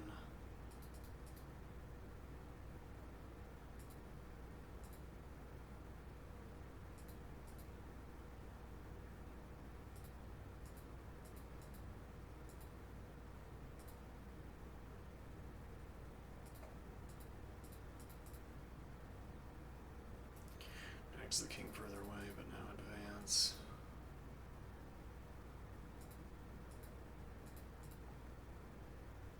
Yeah, you have to spin to the king move.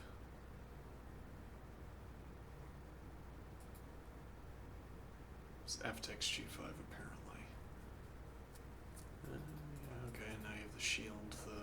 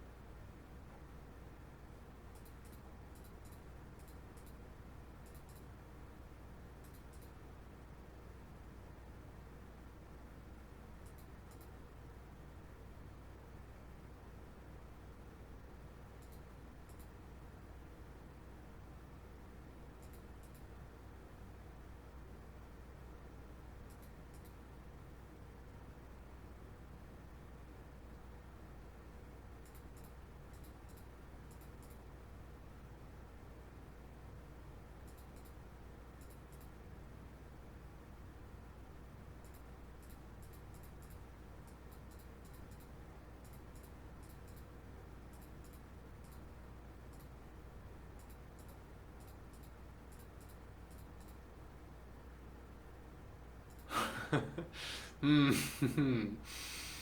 it wouldn't work anyway, because yeah, you'd actually have to do this. Well, yeah, I mean, you'd have to not prevent the queening, indeed. Yeah, hmm.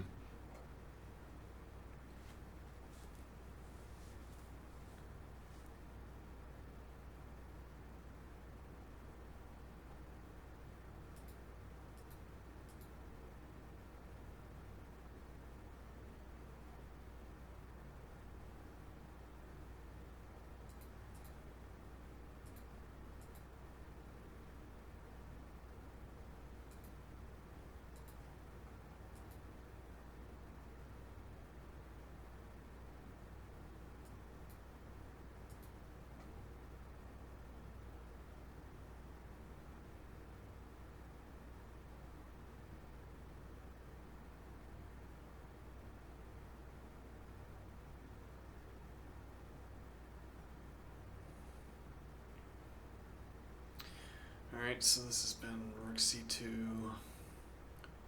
So first case of this position, king d4, rook d2, king c4, rook c2. Alright. So if back, back, back, then this is a draw. Okay.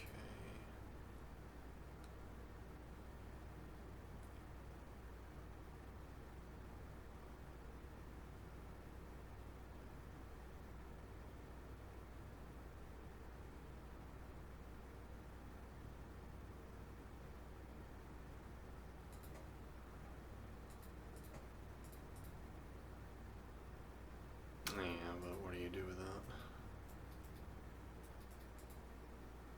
Hmm.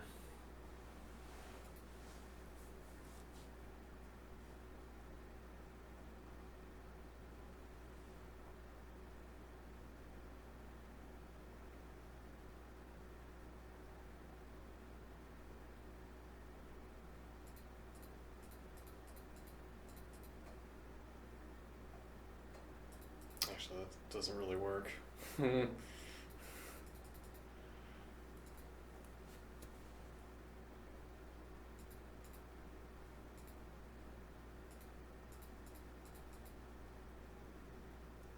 The order through which you arrive at the same position does not matter. Threefold repetition doesn't have a memory. Outside of the outside critically of the three moves that are repeated, or three positions that are repeat that are a repeat. The rule doesn't have a memory. So here, you'd have to take a step in front of the pawn. That gives time.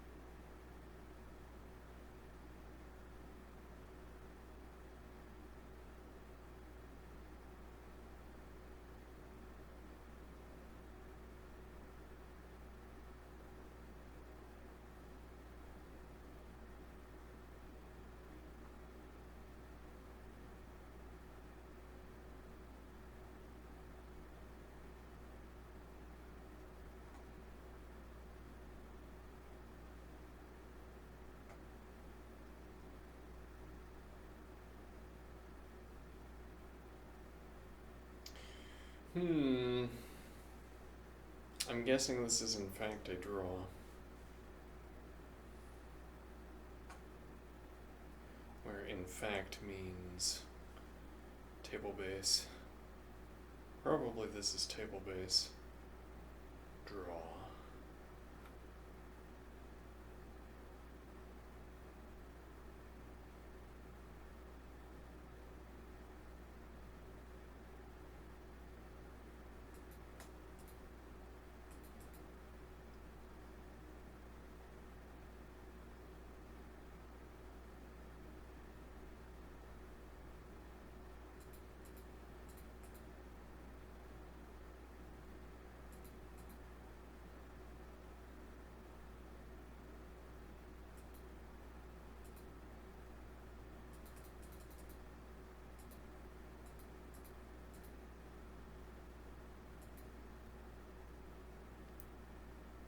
Actually, funny point here, if you go over here, advance, then deliver check, nah, it doesn't really do anything. White's just further advanced to no gain. Yeah.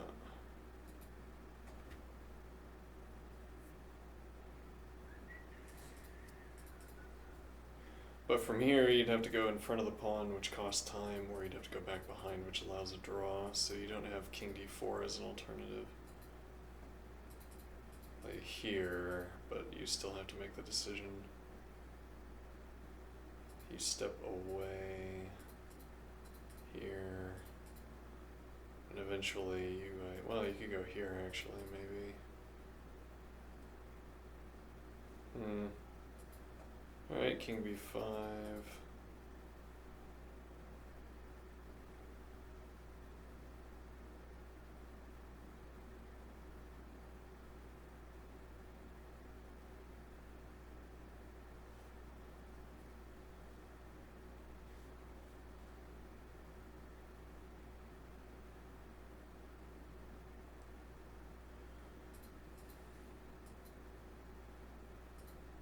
It's like a reverse bridge.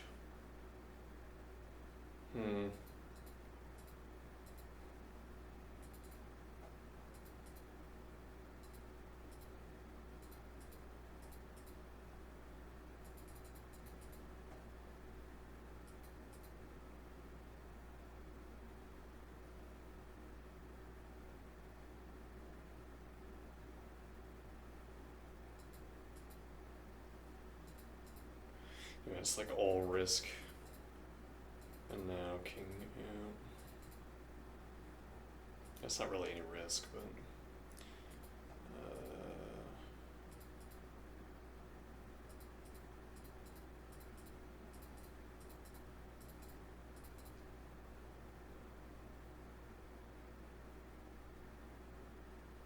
get as far as c7. Doing something, some variation on this.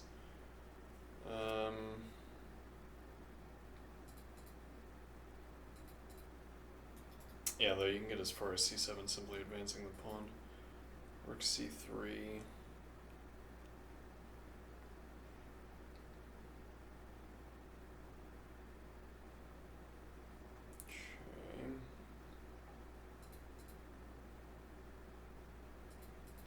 actually had the same reverse bridge idea.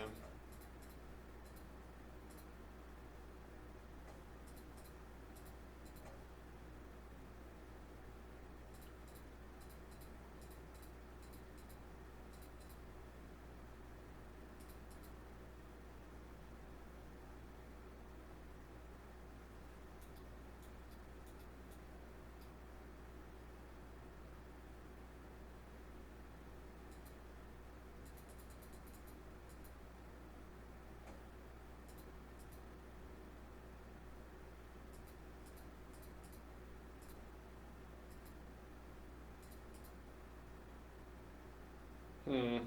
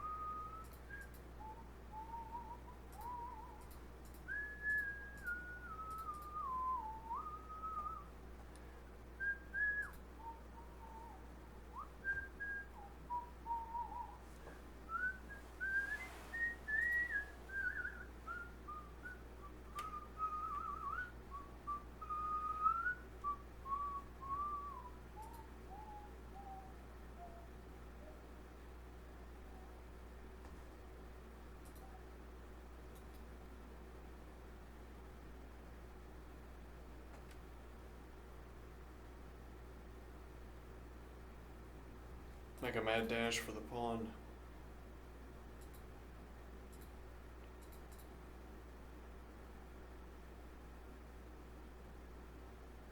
Actually, you'd have to be careful doing this.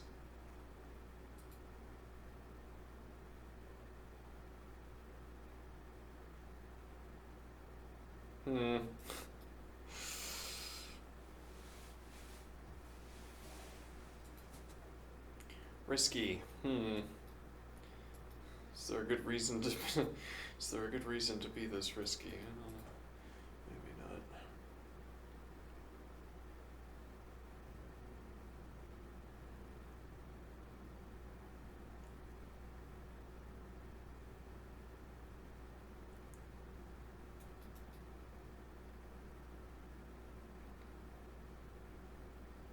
Yeah, and then there's the risk of takes and having to play rook takes and then queens. No. I would check chat and... No, alright.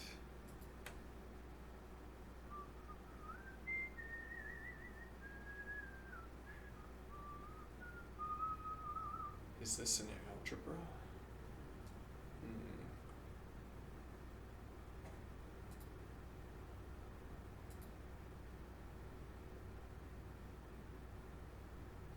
Algebra.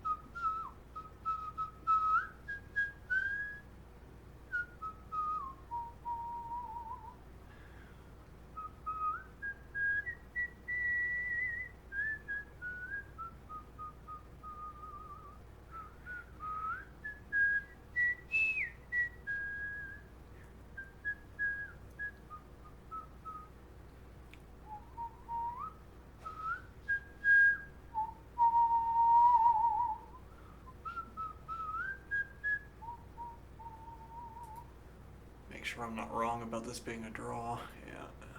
Alright.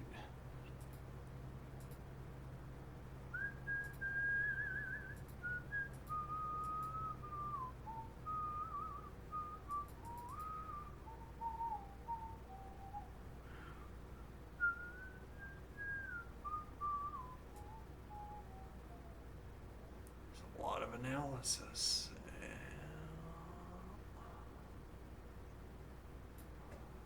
If only there were people paying for this kind of analysis. Could make money doing this.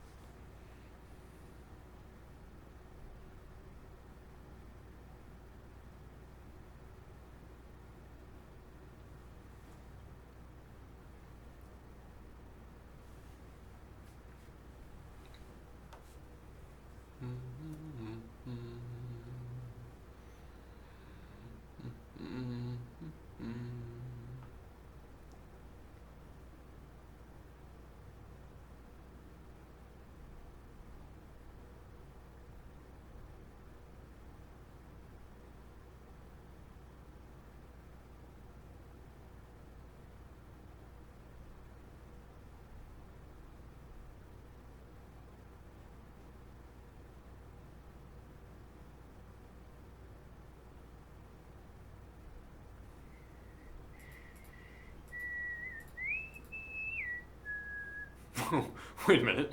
No, don't do that. No, it's not quite playable.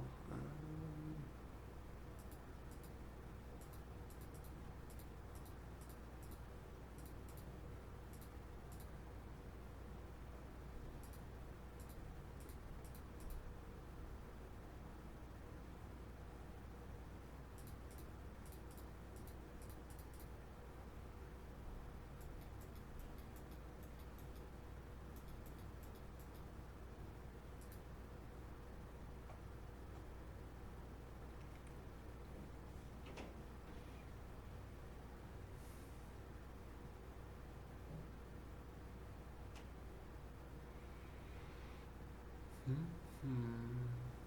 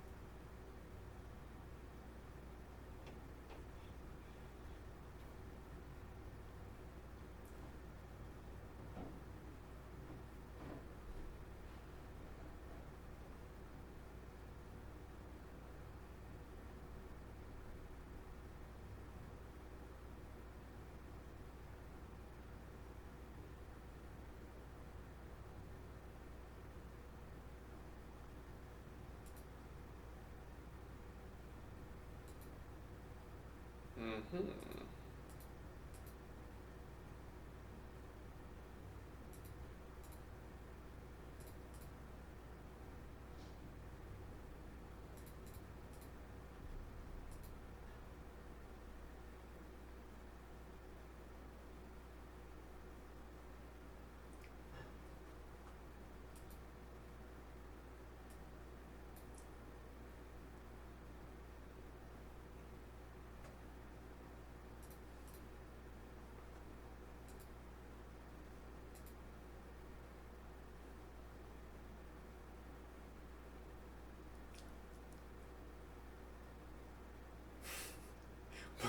But white is up 4 points of material. How is it not a win? Hmm.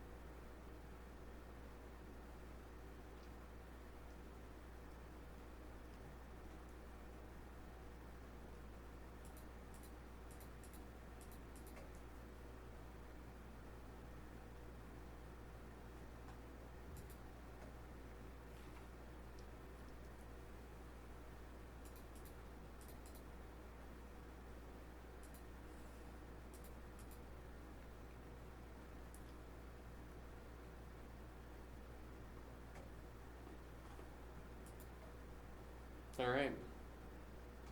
I'm gonna go eat dinner. Have a good one. I'll be back soon.